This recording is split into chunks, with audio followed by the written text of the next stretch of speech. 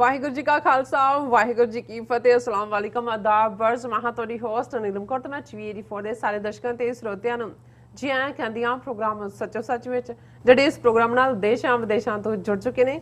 Khalsa affair centre ਦੇ ਸੰਚਾਲਕ doctor Amarjit Singh ji studio ਵਿੱਚ ਮੇਰੇ ਨਾਲ ਮੌਜੂਦ ਨੇ। ਆਓ ਉਹਨਾਂ ਨਾਲ ਗੱਲਬਾਤ ਕਰਕੇ ਅੱਜ ਦੇ ਅਹਿਮ ਇਸ਼ੂਜ਼ ਉੱਪਰ ਉਹਨਾਂ ਤੋਂ ਉਹਨਾਂ ਦਾ ਤਬਸਰਾ ਜਾਣਦੇ ਹਾਂ। जी डॉक्टर साहब वाहिगुरू जी का खालसा वाहिगुरू जी की फतेह। हाँ जी नीलम कौर जी ਤੁਹਾਨੂੰ ਵੀ ਤੇ ਦੁਨੀਆ ਭਰ ਚ ਬੈਠੇ ਸਾਡੇ ਬਹੁਤ ਹੀ ਪਿਆਰੇ ਸੋਹਣੇ ਸਿਆਣੇ ਟੀਵੀ 84 ਦੇ ਦਰਸ਼ਕਾਂ ਨੂੰ ਵੀ ਵਾਹਿਗੁਰੂ ਜੀ ਕਾ ਖਾਲਸਾ ਵਾਹਿਗੁਰੂ ਜੀ ਕੀ ਫਤਿਹ ਤੇ ਸਾਡੇ ਬਹੁਤ ਹੀ ਪਿਆਰੇ ਮੁਸਲਮਾਨ ਭੈਣਾਂ ਭਰਾਵਾਂ ਨੂੰ अस्सलाम वालेकुम। जी डॉक्टर साहब जी आनू प्रोग्राम सच्चो सच विच बहुत शुक्रिया जी। डॉक्टर साहब आज 20 सितंबर 2021 6 असू नानकशाही संमत 553 ਦਾ ਦਿਨ ਹੈ ਤੇ ਡਾਕਟਰ ਸਾਹਿਬ ਪ੍ਰੋਗਰਾਮ ਸ਼ੁਰੂ ਕਰਨ ਤੋਂ ਪਹਿਲਾਂ ਅਸੀਂ ਆਪਣੇ ਦਰਸ਼ਕਾਂ ਤੇ ਸਰੋਤਿਆਂ ਨੂੰ ਹਮੇਸ਼ਾ ਤਰ੍ਹਾਂ ਦੱਸੀ ਵਿਊਅਰਸ ਜੇ ਤੁਸੀਂ ਹੱਕ ਸੱਚ ਇਨਸਾਫ ਤੇ ਪੈਰਾ ਦਿੰਦਾ ਇੱਕ ਚੈਨਲ TV84 ਨੂੰ ਦੇਖਣਾ ਚਾਹੁੰਦੇ ਹੋ ਤਾਂ ਤੁਸੀਂ ਦੇਖ ਸਕਦੇ ਸਪੈਕਟਰਮ ਕੇਬਲ, ਆਸੀਨ ਕੇਬਲ, ਬੈਲਫਲ cable Canada, roku, Jadoo box, Oshawa, Facebook TV84 ਦੀ ਐਪ ਰਾਹੀਂ online streaming and IP box ਤੇ ਤੁਸੀਂ TV84 ਨੂੰ ਦੇਖ ਸਕਦੇ ਹੋ। ਵਿਊਅਰਸ ਜੇ ਤੁਸੀਂ TV84 ਨਾਲ ਜਾਂ ਪ੍ਰੋਗਰਾਮ ਸੱਚੋ ਸੱਚ ਨਾਲ ਫੇਸਬੁੱਕ ਰਾਹੀਂ ਜੁੜੇ ਤੇ ਇਸ ਨੂੰ ਵੱਧ ਤੋਂ ਵੱਧ ਲਾਈਕ ਕਰੋ ਤੇ ਸ਼ੇਅਰ ਕਰੋ ਅਤੇ ਨਾਲ ਹੀ YouTube ਤੇ ਸਬਸਕ੍ਰਾਈਬ ਵੀ ਕਰੋ।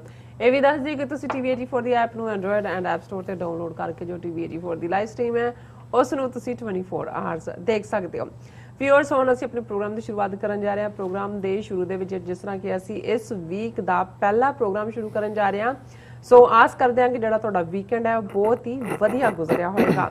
ਸੋ ਪ੍ਰੋਗਰਾਮ ਦੇ ਵਿੱਚ ਆਪਾਂ ਜੋ ਵੀਕਐਂਡ ਦੇ ਇਸ਼ੂ ਹੋਣਗੇ ਜਾਂ ਕਰੰਟ ਇਸ਼ੂ ਨੇ ਉਸ ਬਾਰੇ ਆਪਾਂ ਗੱਲਬਾਤ ਕਰਾਂਗੇ ਪਰ ਉਸ ਤੋਂ ਪਹਿਲਾਂ ਆਪਾਂ ਤੁਹਾਨੂੰ ਦੱਸ ਦਈਏ ਕਿ ਪ੍ਰੋਗਰਾਮ ਸੱਚੋ ਸੱਚ ਨੂੰ ਸਪਾਂਸਰ ਕੀਤਾ ਗਿਆ ਹੈ ਸਿਆਟਲ ਤੋਂ ਸਰਦਾਰ ਗੁਰਨੇਕ ਸਿੰਘ ਜੀ ਵੱਲੋਂ। ਸੋ ਇਹਨਾਂ ਨੇ ਕਿਹਾ ਹੈ ਕਿ ਪੰਜਾਬ ਦੀ ਜਿਹੜੀ ਸਿਆਸਤ ਵਿੱਚ ਆ ਰਹੀਆਂ ਤਬਦੀਲੀਆਂ ਤੋਂ ਸਾਨੂੰ ਜਿਹੜਾ ਕੋਈ ਬਹੁਤੀ ਆਸ ਜਿਹੜੀ ਆ ਉਹ ਨਹੀਂ ਰੱਖਣੀ ਚਾਹੀਦੀ। ਇਹ ਗੱਲ ਸਪਸ਼ਟ ਹੈ ਕਿ ਪੰਜਾਬ ਵਿੱਚ ਉਹੀ ਸੱਤਾ ਵਿੱਚ ਆਉਂਦਾ ਹੈ ਜੋ ਦਿੱਲੀ ਨਾਲ ਸਾਂਝ ਪਾ ਕੇ ਚੱਲਦਾ ਹੈ। ਸੋ ਦਿੱਲੀ ਕਦੇ ਵੀ ਪੰਜਾਬ ਦੇ ਹਿੱਤ ਵਿੱਚ ਜਿਹੜੀ ਉਹ ਨਹੀਂ ਭੁਗਤੀ। ਸੋ ਪੰਜਾਬ ਦੇ ਮਸਲੇ ਹੱਲ ਕਰਨ ਲਈ ਪੰਜਾਬ ਨੂੰ ਹੀ ਆਪਣੀ ਕਿਸਮਤ ਆਪ ਜਿਹੜੀ ਆ ਕੱਢਣੀ ਪਵੇਗੀ। ਸੋ ਪੰਜਾਬ ਦੀ ਸਿਆਸੀ ਤਬਦੀਲੀ ਤੋਂ ਕੋਈ ਆਸ ਨਹੀਂ ਰੱਖਣੀ ਚਾਹੀਦੀ।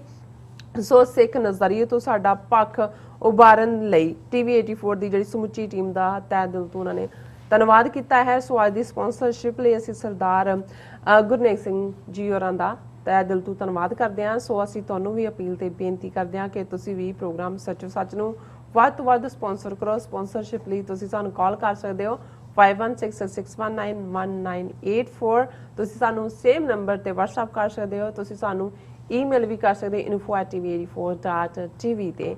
ਸੋ ਵਿਊਅਰਸ ਪ੍ਰੋਗਰਾਮ ਦੇ ਸ਼ੁਰੂ ਵਿੱਚ ਪਹਿਲੇ ਸੈਗਮੈਂਟ ਦੇ ਵਿੱਚ ਆਪਾਂ ਗੱਲਬਾਤ ਕਰਨ ਜਾ ਰਹੇ ਹਾਂ ਵਿਊਅਰਸ।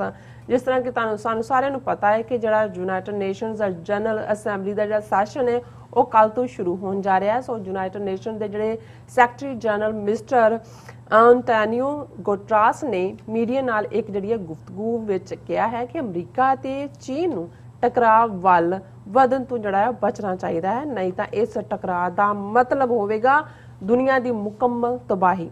ਸੋ ਯੂਨਾਈਟਿਡ ਨੇਸ਼ਨਸ ਵੱਲੋਂ ਪਿਛਲੀ ਪੌਣੀ ਸਦੀ ਵਿੱਚ ਨਿਭਾਏ ਗਏ ਰੋਲ ਬਾਰੇ ਅਤੇ ਦੁਨੀਆ ਦੇ ਦਰਪੇਸ਼ ਅੱਡ-ਅੱਡ ਜਿਹੜੀਆਂ ਚੈਲੰਜਾਂ ਬਾਰੇ ਆਪਾਂ ਗੱਲਬਾਤ ਕਰਨ ਜਾ ਰਹੇ ਹਾਂ। ਸੋ ਅਸੀਂ ਚਾਹਾਂਗੇ ਕਿ ਤੁਸੀਂ ਸਟਾਰਟਿੰਗ ਤੋਂ ਲੈ ਕੇ ਐਂਡ ਤੱਕ ਸਾਡੇ ਨਾਲ ਇਸੇ ਤਰ੍ਹਾਂ ਬਣੇ ਰਹਿਣਾ। ਦੇਖਣ ਸੁਣ ਲਈ ਤੁਹਾਡਾ ਸਭ ਦਾ ਬਹੁਤ-ਬਹੁਤ ਸ਼ੁਕਰੀਆ। ਸੋ ਡਾਕਟਰ ਸਾਹਿਬ ਪਹਿਲਾਂ ਤੇ ਆਪਾਂ ਤੁਹਾਡਾ ਵੀਕਐਂਡ ਪੁੱਛਾਂਗੇ ਔਰ ਬਾਕੀ ਜਿਹੜੇ ਇਸ਼ੂ ਨੇ ਉਸ ਬਾਰੇ ਆਪਾਂ ਗੱਲਬਾਤ ਕਰਾਂਗੇ। ਜੀ ਡਾਕਟਰ ਸਾਹਿਬ ਕੀ ਵਿਚਾਰਾਂ ਨੇ ਤੁਹਾਡੀਆਂ? ਦੇਖੋ ਸਭ ਤੋਂ ਪਹਿਲਾਂ ਤਾਂ ਅਸੀਂ ਆਪਣੇ ਉਹਨਾਂ ਸਾਰੇ ਵਿਊਅਰਸ ਦਾ ਸ਼ੁਕਰੀਆ ਅਦਾ ਕਰਦੇ ਹਾਂ ਜਿਹੜੇ ਲਗਾਤਾਰ ਸਾਡੀ ਹੌਸਲਾ ਅਫਜ਼ਾਈ ਕਰਦੇ ਨੇ ਜੀ। ਉਹਨਾਂ ਦੀਆਂ ਲਿਖਤਾਂ ਉਹਨਾਂ ਦੇ ਕਮੈਂਟਸ ਸਾਨੂੰ ਹੌਸਲਾ ਦਿੰਦੇ ਨੇ। ਔਰ ਫਰਾਈਡੇ ਦਾ ਸ਼ੋਅ ਜਿਹਦੇ 'ਚ ਅਸੀਂ ਅੱਡ-ਅੱਡ ਇਸ਼ੂਜ਼ ਖਾਸ ਤੌਰ 'ਤੇ ਅਫਗਾਨਿਸਤਾਨ ਦੇ ਹਵਾਲੇ ਨਾਲ ਹੋਏ ਜਾਂ ਭਾਰਤ ਦੀ ਅਫਗਾਨਿਸਤਾਨ ਨੀਤੀ ਔਰ ਕੁੱਲ ਮਿਲਾ ਕੇ ਜਿਵੇਂ ਕਰਤਾਰਪੁਰ ਸਾਹਿਬ ਕੋਰੀਡੋਰ ਅਜੇ ਤੱਕ ਵੀ ਨਹੀਂ ਖੋਲ੍ਹਿਆ ਗਿਆ ਹੈ ਇਹਦੇ ਬਾਵਜੂਦ ਕਿ ਈਵਨ ਵਾਘਾ ਬਾਰਡਰ ਦੇ ਉੱਤੇ ਜਿਹੜੀ ਰੋਜ਼ਾਨਾ ਸੋ ਕਾਲਡ ਰੀਟਰੀਟ ਸੈਰੇਮਨੀ ਹੈ ਉਸ ਨੂੰ ਖੋਲ੍ਹ ਦਿੱਤਾ ਗਿਆ ਹੈ ਔਰ ਸਾਰੇ ਉਹਨਾਂ ਦੇ ਮੰਦਰ ਔਰ ਮੇਲੇ ਔਰ ਦੂਸਰੇ ਉਹ ਪੂਰੇ ਬਿਲਕੁਲ ਕਿਸੇ ਵੀ ਰੋਕ ਟੋਕ ਤੋਂ ਜਾਰੀ ਨੇ। ਲੇਕਿਨ ਕਿਵੇਂ ਸਿੱਖਾਂ ਨੂੰ ਨਿਸ਼ਾਨਾ ਬਣਾਇਆ ਗਿਆ, ਨਾ ਕਰਤਾਰਪੁਰ ਸਾਹਿਬ ਕੋਰੀਡੋਰ ਖੋਲ੍ਹਿਆ ਗਿਆ ਔਰ ਈਵਨ ਦਿੱਲੀ ਦੇ ਵਿੱਚ ਬੰਗਲਾ ਸਾਹਿਬ ਨਾਲ ਉਸ ਏਰੀਏ ਦਾ ਜਿਹੜਾ ਕਲੈਕਟਰ ਉਹਨੇ ਇੱਕ ਨਾਦਰਸ਼ਾਹੀ ਫਰਮਾਨ ਜਾਰੀ ਕੀਤਾ ਕਿ ਕਿਉਂਕਿ ਕੋਵਿਡ-19 ਦੀਆਂ ਪ੍ਰੀਕਾਸ਼ਨਸ ਗੁਰਦੁਆਰੇ ਵੱਲੋਂ ਨਹੀਂ ਲਈਆਂ ਜਾ ਰਹੀਆਂ ਇਸ ਲਈ ਇਸ ਨੂੰ ਲੌਕ ਕਰ ਦਿੱਤਾ ਜਾਏ, ਬੰਦ ਕਰ ਦਿੱਤਾ ਜਾਏ ਯਾਤਰੂਆਂ ਲਈ। ਇਸ ਗੱਲ ਦਾ ਧਿਆਨ ਰਹੇ ਕਿ ਇਸ ਵੇਲੇ ਦਰਬਾਰ ਸਾਹਿਬ ਅੰਮ੍ਰਿਤਸਰ ਤੋਂ ਬਾਅਦ ਜੇ ਸਭ ਤੋਂ ਜ਼ਿਆਦਾ ਰੋਜ਼ਾਨਾ ਜਿਹੜੇ ਦਰਸ਼ਨ ਕਰਨ ਵਾਲੇ, ਦੀਦਾਰ ਕਰਨ ਵਾਲੇ ਜਾਂ ਮਜ਼ਹਬੀ ਯਾਤਰੂ ਕਿਸੇ ਗੁਰਦੁਆਰੇ 'ਚ ਜਾਂਦੇ ਨੇ ਤੇ ਉਹ ਬੰਗਲਾ ਸਾਹਿਬ ਹੈ। ਬਿਲਕੁਲ। ਔਰ ਇਸੇ ਹੀ ਮੁਕਾਮ ਤੋਂ ਕੋਵਿਡ-19 ਦੇ ਚਲਦਿਆਂ ਉਹ ਆਕਸੀਜਨ ਲੰਗਰ ਹੋਏ, ਉਹ ਵੈਸੇ ਲੰਗਰ ਹੋਏ ਜਿਹੜਾ ਲੱਖਾਂ ਲੋਕਾਂ ਤੱਕ ਪਹੁੰਚਾਇਆ ਗਿਆ। ਪਰ ਸਾਡਾ ਵਾਹ ਉਸ ਹਕੂਮਤ ਨਾਲ ਹੈ ਜਿਹਨੇ ਲੌਕ ਸਟਾਕ ਐਂਡ ਬੈਰਲ ਸਿੱਖੀ ਵੈਲਿਊਜ਼ ਨੂੰ, ਟ੍ਰੈਡੀਸ਼ਨਸ ਨੂੰ, ਸਿੱਖ ਕੌਮ ਨੂੰ ਜਿਹੜਾ ਆਪਣੇ ਨਿਸ਼ਾਨੇ ਤੇ ਲਿਆ ਹੋਇਆ। ਔਰ ਜਿਹੜੀ ਇੰਦਰਾ ਗਾਂਧੀ ਨੇ ਜੂਨ 1984 ਦੇ ਪਹਿਲੇ ਹਫਤੇ ਟੋਟਲ ਵਾਰ ਸਿੱਖਾਂ ਦੇ ਖਿਲਾਫ ਵਿੱਢੀ, ਇਹਨਾਂ ਲਗਭਗ 4 ਦਹਾਈਆਂ ਵਿੱਚ ਅਸੀਂ ਦੇਖ ਰਹੇ ਹਾਂ ਕਿ ਹਰ ਨਵੀਂ ਹਕੂਮਤ ਔਰ ਹਰ ਚੜ੍ਹਦੇ ਦਿਨ ਸਾਨੂੰ ਕੁਛ ਨਾ ਕੁਛ ਐਸਾ ਨਵਾਂ ਐਂਟੀ ਸਿੱਖ ਏਜੰਡਾ, ਉਹਨਾਂ ਦਾ ਪ੍ਰੋਗਰਾਮ, ਉਹਨਾਂ ਦੀਆਂ ਮੀਡੀਆ ਦੇ ਵਿੱਚ ਕੁਛ ਨਾ ਕੁਛ ਨੈਗੇਟਿਵਿਟੀਜ਼ ਔਰ ਗਰਾਊਂਡ ਦੇ ਉੱਤੇ ਜਿਹੜੀ ਸਿੱਖਾਂ ਦੀ ਹਰਾਸਮੈਂਟ ਹੈ ਉਹ ਬਰਾਬਰ ਜਾਰੀ ਹੈ। ਸੋ ਅਸੀਂ ਕੋਸ਼ਿਸ਼ ਕਰਦੇ ਹਾਂ ਕਿ ਵੱਧ ਤੋਂ ਵੱਧ ਜਿੰਨੀਆਂ ਖਬਰਾਂ ਸਾਡੇ ਤੱਕ ਪਹੁੰਚਦੀਆਂ ਨੇ, ਸਾਡੇ ਵੀ ਲਿਮਿਟਿਡ ਸਾਧਨ ਨੇ, ਰਿਸੋਰਸ ਜਿੰਨੇ ਸਾਡੇ ਕੋਲ ਨੇ, ਔਰ ਸਾਡੇ ਬਹੁਤ ਸਾਰੇ ਵਿਊਅਰਸ ਇਹ ਸਮਝਦੇ ਨੇ ਕਿ ਇੱਕ ਪਾਸੇ ਜੇ ਸਾਰਾ ਭਾਰਤ ਦਾ ਸਵੇਰ ਤੋਂ ਸ਼ਾਮ ਤੱਕ ਝੂਠ ਬੋਲਣ ਵਾਲਾ ਮੀਡੀਆ ਉਹਦੀ ਕਵਰੇਜ ਕਰ ਲਈਏ ਤੇ ਉਹਨਾਂ ਦਾ ਇਹ ਕਹਿਣਾ ਹੈ ਕਿ ਇੱਕ ਸੱਚੋ ਸੱਚ ਪ੍ਰੋਗਰਾਮ ਹੈ ਜਿਸ ਤੋਂ ਸਾਨੂੰ ਸੱਚ ਕੀ ਉੱਥੇ ਵਾਪਰ ਰਿਹਾ ਉਸ ਬਾਰੇ ਪਤਾ ਲੱਗਦਾ। ਔਰ ਸਾਡੀ ਕੋਸ਼ਿਸ਼ ਵੀ ਇਹੀ ਹੈ ਕਿ ਇਸ ਸੱਚ ਦੇ ਸਫ਼ਰ ਤੇ ਅਸੀਂ ਜਿੱਥੇ ਆਪ ਇਮਾਨਦਾਰੀ ਨਾਲ ਤੁਰੀਏ, ਉੱਥੇ ਸੱਚ ਦੀ ਗੱਲ ਆਪਣੇ ਵੀਰਾਂ ਭੈਣਾਂ ਤੱਕ ਪਹੁੰਚਾਉਣ ਲਈ ਜੋ ਵੀ ਸਾਥੋਂ ਹੁੰਦਾ ਹੈ, ਅਸੀਂ ਕੋਈ ਟਾਈਮ ਬੌਂਡ ਕੰਮ ਨਹੀਂ ਕਰਦੇ। ਸਾਡੀ ਟੀਮ ਵੀ ਬੇਸ਼ੱਕ ਵੀਕਐਂਡ ਵੀ ਹੁੰਦਾ ਹੈ, ਪਰ ਇਸ ਐਸੇ ਵੀ ਮੌਕੇ ਨੇ ਜਦੋਂ ਕਿ 7 ਡੇਜ਼ ਏ ਵੀਕ ਅਸੀਂ ਉਹਨਾਂ ਨੂੰ ਬਿਨਾਂ ਕਿਸੇ ਜਿਹੜਾ ਹੈ ਉਹ ਕੰਪਨਸੇਸ਼ਨ ਦੇ ਉਹਨਾਂ ਨੂੰ ਸੇਵਾ ਦੇ ਲਈ ਕਹਿੰਦੇ ਆ। ਔਰ ਇਸੇ ਤਰ੍ਹਾਂ ਸਾਡੇ ਲਈ ਵੀ ਦਿਨ ਔਰ ਰਾਤ ਦਾ ਕੋਈ ਫਰਕ ਨਹੀਂ ਹੁੰਦਾ। ਬੇਸ਼ੱਕ ਪ੍ਰੋਗਰਾਮ ਮੰਡੇ ਥਰੂ ਫਰਾਈਡੇ ਹੁੰਦਾ ਹੈ, ਬਟ ਵੀਕਐਂਡਸ ਵੀ ਸਾਡੇ ਜਿੱਥੇ ਜਿੱਥੇ ਵੀ ਹੋਣ ਜਾਣ ਦਾ ਹੁੰਦਾ ਹੈ ਜਾਂ ਲੋਕਲ 'ਚ ਵੀ ਹੋਈ ਹੈ ਤਾਂ ਮਕਸਦ ਇਹੀ ਹੁੰਦਾ ਹੈ, ਦਿਨ ਰਾਤ ਇੱਕੋ ਹੀ ਇਹ ਜਨੂਨ ਹੈ, ਇੱਕੋ ਹੀ ਇਸ਼ਕ ਹੈ ਜਿਹੜਾ ਸਾਨੂੰ ਤੋਰੀ ਵੀ ਰੱਖਦਾ ਹੈ, ਸਾਡੀ ਤਾਕਤ ਵੀ ਹੈ। But at the same time ਜਦੋਂ ਸਾਡੇ ਵਿਊਅਰਸ ਐਪਰੀਸ਼ੀਏਟ ਕਰਦੇ ਨੇ ਤੇ ਸਾਨੂੰ ਲੱਗਦਾ ਹੈ ਵੀ ਸਾਡਾ ਮਿਹਨਤਾਨਾ ਸਾਨੂੰ ਮਿਲ ਗਿਆ। ਸੋ ਵੀਕਐਂਡ ਤੇ ਅਸੀਂ ਫਰਾਈਡੇ ਨਾਈਟ ਪ੍ਰੋਗਰਾਮ ਤੋਂ ਬਾਅਦ ਹੀ ਜਿਹੜੀ ਆਪਣੀ ਡਾਚੀ ਦੀਆਂ ਮੁਹਾਰਾਂ ਜਿਹੜੀਆਂ ਨੇ ਉਹ ਵਾਸ਼ਿੰਗਟਨ ਡੀਸੀ ਵੱਲ ਮੋੜ ਦਿੱਤੀਆਂ ਔਰ ਸਵੇਰ ਦੇ 2:30 ਵਜੇ ਜਾ ਕੇ ਅਸੀਂ ਪਹੁੰਚੇ, ਕਿਉਂਕਿ ਸੈਚਰਡੇ ਮਾਰਨਿੰਗ ਸਾਡੇ ਬਹੁਤ ਹੀ ਪਿਆਰੇ ਜਿਹੜੇ ਵਾਸ਼ਿੰਗਟਨ 'ਚ ਸਾਡੇ ਹੋਸਟ ਵੀ ਹੁੰਦੇ ਨੇ, ਭਰਾਵਾਂ ਨਾਲੋਂ ਵੱਧ ਪਿਆਰ ਕਰਨ ਵਾਲੇ ਭਰਾ ਨੇ, ਸਰਦਾਰ ਬਲਵਿੰਦਰ ਸਿੰਘ ਚੱਠਾ, ਉਹਨਾਂ ਦੇ ਪਿਤਾ ਜੀ ਸਰਦਾਰ ਜਰਨੈਲ ਸਿੰਘ ਚੱਠਾ, ਉਹਨਾਂ ਦੀ ਯਾਦ 'ਚ ਉਹਨਾਂ ਨੇ ਅਖੰਡ ਪਾਠ ਸਾਹਿਬ ਰਖਵਾਇਆ ਹੋਇਆ ਸੀ ਗੁਰਦੁਆਰਾ ਸਾਹਿਬ ਮੈਨੇਸਸ। ਸੋ ਸਵੇਰੇ 10 ਵਜੇ ਦੇ ਕਰੀਬ ਅਸੀਂ ਗੁਰਦੁਆਰਾ ਸਾਹਿਬ ਹਾਜ਼ਰ ਸੀ, ਅਖੰਡ ਪਾਠ ਸਾਹਿਬ ਦੇ ਭੋਗ ਪਏ, ਦੀਵਾਨ ਸਜਿਆ ਔਰ ਜ਼ਾਹਰ ਹੈ ਸੰਗਤ ਦੇ ਨਾਲ ਸਾਨੂੰ ਵੀ ਵਿਚਾਰਾਂ ਦੀ ਸਾਂਝ ਦਾ ਜਿਹੜਾ ਉਹ ਮੌਕਾ ਮਿਲਿਆ। ਔਰ ਉਹ ਲਗਭਗ 34-35 ਮਿੰਟ ਦੀ ਪ੍ਰੈਜੈਂਟੇਸ਼ਨ। ਔਰ ਬਹੁਤ ਵਾਰ ਇਹ ਹੁੰਦਾ ਹੈ ਕਿ ਜਦੋਂ ਤੁਸੀਂ ਖਾਸ ਤੌਰ ਤੇ ਇਹ ਜ਼ਿੰਦਗੀ ਦੀ ਹਕੀਕਤ ਨੂੰ ਸਮਝਣ ਦੀ ਕੋਸ਼ਿਸ਼ ਕਰਦੇ ਹੋ ਤੇ ਮੈਂ ਅਕਸਰ ਗੁਰੂ ਤੇਗ ਬਹਾਦਰ ਸਾਹਿਬ ਦਾ ਇਹ ਫਰਮਾਨ ਦੁਹਰਾਉਂਦਾ ਹੈ, ਸਾਧੋ ਰਚਨਾ ਰਾਮ ਬਣਾਈ, ਇੱਕ ਬਿਨਸੈ ਇੱਕ ਅਸਥਿਰ ਮਾਨੇ, ਅਚਰਜ ਲਖਿਓ ਨਾ ਜਾਈ। ਕਹਿ ਭਲੇ ਲੋਕੋ, ਇਹ ਸਾਰੀ ਕ੍ਰੀਏਸ਼ਨ ਉਸ ਰੱਬ ਨੇ, ਰਬੁਲ ਆਲਮੀਨ ਵਾਹਿਗੁਰੂ ਨੇ ਕੀਤੀ ਹੈ, ਲੇਕਿਨ ਇਸ ਸਾਰੀ ਕ੍ਰੀਏਸ਼ਨ 'ਚ ਇੱਕ ਸਰਪ੍ਰਾਈਜ਼ ਐਲੀਮੈਂਟ ਹੈ, ਇੱਕ ਹੈਰਤ 'ਚ ਪਾਉਣ ਵਾਲਾ ਫੈਕਟ ਹੈ। ਵੈਸੇ ਤਾਂ ਇਹ ਹਕੀਕਤ ਹੈ ਕਿ ਜੋ ਆਇਆ ਸੋ ਚਲ ਸੀ, ਸਭ ਕੋਈ ਆਈ ਬਾਰੀ ਹੈ, ਕਿ ਜੋ ਆਇਆ ਉਹਨੇ ਜਾਣਾ। ਔਰ ਜਿਵੇਂ ਬਾਬਾ ਫਰੀਦ ਗੰਜ ਸ਼ੱਕਰ ਕਹਿੰਦੇ ਨੇ ਕਿ ਜੇ ਸਹਿ ਵਰਿਆ ਜੀਵਿਆ ਭੀ ਤਨ ਹੋਸੀ ਖੇ। ਬੇਸ਼ੱਕ ਲਾਈਫ ਐਕਸਪੈਕਟੈਂਸੀ ਵਧੀ ਹੈ ਔਰ ਲੌਂਜੇਵਿਟੀ ਦੇ ਉੱਤੇ ਅੱਗੋਂ ਰਿਸਰਚਿਸ ਹੋ ਰਹੀਆਂ ਨੇ, ਅਸੀਂ ਲੰਮੀ ਉਮਰ ਭੋਗਣ ਲੱਗ ਗਏ, ਪਰ ਹਕੀਕਤ ਬਾਬਾ ਫਰੀਦ ਬਿਆਨਦੇ ਨੇ ਕਿ ਜੇ ਤੁਸੀਂ 100 ਵਰੇ ਵੀ ਜੀਓ ਅਲਟੀਮੇਟਲੀ ਐਂਡ ਹੋਣਾ। ਲੇਕਿਨ ਜਿਹੜੀ ਹੈਰਤ ਅੰਗੇਜ਼ ਗੱਲ ਗੁਰੂ ਤੇਗ ਬਹਾਦਰ ਸਾਹਿਬ ਨੇ ਫਰਮਾਈ ਇਸ ਕ੍ਰੀਏਸ਼ਨ ਵਿਚਲੇ ਸਰਪ੍ਰਾਈਜ਼ ਐਲੀਮੈਂਟ ਦੀ ਕਿ ਇੱਕ ਬਿਨਸ ਹੈ, ਇੱਕ ਜਾਰ ਹੈ। ਅਸੀਂ ਦੇਖ ਰਹੇ ਹਾਂ ਸਾਡੇ ਨੀਅਰ ਐਂਡ ਡੀਅਰ ਵਨਸ, ਪਿਆਰੇ ਜਿਨ੍ਹਾਂ ਦੇ ਨਾਲ ਸਾਡੀ ਕਿੰਨੀ ਡੂੰਘੀ ਸਾਂਝ ਸੀ, ਦਿਨ ਰਾਤ ਜਿਨ੍ਹਾਂ ਦੀ ਅਸੀਂ ਛਤਰ ਛਾਇਆ ਥੱਲੇ ਸੀ, ਔਰ ਜਿਹਨੂੰ ਕਬੀਰ ਸਾਹਿਬ ਨੇ ਫਰਮਾਇਆ ਬਾਬਾ ਬੋਲਤੇ ਤੇ ਕਹਾਂਗੇ ਕਹਾਂਗੇ। ਜਿਹੜੇ ਗੱਲਾਂ ਕਰਦੇ ਸੀ ਸਾਡੇ ਨਾਲ ਉਹ ਕਿੱਥੇ ਕਿੱਥੇ ਚਲੇ ਗਏ? ਗਏ? ਉਹ ਤੁਰੇ ਜਾ ਰਹੇ ਨੇ। ਇੱਕ ਬਿਨਸਿਆ ਇੱਕ ਅਸਥਿਰ ਮਨ ਹੈ। ਅਸੀਂ ਕੋਲ ਖਲੋਤੇ ਹਾਂ, ਦੇਖ ਵੀ ਰਹੇ ਹਾਂ, ਪਰ ਜਿਉਂ ਹੀ ਉਸ ਮਾਹੌਲ ਤੋਂ ਬਾਹਰ ਹੁੰਦੇ ਹਾਂ ਫਿਰ ਕਿਤੇ ਨਾ ਕਿਤੇ ਗੁਮਾਨ ਸਾਡੇ ਅੰਦਰ ਹੁੰਦਾ ਹੈ ਕਿ ਅਸੀਂ ਨਹੀਂ ਅਸੀਂ ਜਾਣਾ। ਨਹੀਂ ਜਾਣਾ। ਅਸਥਿਰ ਦਾ ਮਤਲਬ ਹੀ ਹੈ ਕਿ ਵੀ ਅਸੀਂ ਰਹਿਣਾ ਹੈ। ਅਸੀਂ ਰਹਿਣਾ। ਕਿ ਇਹ ਇੱਕ ਅਚਰਜ ਐਲੀਮੈਂਟ ਹੈ। ਔਰ ਉਸ ਦਿਨ ਕੁਦਰਤੀ ਮਾਹੌਲ ਇਸ ਕਿਸਮ ਦਾ ਸੀ ਕਿ ਮੈਨੂੰ ਇਹ ਲੱਗਾ ਕਿ ਵੀ ਰੂਹਾਨੀਅਤ ਦੀ ਇਸ ਦੁਨੀਆ 'ਚ ਜੇ ਹਕੀਕਤ ਨੂੰ ਸਮਝਣਾ ਹੈ ਤੇ ਫਿਰ ਜ਼ਿੰਦਗੀ ਦਾ ਮਨੋਰਥ, ਜ਼ਿੰਦਗੀ ਦੇ ਸਾਡੇ ਕਿੰਨੇ ਪੜਾਅ, ਬਾਲ ਜਵਾਨੀ ਔਰ ਬਿਰਧ ਫੁਨ, ਤੀਨ ਅਵਸਥਾ ਜਾਨ, ਬਚਪਨ ਖੇਡਦਿਆਂ ਲੰਘ ਗਿਆ, ਜਵਾਨੀ ਕਿਸੇ ਹੋਰ ਮਗਰੂਰੀ ਦੇ ਵਿੱਚ ਲੰਘ ਗਈ ਔਰ ਹੌਲੀ ਹੌਲੀ ਹੌਲੀ ਕਾਲੇ ਤੋਂ ਬੱਗੇ ਹੋ ਗਏ ਔਰ ਅਖੀਰ ਉਹ ਹਾਲਤ ਵੱਲ ਸਾਰੇ ਅਸੀਂ ਜਾ ਰਹੇ ਹਾਂ ਕਿ ਸਿਰ ਕੰਪਿਓ, ਪੱਗ ਡਗਮਗੈ, ਨੈਣ ਜੋਤ ਤੇ ਹੀਨ, ਕਹੋ ਨਾਨਕ ਇਹ ਬਿਦ ਪਈ, ਤਾਊ ਨਾ ਹਰ ਰਸਲੀਨ। ਤੇ ਸਿਰ ਕੰਬਦਾ ਹੈ, ਆਪਣੇ ਪੈਰਾਂ ਤੇ ਖਲੋਣਾ ਔਖਾ ਹੋ ਜਾਂਦਾ ਹੈ, ਪੈਰ ਡਗਮਗਾਉਂਦੇ ਨੇ, ਅੱਖਾਂ ਦੀ ਰੋਸ਼ਨੀ, ਅੱਖਾਂ ਦੀ ਬਿਨਾਈ ਘਟ ਰਹੀ ਹੈ। ਔਰ ਇਸ ਸਾਰੇ ਦੇ ਬਾਵਜੂਦ ਅਜੇ ਵੀ ਨਾ ਮਨ ਨੂੰ ਡਿਜ਼ਾਇਰਸ ਛੱਡਦੀਆਂ ਨੇ, ਨਾ ਮਨ ਨੂੰ ਮੋਹ ਦੀ ਪਕੜ ਜਿਹੜੀ ਹੈ ਉਹ ਢਿੱਲੀ ਹੁੰਦੀ ਹੈ।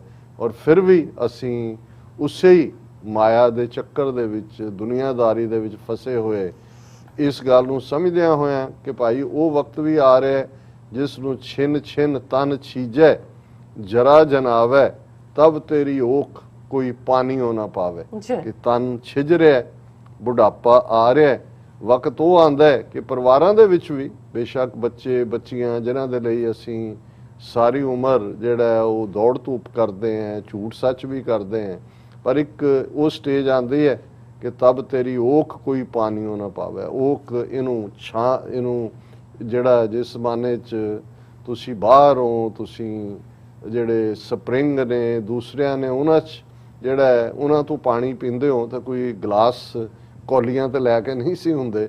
ਉਹ ਇਵੇਂ ਹੀ ਸੀ ਕਿ ਓਖ 'ਚ ਜਿਹੜਾ ਕਿ ਵੀ ਇੱਕ ਉਹ ਆਂਦਾ ਹੈ ਕਿ ਵੀ ਤੁਸੀਂ ਪਿਆਸੇ ਹੋ ਤੇ ਕੋਈ ਜਿਹੜਾ ਉਹ ਤੁਹਾਡੀ ਉਸ ਓਖ 'ਚ ਜਿਹੜਾ ਉਹ ਪਾਣੀ ਪਾਉਣ ਨੂੰ ਵੀ ਤਿਆਰ ਨਹੀਂ, ਤੁਸੀਂ ਤਿਹਾਏ ਹੋ, ਪਿਆਸੇ ਹੋ। ਸੋ ਉਹ ਸਾਡੀ ਜਿਹੜੀ ਪ੍ਰੈਜੈਂਟੇਸ਼ਨ ਹੈ, ਹਾਲਾਂਕਿ ਸਾਡੀ ਟੈਕਨੀਕਲ ਟੀਮ ਨੇ ਉਸੇ ਸ਼ਾਮ ਹੀ ਉਸ ਨੂੰ ਅਪਲੋਡ ਕੀਤਾ YouTube, Facebook ਤੇ ਬਹੁਤ ਸਾਰਿਆਂ ਨੇ ਆਪਣੇ ਕਮੈਂਟ ਵੀ ਕੀਤੇ ਨੇ।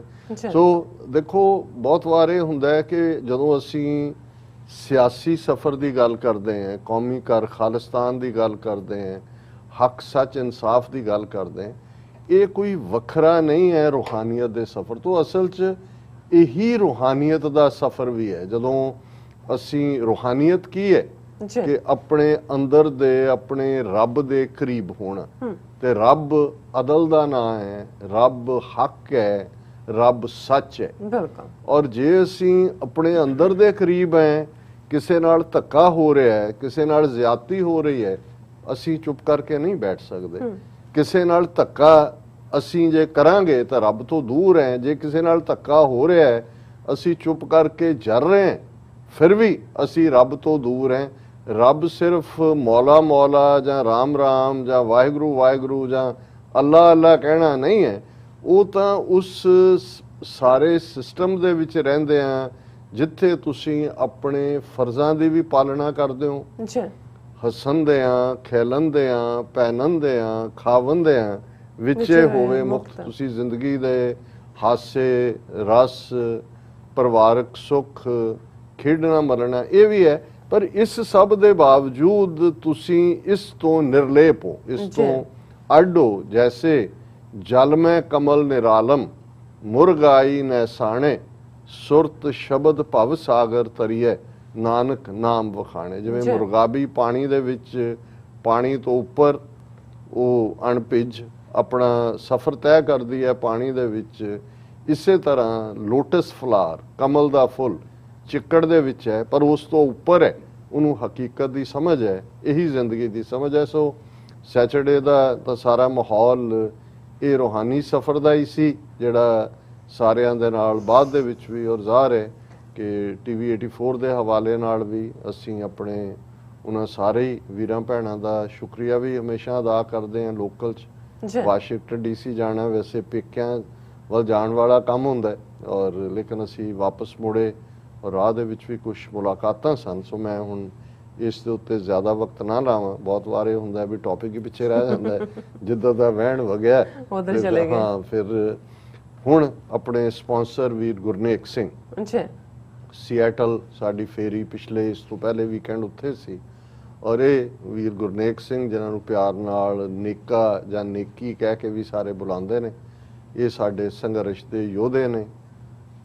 ਪਿੱਛੇ ਵੀ ਸਫ਼ਰ ਕੀਤਾ, ਅੱਜ ਵੀ ਸਫ਼ਰ ਕਰ ਰਹੇ ਨੇ, ਕਿਉਂਕਿ ਇੰਡੀਅਨ ਇੰਟੈਲੀਜੈਂਸ ਏਜੰਸੀਆਂ ਦੀ ਰੋਂਗ ਇਨਪੁਟ ਉਹ ਇੱਥੇ ਵੀ ਜਿਉਣਾ ਮੁਹਾਲ ਕਰ ਦਿੰਦੀ ਹੈ। ਉਹਨਾਂ ਦਾ ਪਰਿਵਾਰ, ਬੱਚੀ ਉਹ ਅਜੇ ਤੱਕ ਵੀ ਜੁਆਇਨ ਨਹੀਂ ਕਰ ਸਕੇ, ਲੇਕਿਨ ਇਹਦੇ ਬਾਵਜੂਦ ਉਹਨਾਂ ਦੀ ਕਮਿਟਮੈਂਟ ਮੁਕੰਮਲ ਪੰਥ ਦੇ ਨਾਲ ਹੈ। ਕਿਰਤ ਕਰਦੇ ਨੇ, ਟਰੱਕ ਚਲਾਉਂਦੇ ਨੇ। ਉਹਨਾਂ ਨੂੰ ਜਦੋਂ ਪਤਾ ਲੱਗਦਾ ਮੈਂ ਸੀਐਟਲ 'ਚ ਉਹਨਾਂ ਨੂੰ ਚਾਅ ਚੜ੍ਹ ਜਾਂਦਾ, ਉਹ ਫਿਰ ਸਵੇਰ ਹੋਏ, ਦੁਪਹਿਰ ਹੋਏ, ਸ਼ਾਮ ਹੋਏ ਉਹ ਵਿਚਾਰਾਂ ਵੀ ਕਰਦੇ ਨੇ। ਔਰ ਇਸ ਵਾਰ ਵੀ ਜਦੋਂ ਅਸੀਂ ਗਏ ਮਿਲਣ ਵੀ ਆਏ ਦੋਵੇਂ ਵਕਤ, ਔਰ ਉਹਨਾਂ ਨੇ ਇਸ ਔਰ ਟੀਵੀ 84 ਨਾਲ ਜਿਹੜੇ ਵੀ ਉੱਥੇ ਵੀਰ ਜੁੜੇ ਨੇ ਉਹਨਾਂ ਨੂੰ ਪਤਾ ਹੈ, ਉਹਨਾਂ ਨੂੰ ਇਹ ਕਹਿਣ ਦੀ ਨਹੀਂ ਹੁੰਦਾ ਉਹ ਕੋਈ, ਉਹ ਤਾਂ ਇੰਨੇ ਨੇ ਕਿ ਜੀ ਤੁਸੀਂ ਸਾਡਾ ਨਾਂ ਕਿਉਂ ਲੈਣਾ, ਤੁਸੀਂ ਹੋਰਨਾਂ ਨੂੰ ਦਿਓ। ਮੈਂ ਕਿਹਾ ਨਹੀਂ, ਇਹ ਨਹੀਂ ਹੈ।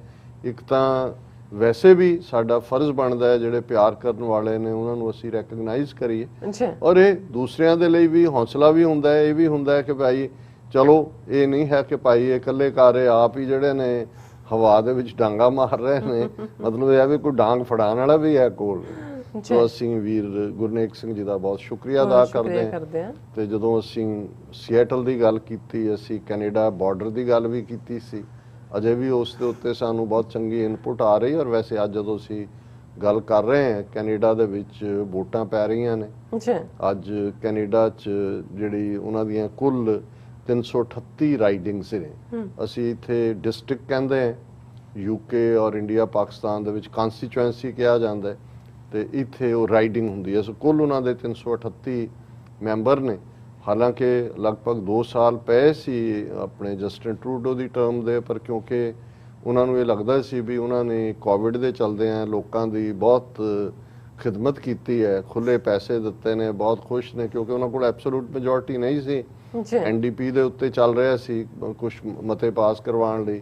ਸੋ ਉਹਨਾਂ ਨੂੰ ਲੱਗਾ ਕਿ ਵੀ ਇਹ ਮੌਕਾ ਹੈ ਕਿ ਉਹ ਇਲੈਕਸ਼ਨ ਆਰਡਰ ਕਰਨ ਔਰ ਉਹਦੇ ਨਾਲ ਐਬਸੋਲੂਟ ਮੈਜੋਰਟੀ ਹੋਏਗੀ, ਪਰ ਉਹ ਫਸ ਗਏ ਕਿਤੇ ਨਾ ਕਿਤੇ। ਹਾਲਾਂ ਅੱਜ ਜਦੋਂ ਇਲੈਕਸ਼ਨ ਰਿਜ਼ਲਟ ਲੇਟ ਨਾਈਟ ਤੱਕ ਆਣਗੇ, ਕਿਉਂਕਿ ਈਸਟ ਕੋਸਟ ਟੋਰਾਂਟੋ ਓਨਟਾਰੀਓ ਤਾਂ ਸਾਡੇ ਵਾਲੀ ਟਾਈਮਿੰਗ ਹੈ, ਉੱਥੇ ਤਾਂ ਮੁਕੰਮਲ ਹੋ ਚੁੱਕੀ ਹੈ VOTING।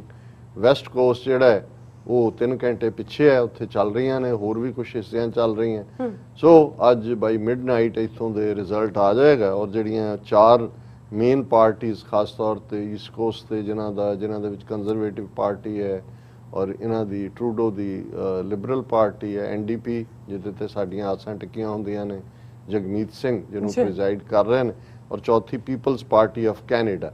ਹਾਲਾਂ ਇਹ ਇਧਰ ਈਸਟ ਕੋਸਟ ਬੈਲਟ ਪੇਪਰ ਦੇ ਉੱਤੇ ਨੇ, ਗ੍ਰੀਨ ਪਾਰਟੀ ਵੀ ਹੈ, ਕਿਉਂਕਿ ਜਦੋਂ ਡਿਬੇਟ ਹੋਈ ਉਹਦੇ ਵਿੱਚ ਗ੍ਰੀਨ ਪਾਰਟੀ ਦਾ ਵੀ ਨੁਮਾਇੰਦਾ ਸੀ। ਔਰ ਇਹਦੇ ਵਿੱਚ ਰਿਜ਼ਲਟ ਕੀ ਹੋਣਗੇ, ਜਿਹੜੀ ਇਸ ਵੇਲੇ ਨੈਕ ਟੂ ਨੈਕ ਫਾਈਟ ਚੱਲ ਰਹੀ ਹੈ ਉਹ ਕੰਜ਼ਰਵੇਟਿਵ ਪਾਰਟੀ ਔਰ ਲਿਬਰਲ ਪਾਰਟੀ ਦੀ।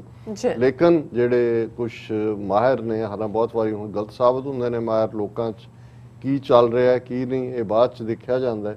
ਉਹਨਾਂ ਦਾ ਇਹ ਕਹਿਣਾ ਕਿ ਅਗੇਨ ਇਸ ਵਾਰ ਜ਼ਿਆਦਾ ਸੀਟਾਂ ਲਿਬਰਲ ਹੀ ਲਿਜਾਣਗੇ, ਪਰ ਮਾਈਨੋਰਟੀ 'ਚ ਰਹੇਗੀ ਔਰ NDP ਦੀਆਂ ਸੀਟਾਂ ਵਧਣਗੀਆਂ ਔਰ ਇਹ ਗਵਰਨਮੈਂਟ ਮਾਈਨੋਰਟੀ ਗਵਰਨਮੈਂਟ ਹੋਏਗੀ। ਪਰ ਜਿਵੇਂ ਜਿਹੜੀ ਖੂਬਸੂਰਤ ਗੱਲ ਹੈ, ਜੇ ਅਸੀਂ ਆਪਣੇ ਉਹਨਾਂ ਖਿੱਤਿਆਂ 'ਚ ਦੇਖੀਏ ਜਿਹਨੂੰ ਲੋਕ ਡੈਮੋਕ੍ਰੇਸੀ ਜਾਂ ਜਮਹੂਰੀਅਤ ਕਹਿ ਕੇ ਬੜਾ ਦੁਨੀਆ ਨੂੰ ਦੱਸਦੇ ਨੇ ਜੇ ਅਸੀਂ ਸਭ ਤੋਂ ਵੱਡੀ ਜਮਹੂਰੀਅਤ ਹੈ, ਉੱਥੇ ਤਾਂ ਇੱਕੋ ਹੀ ਮੋਦੀ ਹੈ ਤਾਂ ਮੁਮਕਿਨ ਹੈ। ਉੱਥੇ ਇੱਕ ਖੜਾ ਕਰਤਾ ਹੈ, ਝੂਠਾ ਪ੍ਰੋਪੇਗੈਂਡਾ ਕਰੀ ਜਾ ਰਹੇ ਨੇ। 40-45 ਲੱਖ ਲੋਕ ਕੋਵਿਡ ਨਾਲ ਮਰ ਗਏ, ਕਹਿ ਦਿਓ ਜਾ ਕੇ ਆਦਿੱਤਿਆਨਾਥ ਯੋਗੀ ਨੂੰ ਥਾਪੀ ਦੇ ਦਿਓ ਕਿ ਅਭੂਤਪੂਰਵ ਕਾਰਿਆ ਕੀ ਹੈ, ਜੋ ਝੂਠ ਮਰਜੀ ਵੇਚੀ ਜਾਓ। ਹੁਣ ਕੈਨੇਡਾ ਛੋਟਾ ਜਿਹਾ ਮੁਲਕ ਆਬਾਦੀ ਦੇ ਲਿਹਾਜ਼ ਨਾਲ, ਵੈਸੇ ਤਾਂ ਏਰੀਏ ਦੇ ਲਿਹਾਜ਼ ਨਾਲ ਦੁਨੀਆ ਦਾ ਸਭ ਤੋਂ ਵੱਡਾ ਮੁਲਕ ਹੈ, ਲੇਕਿਨ ਆਬਾਦੀ 19 ਜਿੰਨੀ ਕੈਲੀਫੋਰਨੀਆ ਦੀ ਹੈ। ਇਸ਼ੂਜ਼ ਉੱਥੇ ਜਦੋਂ ਇਹਨਾਂ ਦੀ ਅਸੀਂ ਡਿਬੇਟ ਵੀ ਦੇਖਦੇ ਹਾਂ, ਔਰ ਮੇਨ ਇਸ਼ੂ ਜਿਹੜੇ ਨੇ ਇਸ ਵੇਲੇ ਜਿਨ੍ਹਾਂ ਦੇ ਉੱਤੇ ਬੇਸਡ ਇਹ ਸਾਰੀ ਡਿਸਕਸ਼ਨ ਸੀ, ਕਾਸਟ ਆਫ ਲਿਵਿੰਗ, ਮਹਿੰਗਾਈ ਹੋ ਰਹੀ ਹੈ।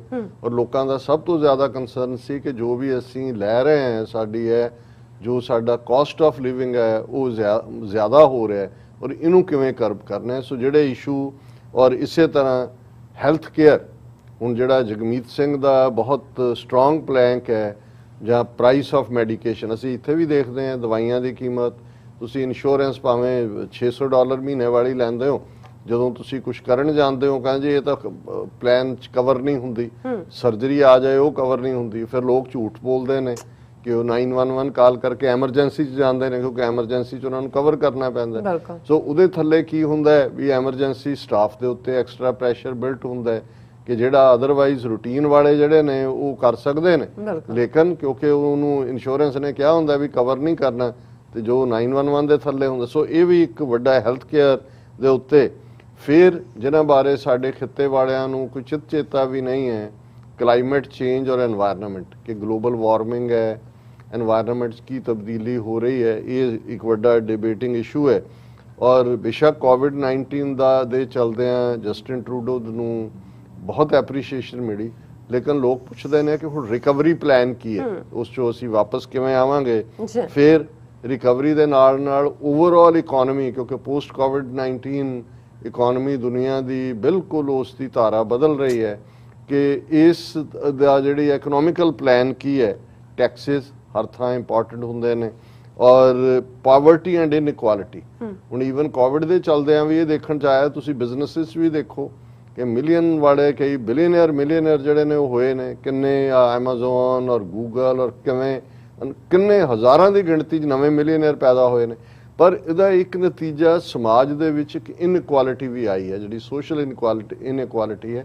ਸੋ ਇਹ ਵੀ ਮੇਨ ਇਸ਼ੂ ਹੈ ਜਿਨ੍ਹਾਂ ਦੇ ਉੱਤੇ ਇਲੈਕਸ਼ਨ ਲੜੀ ਜਾ ਰਹੀ ਹੈ। ਇਹ ਕੱਲਾ ਜਸਟਿਨ ਟਰੂਡੋ ਦਾ ਕਰਿਸ਼ਮਾ ਨਹੀਂ ਹੈ ਜੀ ਕਿ ਦੇਖਣ ਨੂੰ ਬੜਾ ਹੈਂਡਸਮ ਲੱਗਦਾ ਹੈ ਜਾਂ ਬੱਚੇ ਨਾਲ ਹੁੰਦੇ ਨੇ ਔਰ ਫੈਮਿਲੀ, ਉਹ ਠੀਕ ਹੈ, ਉਹ ਵੀ ਆਪਣੀ ਥਾਂ ਹੈ। ਫਿਰ ਹਾਊਸਿੰਗ ਕਿ ਲੋਕਾਂ ਦੇ ਕੋਲ ਜਿਹੜੀ ਹੈ ਅਫੋਰਡੇਬਲ ਹਾਊਸਿੰਗ, ਔਰ ਜਿਹੜੇ ਲੋਕ ਨਹੀਂ ਅਫੋਰਡ ਕਰਦੇ ਉਹਨਾਂ ਦੇ ਲਈ ਕੀ ਸਕੀਮ ਹੈ। ਗਵਰਨਮੈਂਟ ਸਪੈਂਡਿੰਗ ਔਰ ਡੈਫਿਸਿਟ ਕਿ ਵੀ ਇਹ ਤਾਂ ਨਹੀਂ ਹੈ ਵੀ ਤੁਸੀਂ ਸਰਕਾਰੀ ਖਜ਼ਾਨੇ 'ਚੋਂ ਕੱਢ ਕੇ ਲਾਈ ਜਾਂਦੇ ਹੋ, ਇੰਨਾ ਕਿ ਡੈਫਿਸਿਟ ਕ੍ਰੀਏਟ ਕਰ ਦਿੰਦੇ ਹੋ ਕਿ ਫਿਊਚਰ ਦੇ ਵਿੱਚ ਅਲਟੀਮੇਟਲੀ ਤਾਂ ਲੋਕਾਂ ਨੇ ਹੀ ਦੇਣਾ ਹੁੰਦਾ, ਉਹ ਟੈਕਸ ਪੇਅਰ ਮਨੀ ਹੁੰਦੀ, ਉਹ ਇੱਥੇ ਵੀ ਹੁੰਦਾ ਹੈ, ਉਹਦਾ ਹਰ ਥਾਂ ਤੇ ਹੈ।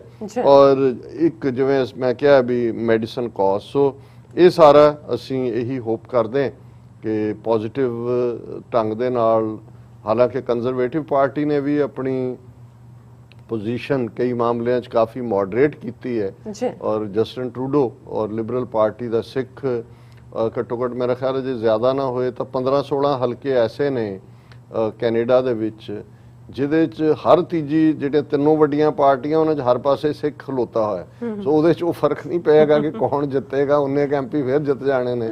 ਪਰ ਅਸੀਂ ਕਾਮਨਾ ਕਰਦੇ ਹਾਂ ਔਰ ਸਾਨੂੰ ਕੁਝ ਵਿਊਅਰਸ ਨੇ ਲਿਖਿਆ ਵੀ ਕਿ ਤੁਸੀਂ ਜਿਹੜਾ ਉਹ ਕੈਨੇਡੀਅਨ ਇਲੈਕਸ਼ਨ ਤੇ ਬਹੁਤੀ ਗੱਲ ਨਹੀਂ ਕੀਤੀ। ਮੈਂ ਕਿਹਾ ਵੋਟਾਂ ਵਾਲੇ ਦਿਨ ਕਰਾਂਗੇ, ਫਿਰ ਅਸੀਂ ਇਹ ਤਾਂ ਕਹਿ ਸਕਦੇ ਹਾਂ ਨਾ ਜੀ ਕਿ ਭਾਈ ਅਸੀਂ ਗੱਲ ਤਾਂ ਜ਼ਰੂਰ ਕੀਤੀ ਹੈ। ਔਰ ਉਹਦੇ 'ਚ ਅਸੀਂ ਖਾਸ ਤੌਰ ਤੇ ਜਗਮੀਤ ਸਿੰਘ ਉਹਨਾਂ ਦੀ ਪਾਰਟੀ ਦੀ ਪ੍ਰੋਗਰੈਸ ਨੂੰ ਵੀ ਦੇਖਦੇ ਹਾਂ ਔਰ ਅਸੀਂ ਸਮਝਦੇ ਹਾਂ ਜਸਟਿਨ ਟਰੂਡੋ ਵੀ, ਕਿਉਂਕਿ ਉਹ ਵੀ ਜਿਵੇਂ ਉਹਨਾਂ ਨੇ ਸਿੱਖਾਂ ਪ੍ਰਤੀ ਉਹਨਾਂ ਦੀ ਲਾਈਨ ਰਹੀ ਹੈ। ਵੱਖਰੀ ਗੱਲ ਹੈ ਕਿ ਮੋਦੀ ਵੱਲੋਂ ਮਿਲੀ ਹਿਊਮਿਲੇਸ਼ਨ ਤੋਂ ਬਾਅਦ ਉਹਨਾਂ ਦਾ ਕੁਝ ਇੰਟਰੈਕਸ਼ਨ ਘਟਿਆ, ਕੁਝ ਕੋਵਿਡ-19 ਕਰਕੇ ਵੀ ਜਿਹੜਾ, ਔਰ ਕੈਨੇਡਾ ਨੇ ਬੜੀਆਂ ਸਖਤੀਆਂ ਵੀ ਨਾਫਿਜ਼ ਕੀਤੀਆਂ।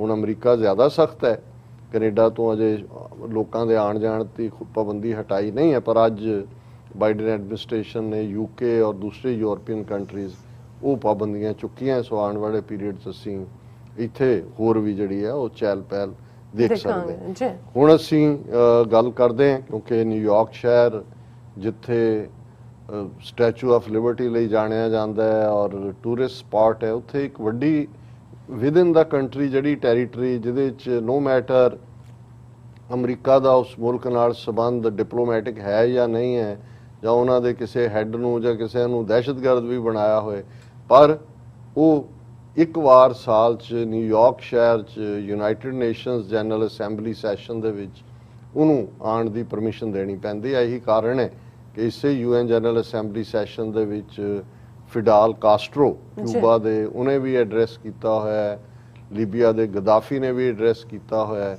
ਔਰ 2 ਆਬਜ਼ਰਵਰ ਮੈਂਬਰ ਨੇ, 194 ਇਹਨਾਂ ਦੇ ਦੇਸ਼ ਰੈਗੂਲਰ ਮੁਲਕ ਮੈਂਬਰ ਨੇ, 2 ਮੈਂਬਰ ਉਹ ਨੇ ਜਿਨ੍ਹਾਂ ਕੋਲ ਆਬਜ਼ਰਵਰ ਸਟੇਟਸ ਹੈ। ਉਹਨਾਂ ਦੇ ਵਿੱਚ ਇੱਕ PLO ਫਲਸਤੀਨੀਅਨ ਲਿਬਰੇਸ਼ਨ ਆਰਗੇਨਾਈਜੇਸ਼ਨ ਜਿਨ੍ਹਾਂ ਦੇ ਯਾਸਰ ਅਰਾਫਾਤ ਨੇ ਇੱਥੇ ਐਡਰੈਸ ਕੀਤਾ ਔਰ ਦੂਸਰਾ ਵੈਟੀਕਨ। ਔਰ ਵੈਟੀਕਨ ਦੀ UN ਐਮਬੈਸੀ ਵੀ ਹੈ, ਉਹਨਾਂ ਦੀ ਫੁੱਲ ਫਲੈਜਡ ਮੈਂਬਰਸ਼ਿਪ ਨਹੀਂ ਹੈ, ਲੇਕਿਨ ਐਜ਼ ਏ ਆਬਜ਼ਰਵਰ ਸਟੇਟਸ ਹੈ। ਸੋ ਇਹਦੇ 'ਚ ਹੁਣ ਪਿਛਲੇ ਸਾਲ ਤਾਂ ਜਦੋਂ 2020 UN ਜਨਰਲ ਅਸੈਂਬਲੀ ਸੈਸ਼ਨ ਜਿਹੜਾ ਸਪਟੈਂਬਰ 'ਚ ਹੁੰਦਾ ਹੈ, ਕੱਲ ਉਸ ਦੀ ਸ਼ੁਰੂਆਤ ਹੋਏਗੀ।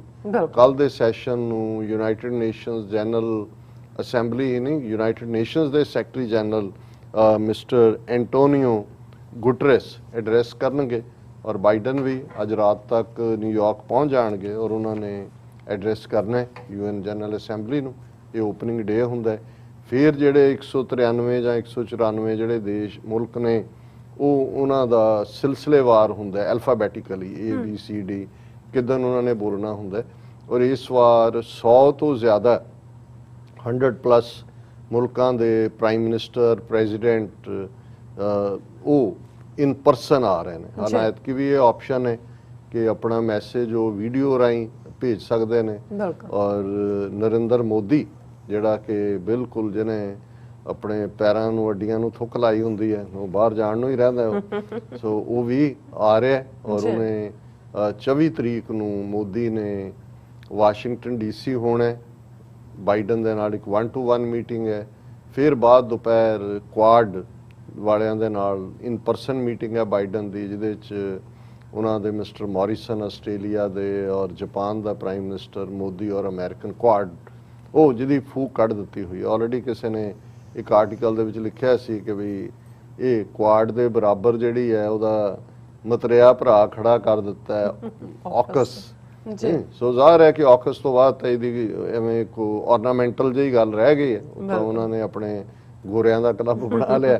ਸੋ ਮੋਦੀ ਜਿਹੜਾ ਹੈ ਉਸ ਨੇ 24 ਨੂੰ ਵਾਸ਼ਿੰਗਟਨ ਹੋਣਾ ਔਰ ਵਾਸ਼ਿੰਗਟਨ ਸਿੱਖ ਜਥੇਬੰਦੀਆਂ ਵੱਲੋਂ ਉਸ ਦੇ ਜਿਹੜਾ ਮੋਦੀ ਸ਼ਾਹੀ ਜਿਹੜੀ ਉੱਥੇ ਉਹਨੇ ਚਲਾਈ ਹੋਈ ਹੈ, ਗੁੰਡਾਗਰਦੀ ਦਾ ਦੂਜਾ ਨਾਂ ਹੀ ਮੋਦੀ ਸ਼ਾਹੀ ਹੈ, ਉਸ ਦੇ ਖਿਲਾਫ ਪ੍ਰੋਟੈਸਟ ਰੱਖਿਆ ਹੋਇਆ।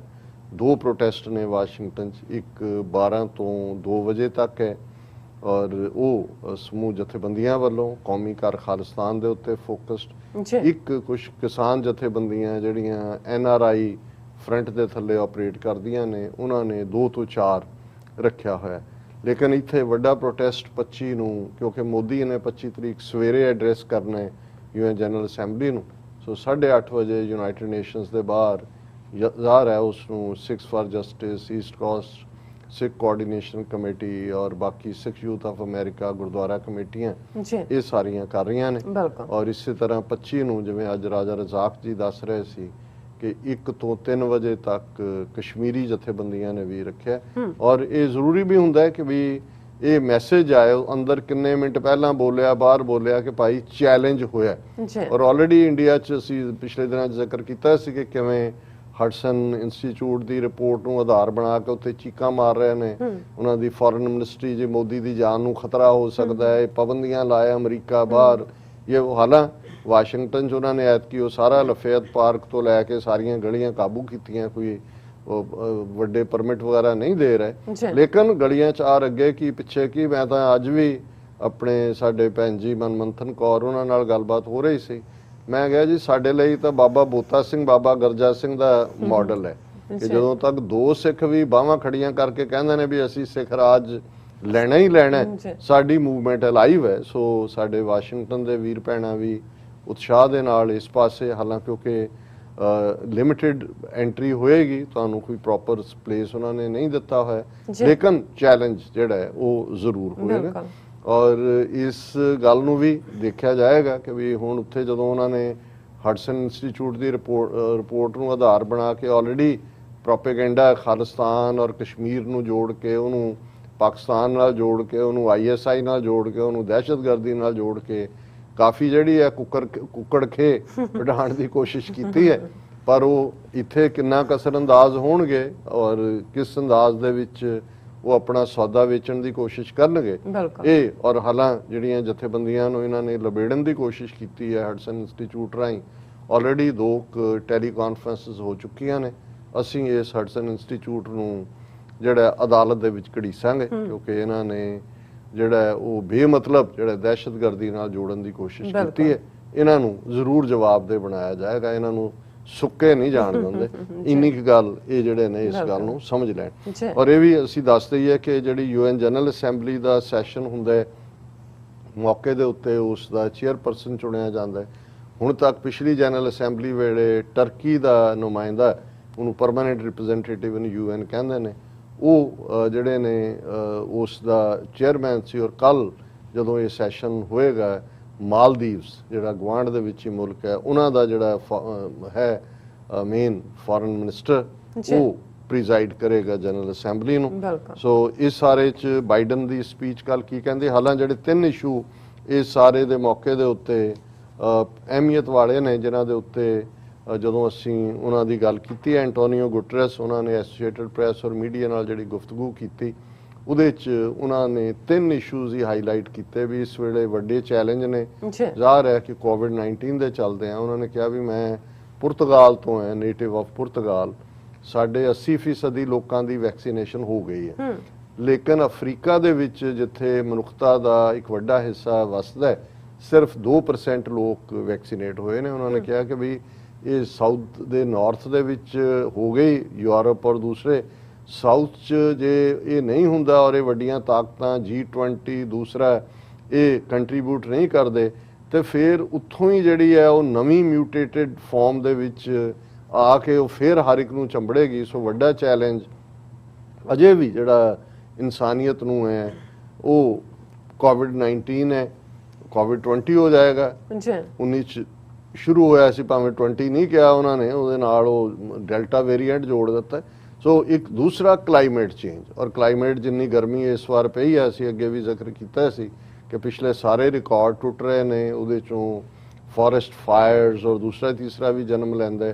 ਔਰ ਇਹਦੇ ਪ੍ਰਤੀ ਜਿਵੇਂ ਮਿਸਟਰ ਐਂਟੋਨੀਓ ਗੁਟਰੇਸ ਨੇ ਕਿਹਾ ਕਿ ਪਿਛਲੇ 2-3 ਸਾਲ ਪਹਿਲਾਂ ਅਵੇਅਰਨੈਸ ਸੀ ਔਰ ਉਸ ਦੇ ਉੱਤੇ ਚੈਕਸ ਐਂਡ ਬੈਲੈਂਸਿਸ ਵੀ ਆਏ, ਲੇਕਿਨ ਆਲ ਆਫ ਅ ਸਡਨ ਇਹ ਇੰਨੀ ਅਹਿਮੀਅਤ ਵਾਲਾ ਨਹੀਂ ਰਿਹਾ। ਹਾਲਾਂ ਉਹਦੇ 'ਚ ਟਰੰਪ ਨੇ ਕਾਫੀ ਨੁਕਸਾਨ ਕੀਤਾ। ਹਾਲਾਂ ਬਾਈਡਨ ਜਦੋਂ ਵਾਪਸ ਆਏ, ਜਿਹੜਾ ਪੈਰਿਸ ਕਲਾਈਮੇਟ ਅਕੋਰਡ ਸੀ ਜਿਹਦੇ 'ਚੋਂ ਅਮਰੀਕਾ ਬਾਹਰ ਨਿਕਲਿਆ, ਉਹਦੇ 'ਚ ਅਮਰੀਕਾ ਨੇ ਜੁਆਇਨ ਕੀਤਾ।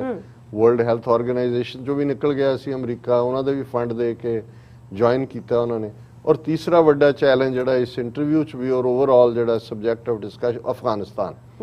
15 ਅਗਸਤ ਨੂੰ ਉਹਨਾਂ ਨੇ ਕਾਬਲ ਕੈਪਚਰ ਕੀਤਾ। ਹੁਣ 1 ਮਹੀਨੇ ਤੋਂ ਜ਼ਿਆਦਾ ਹੋ ਗਿਆ। ਹਾਲਾਂ ਕੋਈ visible law and order problem ਦੂਜੀ ਤਾਂ ਨਹੀਂ ਹੈ, ਲੇਕਿਨ ਇਹ ਜ਼ਰੂਰ ਹੈ ਕਿ ਔਰਤਾਂ ਦੇ ਹਵਾਲੇ ਨਾਲ ਕੀ ਹਕੂਕ ਨੇ, ਸਕੂਲਾਂ ਦਾ ਕੀ ਹੈ। ਔਰ ਸਭ ਤੋਂ ਵੱਡਾ ਜਿਹੜਾ ਅਫਗਾਨਿਸਤਾਨ ਦਾ ਇਸ਼ੂ ਹੈ ਕਿ ਭਾਈ ਤੁਸੀਂ ਰਿਲੀਜ਼ ਨਹੀਂ ਕਰ ਰਹੇ ਜਿਹੜੀ ਮਨੀ, ਉਹ IMF ਕੋਲ ਹੈ ਜਾਂ ਅਮਰੀਕਨ ਰਿਜ਼ਰਵ ਹੈ, ਕਿਉਂਕਿ ਅਜੇ ਤੱਕ ਵੀ ਕਿਸੇ ਮੁਲਕ ਨੇ ਉਹਨਾਂ ਨੂੰ ਰੈਕਗਨਾਈਜ਼ ਨਹੀਂ ਕੀਤਾ। ਅਜੇ ਤੱਕ ਤਾਂ ਈਵਨ ਪਾਕਿਸਤਾਨ ਜਾਂ ਚੀਨ ਜਾਂ ਦੂਜਿਆਂ ਨੇ ਹਾਲਾਂ ਮਦਦ, ਹਿਊਮੈਨਿਟੇਰੀਅਨ ਏਡ ਜਾ ਰਹੀ ਹੈ, $1 ਬਿਲੀਅਨ ਇਹ ਉਹ। ਔਰ ਇਹ ਸਾਰੇ ਦੇ ਉੱਤੇ ਜਿਹੜਾ ਉਹਨਾਂ ਨੇ ਐਂਟੋਨੀਓ ਗੁਟਰੇਸ ਨੇ ਜਿਹੜੀ ਗੱਲ ਖਾਸ ਤੌਰ ਤੇ ਅਸੀਂ ਇਨ ਡਿਸਕਸ਼ਨ ਵੀ ਲਈ ਹੈ, ਉਹ ਇਹੀ ਹੈ। ਉਹਨਾਂ ਨੇ ਕਿਹਾ ਵੀ ਕੋਲਡ ਵਾਰ ਇੱਕ ਖਤਰਨਾਕ ਪੀਰੀਅਡ ਸੀ। ਜ਼ਾਹਰ ਹੈ ਸੈਕੰਡ ਵਰਲਡ ਵਾਰ ਦੇ ਖਾਤਮੇ ਤੋਂ ਬਾਅਦ ਜਦੋਂ ਯੂਨਾਈਟਿਡ ਨੇਸ਼ਨਸ ਹੋਂਦ 'ਚ ਆਈ, 2 ਪਾਵਰਸ ਅਮਰੀਕਾ, ਸੋਵੀਅਤ ਯੂਨੀਅਨ ਆਇਆ, ਫਿਰ ਅਸੀਂ ਅਕਸਰ ਗੱਲ ਕਰਦੇ ਹਾਂ ਕਿ ਕੋਲਡ ਵਾਰ ਦਾ ਮਤਲਬ ਉਹਦੇ 'ਚ ਆਈਡੀਓਲੋਜੀਜ਼ ਦਾ ਟਕਰਾਅ ਜ਼ਰੂਰ ਆਧਾਰ ਸੀ। ਇੱਕ ਪਾਸੇ ਡੈਮੋਕ੍ਰੇਸੀ ਔਰ ਕੈਪੀਟਲਿਜ਼ਮ ਸੀ, ਜਿਹਨੂੰ ਅਮਰੀਕਾ, ਵੈਸਟਰਨ ਯੂਰਪ ਜਾਂ ਉਹਨਾਂ ਦੇ ਅਲਾਈ ਬਣੇ ਫੋਲੋ ਕਰਦੇ ਸੀ।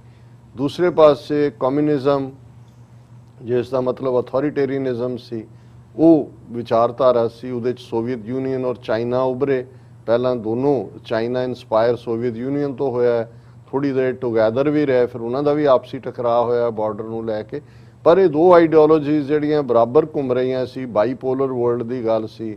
1991 'ਚ ਸੋਵੀਅਤ ਯੂਨੀਅਨ ਦੇ ਕਲੈਪਸ ਤੋਂ ਬਾਅਦ ਕਮਿਊਨਿਜ਼ਮ, ਜਿਸ ਨੂੰ ਜਿਹੜਾ ਉਹ ਰੀਗਨ ਨੇ, ਜਿੱਥੇ ਜਦੋਂ ਉਹ ਸੋਵੀਅਤ ਯੂਨੀਅਨ ਨੂੰ ਐਡਰੈਸ ਕਰਦਾ ਸੀ, ਤੇ ਈਵਲ ਐਮਪਾਇਰ, ਐਨ ਈਵਲ ਐਮਪਾਇਰ, ਉਹ ਈਵਲ ਐਮਪਾਇਰ ਵਾਲਾ ਕੰਮ ਖਤਮ ਹੋ ਗਿਆ। ਅਮਰੀਕਾ ਇੱਕ ਸੁਪਰ ਪਾਵਰ ਉੱਭਰਿਆ। ਫਿਰ ਅਸੀਂ ਅਕਸਰ ਗੱਲ ਕਰਦੇ ਹਾਂ ਕਿ 9/11 ਤੋਂ ਬਾਅਦ ਅਮਰੀਕਾ ਦਾ ਵੀ ਇੱਕ ਡਿਕਲਾਈਨ ਸ਼ੁਰੂ ਹੋਇਆ। 20 ਸਾਲ ਦੀ ਵਾਰ ਤੋਂ ਬਾਅਦ ਅਫਗਾਨਿਸਤਾਨ 'ਚੋਂ ਨਿਕਲਣਾ। ਔਰ ਇਸ ਪੀਰੀਅਡ ਦੇ ਵਿੱਚ ਚਾਈਨਾ ਦਾ ਉਭਾਰ 80s 90s ਤੋਂ ਬਾਅਦ, ਔਰ ਚਾਈਨਾ ਦਾ ਇੱਕ ਕਮਿਊਨਿਸਟ ਆਈਡੀਓਲੋਜੀ ਨਾਲ ਹੁੰਦਿਆਂ ਵੀ ਕੈਪੀਟਲਿਜ਼ਮ ਦੇ ਵਿੱਚ ਉਹੀ ਸਿਸਟਮ ਅਡਾਪਟ ਕਰਨਾ ਜਿਹੜਾ ਅਮਰੀਕਾ ਦਾ ਹੈ। ਔਰ ਹੁਣ ਜਦੋਂ ਅਸੀਂ ਗੱਲ ਕਰ ਰਹੇ ਹਾਂ ਇਸ ਵੇਲੇ, ਪਿਛਲੇ ਦਿਨਾਂ 'ਚ ਅਸੀਂ AUKUS ਦੀ ਗੱਲ ਕੀਤੀ। ਇਸ ਸਮਝੌਤੇ ਦਾ ਨਤੀਜਾ ਆਸਟ੍ਰੇਲੀਆ ਨੇ ਜਿਹੜਾ ਇਸ ਸਾਰਾ ਸਮਝੌਤਾ ਜਿਹੜਾ ਫਰਾਂਸ ਦੇ ਨਾਲ ਸੀ ਉਹਨਾਂ ਦਾ, ਉਹਦੀ ਫਿਗਰ ਵੇਰੀ ਕਰ ਰਹੀ ਹੈ, ਕਿਤੇ $50 ਬਿਲੀਅਨ ਹੈ, ਕਿਤੇ $60 ਬਿਲੀਅਨ ਹੈ ਸਬਮੈਰੀਨ ਦੀ। ਉਹ ਤੋਂ ਬਾਅਦ ਉਹਨਾਂ ਨੇ ਐਂਬੈਸਡਰ ਵਾਪਸ ਸੱਦ ਲਏ ਆਪਣੇ ਸਲਾਹ ਲਈ, ਯੂਕੇ ਨਾਲ ਵੀ ਉਹਨਾਂ ਨੇ ਅੱਖਾਂ ਦਿਖਾਈਆਂ। ਸੋ ਇਹ ਵੀ ਇੱਕ ਨਵਾਂ ਪਾਰਟ ਖੜਾ ਹੋ ਗਿਆ।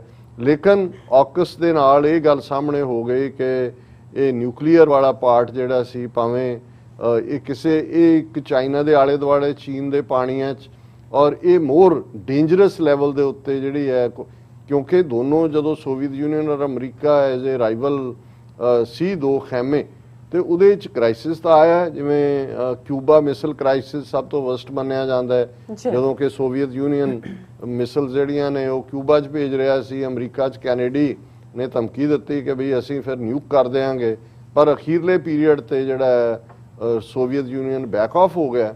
ਇਹਨਾਂ ਨੇ ਇੱਥੋਂ ਮਿਸਾਈਲਾਂ ਚੁੱਕ ਦਿੱਤੀਆਂ, ਔਰ ਜਿਹੜਾ ਉਹਨਾਂ ਦੀ ਸ਼ਰਤ ਸੀ ਸੋਵੀਅਤ ਯੂਨੀਅਨ ਦੀ, ਅਮਰੀਕਾ ਨੇ ਜੋ ਟਰਕੀ ਔਰ ਦੂਸਰੇ 'ਚ ਜੋ ਕੁਛ ਸੀ ਉੱਥੋਂ ਉਹਨਾਂ ਨੂੰ ਜਿਹੜਾ ਉਹ ਨੈਟੋ ਦੇ ਕਬਜ਼ੇ 'ਚੋਂ ਲਿਆ ਔਰ ਉਹਨਾਂ ਦੇ ਖਤਰੇ ਨੂੰ ਟਾਲਿਆ।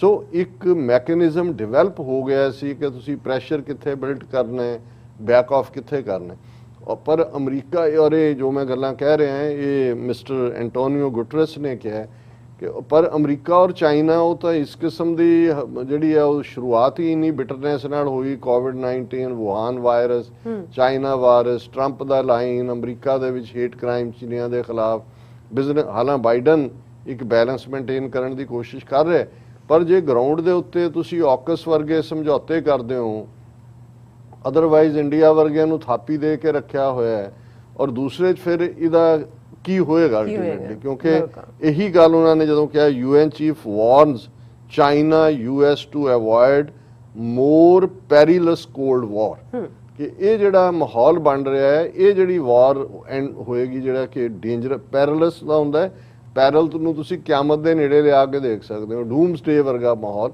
ਕਿ ਬਈ ਇਹ ਜਿਹੜਾ ਦੁਨੀਆ ਦੀ ਤਬਾਹੀ ਕਰੇਗਾ। ਔਰ ਇਹੀ ਉਹਨਾਂ ਨੇ ਜਿਹੜਾ ਇਹ ਕਿਹਾ, ਦੋਨਾਂ ਨੂੰ ਐਡਵਾਈਜ਼ ਕੀਤਾ ਕਿ ਹੀ ਇੰਪਲੋਰ ਕਿ ਵੀ China and US to repair their completely dysfunctional relationship. ਇਹ ਜਿਹੜੀ ਤੁਹਾਡੀ ਡਿਸਫੰਕਸ਼ਨਲ ਰਿਲੇਸ਼ਨਸ਼ਿਪ ਹੈ, ਇਸ ਨੂੰ ਤੁਸੀਂ ਜਿਹੜਾ ਹੈ ਫੰਕਸ਼ਨਲ ਬਣਾਓ, ਇਸ ਡੇਂਜਰ ਨੂੰ ਟਾਲੋ।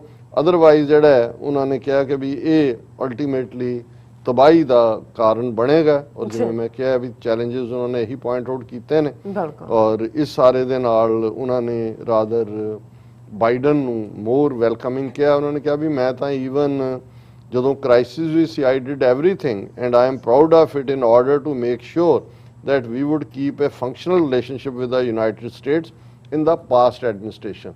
ਬੇਸ਼ੱਕ ਟਰੰਪ ਐਡਮਿਨਿਸਟ੍ਰੇਸ਼ਨ ਕੀ, ਪਰ ਫਿਰ ਵੀ ਅਸੀਂ ਫੰਕਸ਼ਨਲ ਰੱਖੀ। ਔਰ ਉਹਨਾਂ ਨੇ ਬਾਈਡਨ ਨੂੰ ਵੈਲਕਮ ਕਿਹਾ ਕਿ ਉਹ ਕਲਾਈਮੇਟ ਦੇ ਉੱਤੇ ਇਸ਼ੂ ਹੋਏ, ਜਿਵੇਂ ਉਹਨਾਂ ਨੇ 2015 ਪੈਰਿਸ ਕਲਾਈਮੇਟ ਐਗਰੀਮੈਂਟ ਰੀਜੁਆਇਨ ਕੀਤਾ, ਔਰ ਇਸੇ ਤਰ੍ਹਾਂ ਜਿਹੜਾ ਉਹਨਾਂ ਨੇ ਇਹ ਵੀ ਕਿਹਾ ਕਿ ਵੀ ਇਹ ਗਲੋਬਲ ਵਾਰਮਿੰਗ ਔਰ ਇਸ ਸਾਰੇ ਨੂੰ ਮੁਲਕ ਇਕੱਠੇ ਹੋ ਕੇ ਟੈਕਲ ਕਰਨ।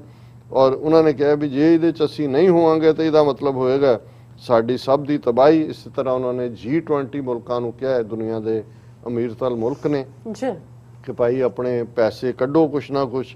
ਦੁਨੀਆ ਦੀ ਜਿਹੜੀ ਹੈ ਉਹ ਵੈਕਸੀਨ ਦੇ ਮੁੱਦੇ ਦੇ ਉੱਤੇ ਜਿਹੜੀ ਗਲੋਬਲ ਵੈਕਸੀਨੇਸ਼ਨ ਹੋਏ, ਔਰ ਕੱਲੀ ਵੈਕਸੀਨੇਸ਼ਨ ਨਹੀਂ, ਰਿਕਵਰੀ ਅਸਿਸਟੈਂਸ ਵੀ, ਤਾਂ ਕਿ ਦੁਨੀਆ ਦੇ ਵਿੱਚ ਇੱਕ ਪੀਸ, ਹਾਰਮਨੀ ਔਰ ਇੱਕ ਚੰਗਾ ਮਾਹੌਲ ਬਣ ਸਕੇ। ਸੋ ਐਂਟੋਨੀਓ ਗੁਟਰਸ ਜਿਵੇਂ ਸਿਆਣਾ ਬਜ਼ੁਰਗ ਫੈਮਿਲੀ 'ਚ ਬੈਠ ਕੇ ਸਾਰੇ ਪੁੱਤਰਾਂ ਧੀਆਂ ਨੂੰ ਇਕੱਠੇ ਕਰਕੇ ਸਮਝਾਉਂਦਾ ਹੁੰਦਾ, ਅੱਲਾ ਉਹਨਾਂ ਦੇ ਕੋਲ ਕੋਈ ਪਾਵਰ ਤਾਂ ਹੈ ਨਹੀਂ, ਕੋਈ ਫੌਜ ਨਹੀਂ ਹੈ, ਕੋਈ ਉਹਨਾਂ ਦੇ ਆਪਣਾ $5-6 ਬਿਲੀਅਨ ਦਾ ਬਜਟ ਜਿਹੜਾ ਉਹਦੇ ਤੇ ਡਿਪੈਂਡ ਕਰਦਾ ਜੋ ਡੋਨੇਸ਼ਨਸ ਆਉਂਦੀਆਂ ਨੇ। ਪਰ ਅਸੀਂ ਇਹ ਵੀ ਦੱਸ ਦਈਏ ਕਿ ਭਾਈ ਇਹ ਜਿਹੜਾ ਮੋਦੀ ਦਾ ਸਵਾਗਤ ਹੈ ਵਾਸ਼ਿੰਗਟਨ DC ਵੀ ਔਰ ਨਿਊਯਾਰਕ 'ਚ ਵੀ, ਇਹਦੇ ਲਈ ਤਿਆਰੀਆਂ ਕੱਸ ਲਓ, ਅਮਨ ਦੇ ਨਾਲ ਬਿਲਕੁਲ ਪੀਸਫੁਲੀ ਜਿਹੜਾ ਇਸ ਮੋਦੀ ਨੂੰ ਅਮਰੀਕਾ ਦੀ ਜਾਰਜ ਵਾਸ਼ਿੰਗਟਨ ਦੀ ਧਰਤੀ ਤੇ, ਜਿੱਥੇ ਕਦੇ 13 ਕਾਲੋਨੀਜ਼ ਨੇ ਇਕੱਠੇ ਹੋ ਕੇ ਅੰਗਰੇਜ਼ੀ ਸਾਮਰਾਜ ਨੂੰ ਵੰਗਾਰਿਆ ਸੀ, ਔਰ ਲਿਬਰਟੀ, ਜਸਟਿਸ, ਫਰੀडम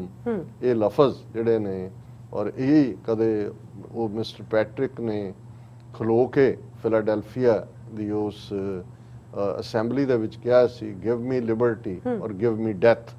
ਸੋ ਇਹ ਅਮਰੀਕਾ ਦਾ ਕਿਸੇ ਸਟੇਜ ਦੇ ਉੱਤੇ ਜਿਹੜਾ ਉਹ ਸਲੋਗਨ ਵੀ ਰਿਹਾ ਵੀ ਜਾਂ ਆਜ਼ਾਦੀ ਜਾਂ ਮੌਤ। ਔਰ ਸਾਡੇ ਤਾਂ ਬਜ਼ੁਰਗਾਂ ਨੇ 18ਵੀਂ ਸਦੀ 'ਚ ਇਹ ਜਿਹੜਾ ਉਹ ਨਾਰਾ ਦੇ ਕੇ ਉਹਨਾਂ ਨੇ ਇੱਕ ਵਾਰੀ ਉਹ ਭਿੜ ਗਏ ਸੀ ਵੇੜੇ ਦੇ ਹਾਕਮਾਂ ਨਾਲ ਕਿ ਰਾਜ ਕਰੇ ਹੈ ਇੱਕ ਹੈ ਲੜ ਮਰੇ ਹੈ, ਕਿ ਜਾਂ ਅਸੀਂ ਰਾਜ ਕਰਾਂਗੇ ਜਾਂ ਲੜਦੇ ਹੋਏ ਮਰ ਜਾਾਂਗੇ, ਗੁਲਾਮੀ ਨਹੀਂ ਕਬੂਲਾਂਗੇ। ਸੋ ਅਸੀਂ ਮੋਦੀ ਦੇ ਕੰਨਾਂ 'ਚ ਖਾਲਿਸਤਾਨ ਜ਼ਿੰਦਾਬਾਦ ਜ਼ਰਾ ਚੰਗੀ ਤਰ੍ਹਾਂ ਪਾਉਣਾ। ਜੀ ਰਾਜ ਸਾਹਿਬ, ਤੁਹਾਡਾ ਬਹੁਤ ਬਹੁਤ ਸ਼ੁਕਰੀਆ, ਤੁਸੀਂ ਆਪਣੇ ਵਿਚਾਰ ਸਾਡੇ ਦਰਸ਼ਕਾਂ ਨਾਲ ਸਾਂਝੇ ਕੀਤੇ ਨੇ। ਸੋ ਇੱਥੇ ਲੈਣੇ ਬ੍ਰੇਕ ਤੋਂ ਪਹਿਲਾਂ ਅਸੀਂ ਆਪਣੇ ਦਰਸ਼ਕਾਂ ਤੇ ਸਰੋਤਿਆਂ ਨੂੰ ਅਪੀਲ ਦੀ ਬੇਨਤੀ ਕਰਦੇ ਵਿਊਅਰਸ, ਜਿਸ ਤਰ੍ਹਾਂ ਕਿ ਤੁਸੀਂ ਜਾਣਦੇ ਹੋ ਕਿ ਟੀਵੀ 84 ਇੱਕ ਪੰਥਕ ਚੈਨਲ ਹੈ। ਟੀਵੀ 84 ਦੀ ਚੜ੍ਹਦੀ ਕਲਾ ਲਈ ਵੱਧ ਤੋਂ ਵੱਧ ਡੋਨੇਟ ਕਰੋ। ਡੋਨੇਟ ਕਰਨ ਲਈ ਸਾਡੀ ਵੈਬਸਾਈਟ tv84.tv ਤੇ ਜਾ ਕੇ ਪੇਪਲ ਦੀ ਵਰਤੋਂ ਕਰਕੇ ਵਨ ਟਾਈਮ ਡੋਨੇਟ ਕਰ ਸਕਦੇ ਹੋ, ਮੰਥਲੀ ਡੋਨੇਟ ਵੀ ਕਰ ਸਕਦੇ ਹੋ। ਤੁਸੀਂ ਟੀਵੀ 84 ਦੇ ਨਾਮ ਤੇ ਚੈੱਕ ਬਣਾ ਕੇ ਸਾਨੂੰ ਮੇਲ ਵੀ ਕਰ ਸਕਦੇ ਸਾਡੇ ਇਸ ਪਤੇ ਤੇ 36-01 37th Avenue, Long Island city, New York 11101 USA, ਜਾਂ ਫਿਰ ਤੁਸੀਂ ਸਾਨੂੰ ਫੋਨ ਰਾਹੀਂ ਵੀ ਸੰਪਰਕ ਕਰ ਸਕਦੇ ਸਾਡੇ ਫੋਨ ਨੰਬਰ ਤੇ 5166191984। ਤੁਸੀਂ ਸਾਨੂੰ ਈਮੇਲ ਵੀ ਕਰ ਸਕਦੇ info@tv84.tv ਤੇ। ਅਸੀਂ ਤੁਹਾਡੇ ਤਹਿ ਦਿਲ ਤੋਂ ਸ਼ੁਕਰਗੁਜ਼ਾਰ ਹੋਵਾਂਗੇ। ਸੋ ਇੱਥੇ ਲੈਣੇ ਬ੍ਰੇਕ ਵਿਊਅਰਸ, ਤਾਂ ਸਾਨੂੰ ਇਸੇ ਤਰ੍ਹਾਂ ਬਣੇ ਰਹਿਣਾ। ਮਿਲਦੇ ਹਾਂ ਛੋਟੇ ਜਿਹੇ ਵਕਫੇ ਤੋਂ ਬਾਅਦ।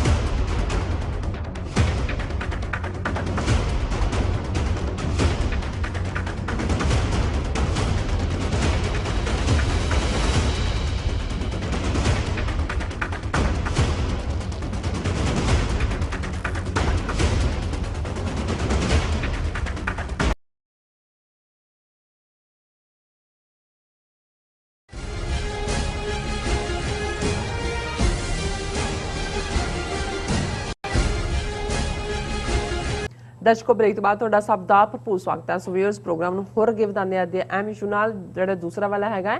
ਸੋ ਉਸ ਦੇ ਵਿੱਚ ਆਪਾਂ ਗੱਲਬਾਤ ਕਰਨ ਜਾ ਰਹੇ ਹਾਂ ਕਿ ਪੰਜਾਬ ਦੇ ਸਿਆਸੀ ਆਸਮਾਨ ਤੇ ਇੱਕ ਬਹੁਤ ਵੱਡੀ ਜਿਹੜੀ ਹੈ ਉਹ ਤਬਦੀਲੀ ਹੋਈ ਹੈ। ਸੋ ਕਾਂਗਰਸ ਹਾਈ ਕਮਾਂਡ ਨੇ ਕੈਪਟਨ ਅਮਰਿੰਦਰ ਸਿੰਘ ਦੀ ਛੁੱਟੀ ਕਰਕੇ ਚਰਨਜੀਤ ਸਿੰਘ ਚੰਨੀ ਨੂੰ ਪੰਜਾਬ ਦਾ ਨਵਾਂ ਜਿਹੜਾ ਸੀਐਮ ਥਾਪਿਆ ਹੈ। ਸੋ ਚਰਨਜੀਤ ਸਿੰਘ ਚੰਨੀ ਦੀ ਜਿਹੜੀ ਪਛਾਣ ਹੈ ਉਹ ਸਿੱਖ ਧਰਮ ਨੂੰ ਮੰਨਣ ਵਾਲੇ ਇੱਕ ਦਲਿਤ ਚਿਹਰੇ ਵਜੋਂ ਹੈ। ਸੋ ਇਸ ਤਬਦੀਲੀ ਦਾ 2022 ਦੀਆਂ ਜਿਹੜੀਆਂ ਅਸੈਂਬਲੀ ਚੋਣਾਂ ਤੇ ਕੀ ਪ੍ਰਭਾਵ ਪਵੇਗਾ ਤੇ ਪੰਜਾਬ ਦੇ ਸਮਾਜਿਕ, ਭਾਈਚਾਰਕ ਤੇ ਸਿਆਸੀ ਢਾਂਚੇ ਨੂੰ ਇਹ ਕਿੱਦਾਂ ਪ੍ਰਭਾਵਿਤ ਕਰੇਗੀ। ਸੋ ਇਸ ਬਾਰੇ ਆਪਾਂ ਗੱਲਬਾਤ ਕਰਨ ਜਾ ਰਹੇ ਹਾਂ। ਸੋ ਅਸੀਂ ਚਾਹਾਂਗੇ ਕਿ ਤੁਸੀਂ ਇਸੇ ਤਰ੍ਹਾਂ ਬਣੇ ਰਹਿਣਾ। ਦੇਖਣ, ਸੁਣ ਲਈ, ਲਿਖਣ ਲਈ ਤੁਹਾਡਾ ਸਭ ਦਾ ਬਹੁਤ ਬਹੁਤ ਸ਼ੁਕਰੀਆ।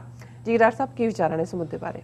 ਦੇਖੋ, ਅਸੀਂ ਅਕਸਰ ਇਹ ਗੱਲ ਇਸ ਪ੍ਰੋਗਰਾਮ ਦੇ ਵਿੱਚ ਦੁਹਰਾਉਂਦੇ ਹਾਂ ਕਿ ਭਾਰਤੀ ਕਬਜ਼ੇ ਵਾਲਾ ਪੰਜਾਬ ਪੂਰੀ ਤਰ੍ਹਾਂ ਏਜੰਸੀਆਂ ਦੀ ਗ੍ਰਿਪ 'ਚ ਹੈ ਜੀ। ਖਾਸ ਤੌਰ ਤੇ ਜੂਨ 1984 ਤੋਂ ਬਾਅਦ ਜੇ ਕੋਈ ਪੱਤਾ ਵੀ ਪੰਜਾਬ ਦੇ ਵਿੱਚ ਹਿੱਲਣਾ ਤੇ ਉਹ ਉਹਨਾਂ ਏਜੰਸੀਆਂ ਦੀ ਮਰਜ਼ੀ ਦੇ ਨਾਲ ਹਿੱਲਦਾ ਹੈ। ਬਿਲਕੁਲ। ਇਸ ਲਈ ਜਿਹਦੇ ਲਈ ਲਫ਼ਜ਼ ਇਹਨਾਂ ਨੇ ਚੀਫ ਮਿਨਿਸਟਰ ਜਾਂ ਮੁੱਖ ਮੰਤਰੀ ਘੜਿਆ ਹੋਇਆ ਹੈ, ਉਸ ਨੂੰ ਅਸੀਂ ਔਰ ਹੋਰ ਵੀ ਜਿਹੜੇ ਖਾਲਿਸਤਾਨ ਦੀ ਆਜ਼ਾਦੀ ਦੀ ਇਸ ਲੜਾਈ ਨੂੰ ਅੱਗੇ ਤੋਰ ਰਹੇ ਨੇ, ਉਹ ਸੂਬੇਦਾਰ ਦੇ ਤੌਰ ਦੇ ਉੱਤੇ ਐਡਰੈਸ ਕਰਦੇ ਨੇ। ਔਰ ਕਿਉਂਕਿ ਸੂਬੇਦਾਰ ਲਫ਼ਜ਼ ਇੱਕਦਮ ਇਹ ਯਾਦ ਦਹਾਨੀ ਕਰਵਾਉਂਦਾ ਹੈ ਕਿ 18ਵੀਂ ਸਦੀ ਦੇ ਵਿੱਚ ਮੁਗਲਿਆ ਸਲਤਨਤ ਦੇ ਵੇਲੇ ਜਿਹੜੇ ਉਹਨਾਂ ਦਾ ਐਡਮਿਨਿਸਟ੍ਰੇਟਿਵ ਢਾਂਚਾ ਸੀ, ਜਿਵੇਂ ਉਹਨਾਂ ਦੇ ਪ੍ਰੋਵਿੰਸ ਲਾਹੌਰ ਔਰ ਸਰਹੰਦ, ਇਹ ਸਾਡੇ ਅੱਜ ਦੇ ਪੰਜਾਬ ਦੇ ਜਾਂ 47 ਤੋਂ ਪ੍ਰਾਇਰ ਪੰਜਾਬ ਦੇ ਦੋ ਵੱਡੇ ਪ੍ਰੋਵਿੰਸ ਮੁਗਲਿਆ ਪੀਰੀਅਡ ਦੇ ਰਹੇ, ਔਰ ਉਹਨਾਂ 'ਚ ਕਿਹਨੇ ਹਾਕਮ ਬਣਨਾ ਉਹਨੂੰ ਦਿੱਲੀ ਤਖਤ ਡਿਸਾਈਡ ਕਰਦਾ ਸੀ, ਔਰ ਜਿਹੜਾ ਆਲ ਪਾਵਰਡ ਹੁੰਦਾ ਸੀ ਉਹਦੇ ਲਈ ਟਾਈਟਲ ਸੂਬੇਦਾਰ ਹੁੰਦਾ ਸੀ।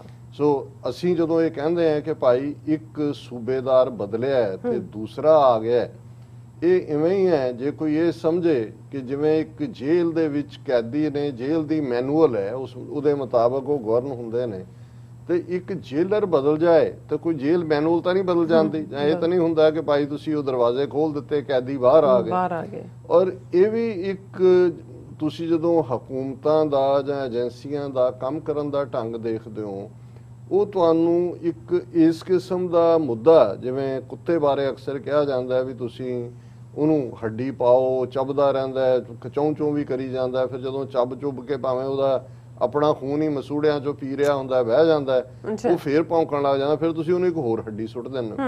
ਸੋ ਇਹ ਬਹੁਤ ਵਾਰ ਜੇ ਤੁਸੀਂ ਪੰਜਾਬ 'ਚ 1984 ਤੋਂ ਬਾਅਦ ਦਾ ਵਰਤਾਰਾ ਦੇਖੋ, ਜਿਹਦੇ 'ਚ ਪ੍ਰੈਜ਼ੀਡੈਂਟ ਰੂਲ ਦਾ ਲੱਗਣਾ, ਫਿਰ ਅੱਡ-ਅੱਡ ਹਕੂਮਤਾਂ, ਕਾਂਗਰਸ, ਬਾਦਲ ਦਲ, ਔਰ ਇਹ ਇੱਕ ਆਲਟਰਨੇਟ ਬਣਿਆ ਸੀ। ਫਿਰ ਤੀਸਰਾ ਉਹਨਾਂ ਨੇ ਜਿਹਨੂੰ ਚਾਬੀ ਦੇ ਕੇ ਛੱਡਿਆ, ਆਮ ਆਦਮੀ ਪਾਰਟੀ। ਉਦੋਂ ਬਾਦਲ ਔਰ ਅਮਰਿੰਦਰ ਇਕੱਠੇ ਹੋ ਗਏ ਪਿਛਲੀਆਂ ਚੋਣਾਂ ਵੇਲੇ, ਇੱਕ ਦੂਸਰੇ ਨੂੰ ਵੋਟਾਂ ਪਵਾਈਆਂ।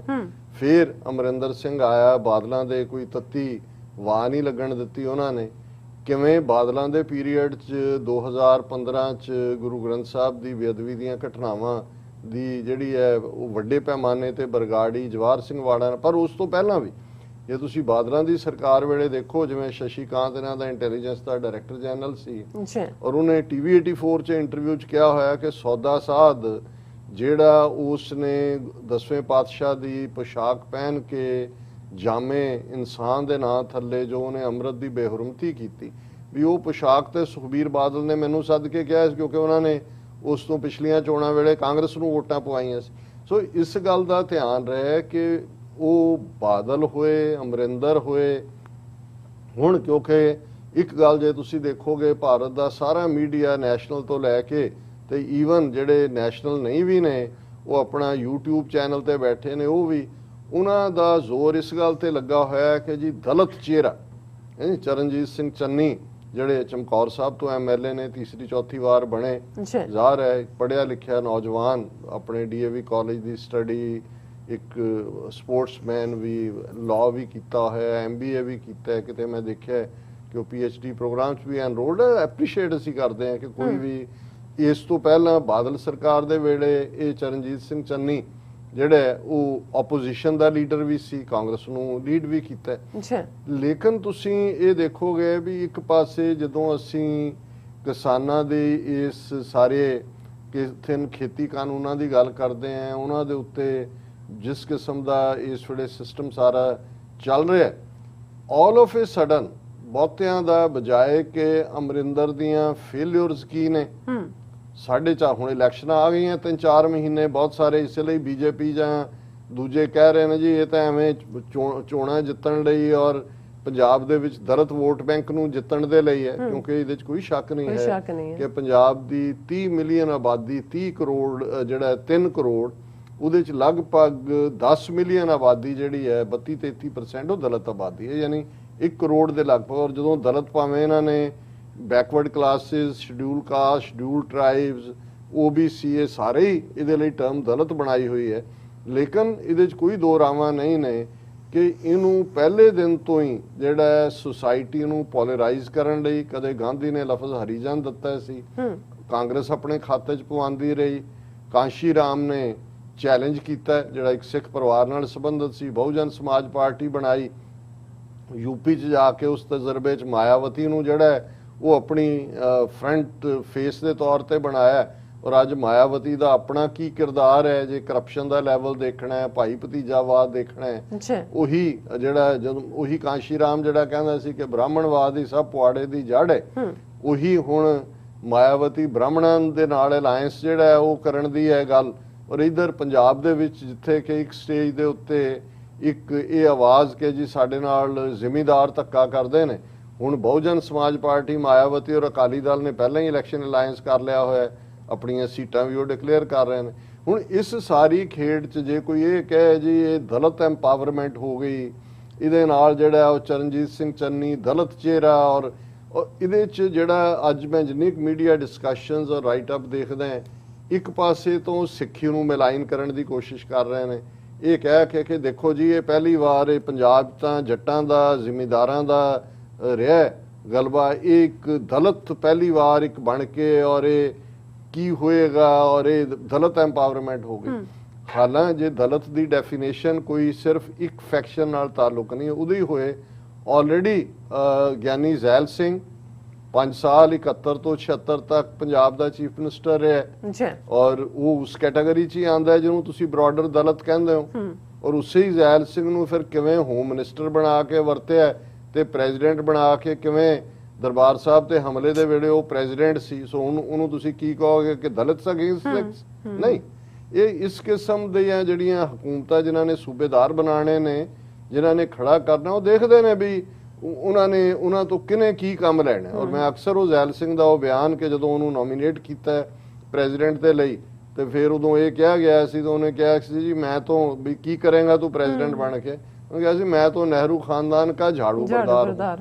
ਹੁਣ Charanjit Singh Channi in spite of his qualities and being young relatively ਵਾਕਿਆਂ ਦੇ, ਹੁਣ ਉਹਨੂੰ ਇਹ ਪਤਾ ਹੈ ਕਿ ਭਾਈ ਇਹ ਰਾਹੁਲ ਗਾਂਧੀ ਔਰ ਪ੍ਰਿਯੰਕਾ ਗਾਂਧੀ, ਸੋਨੀਆ ਗਾਂਧੀ ਨਹੀਂ, ਸੋਨੀਆ ਤਾਂ ਕਿਉਂਕਿ ਰਾਜੀਵ ਗਾਂਧੀ ਦਾ ਕਲਾਸ ਫੈਲੋ ਸੀ, ਦੂਨ ਸਕੂਲ ਦੇ ਵਿੱਚ ਪੜ੍ਹੇ ਹੋਏ, 1 ਸਾਲ ਸੀਨੀਅਰ ਸੀ, ਉਹਨੇ ਆਪ ਹੀ ਕਿਹਾ ਅਮਰਿੰਦਰ ਨੇ ਇੱਕ ਇੰਟਰਵਿਊ ਦੇ ਵਿੱਚ, ਉਹ ਤਾਂ ਥੋੜਾ ਬਹੁਤ ਸੀ ਕਿ ਵੀ ਚਲੋ ਹੈ। ਇਹਨਾਂ ਨੂੰ ਇਹ ਲੱਗਦਾ ਸੀ ਕਿ ਵੀ ਇਹ ਜਿਹੜਾ ਨਾ ਇਹ ਸਾਡੀ ਕੋਈ ਗੱਲ ਮੰਨਦਾ ਹੈ ਨਾ ਕੋਈ ਅਦਰ ਵੇ ਅਰਾਊਂਡ ਹੈ। ਉਹਨਾਂ ਨੇ ਪਹਿਲਾਂ ਇੱਕ ਸਟੇਜ ਤੇ ਪ੍ਰਤਾਪ ਬਾਜਵੇ ਨੂੰ ਵੀ ਥਾਪੀ ਦਿੱਤੀ, ਰਵਨੀਤ ਬਿੱਟੂ ਨੂੰ ਵੀ ਰਾਹੁਲ ਗਾਂਧੀ ਨੇ ਤਿਆਰ ਕਰਕੇ ਬੇਅੰਤੇ ਦੇ ਪੋਤੇ ਨੂੰ, ਔਰ ਹੁਣ ਉਹਨਾਂ ਨੇ ਚਰਨਜੀਤ ਚੰਨੀ ਵੀ ਜਿਹੜਾ ਹੈ, ਕਿਉਂਕਿ ਇਸ ਗੱਲ ਦਾ ਧਿਆਨ ਰਹੇ ਕਿ ਅਮਰਿੰਦਰ ਨੂੰ ਜਿਹੜਾ ਪਹਿਲਾ ਚੈਲੰਜ ਟੈਕਸੇਸ਼ਨ ਪਾਲਿਸੀ ਦੇ ਉੱਤੇ ਮਿਨਿਸਟਰ ਹੁੰਦੇ ਆ, ਇਹ ਟੈਕਨੀਕਲ ਸਾਇੰਸ ਟੈਕਨੋਲੋਜੀ ਮਿਨਿਸਟਰ, ਉਹਨੇ ਕੀਤਾ ਸੀ। ਸੋ ਜ਼ਾਹਰ ਹੈ ਵੀ ਜਦੋਂ ਤੱਕ ਉੱਤੋਂ ਹਰੀ ਝੰਡੀ ਨਾ ਹੋਏ, ਐਂਡ ਇਵੈਂਚੁਅਲੀ ਅਸੀਂ ਅਗਲੇ ਸੈਗਮੈਂਟ 'ਚ ਗੱਲ ਕਰਾਂਗੇ ਕਿ ਵੀ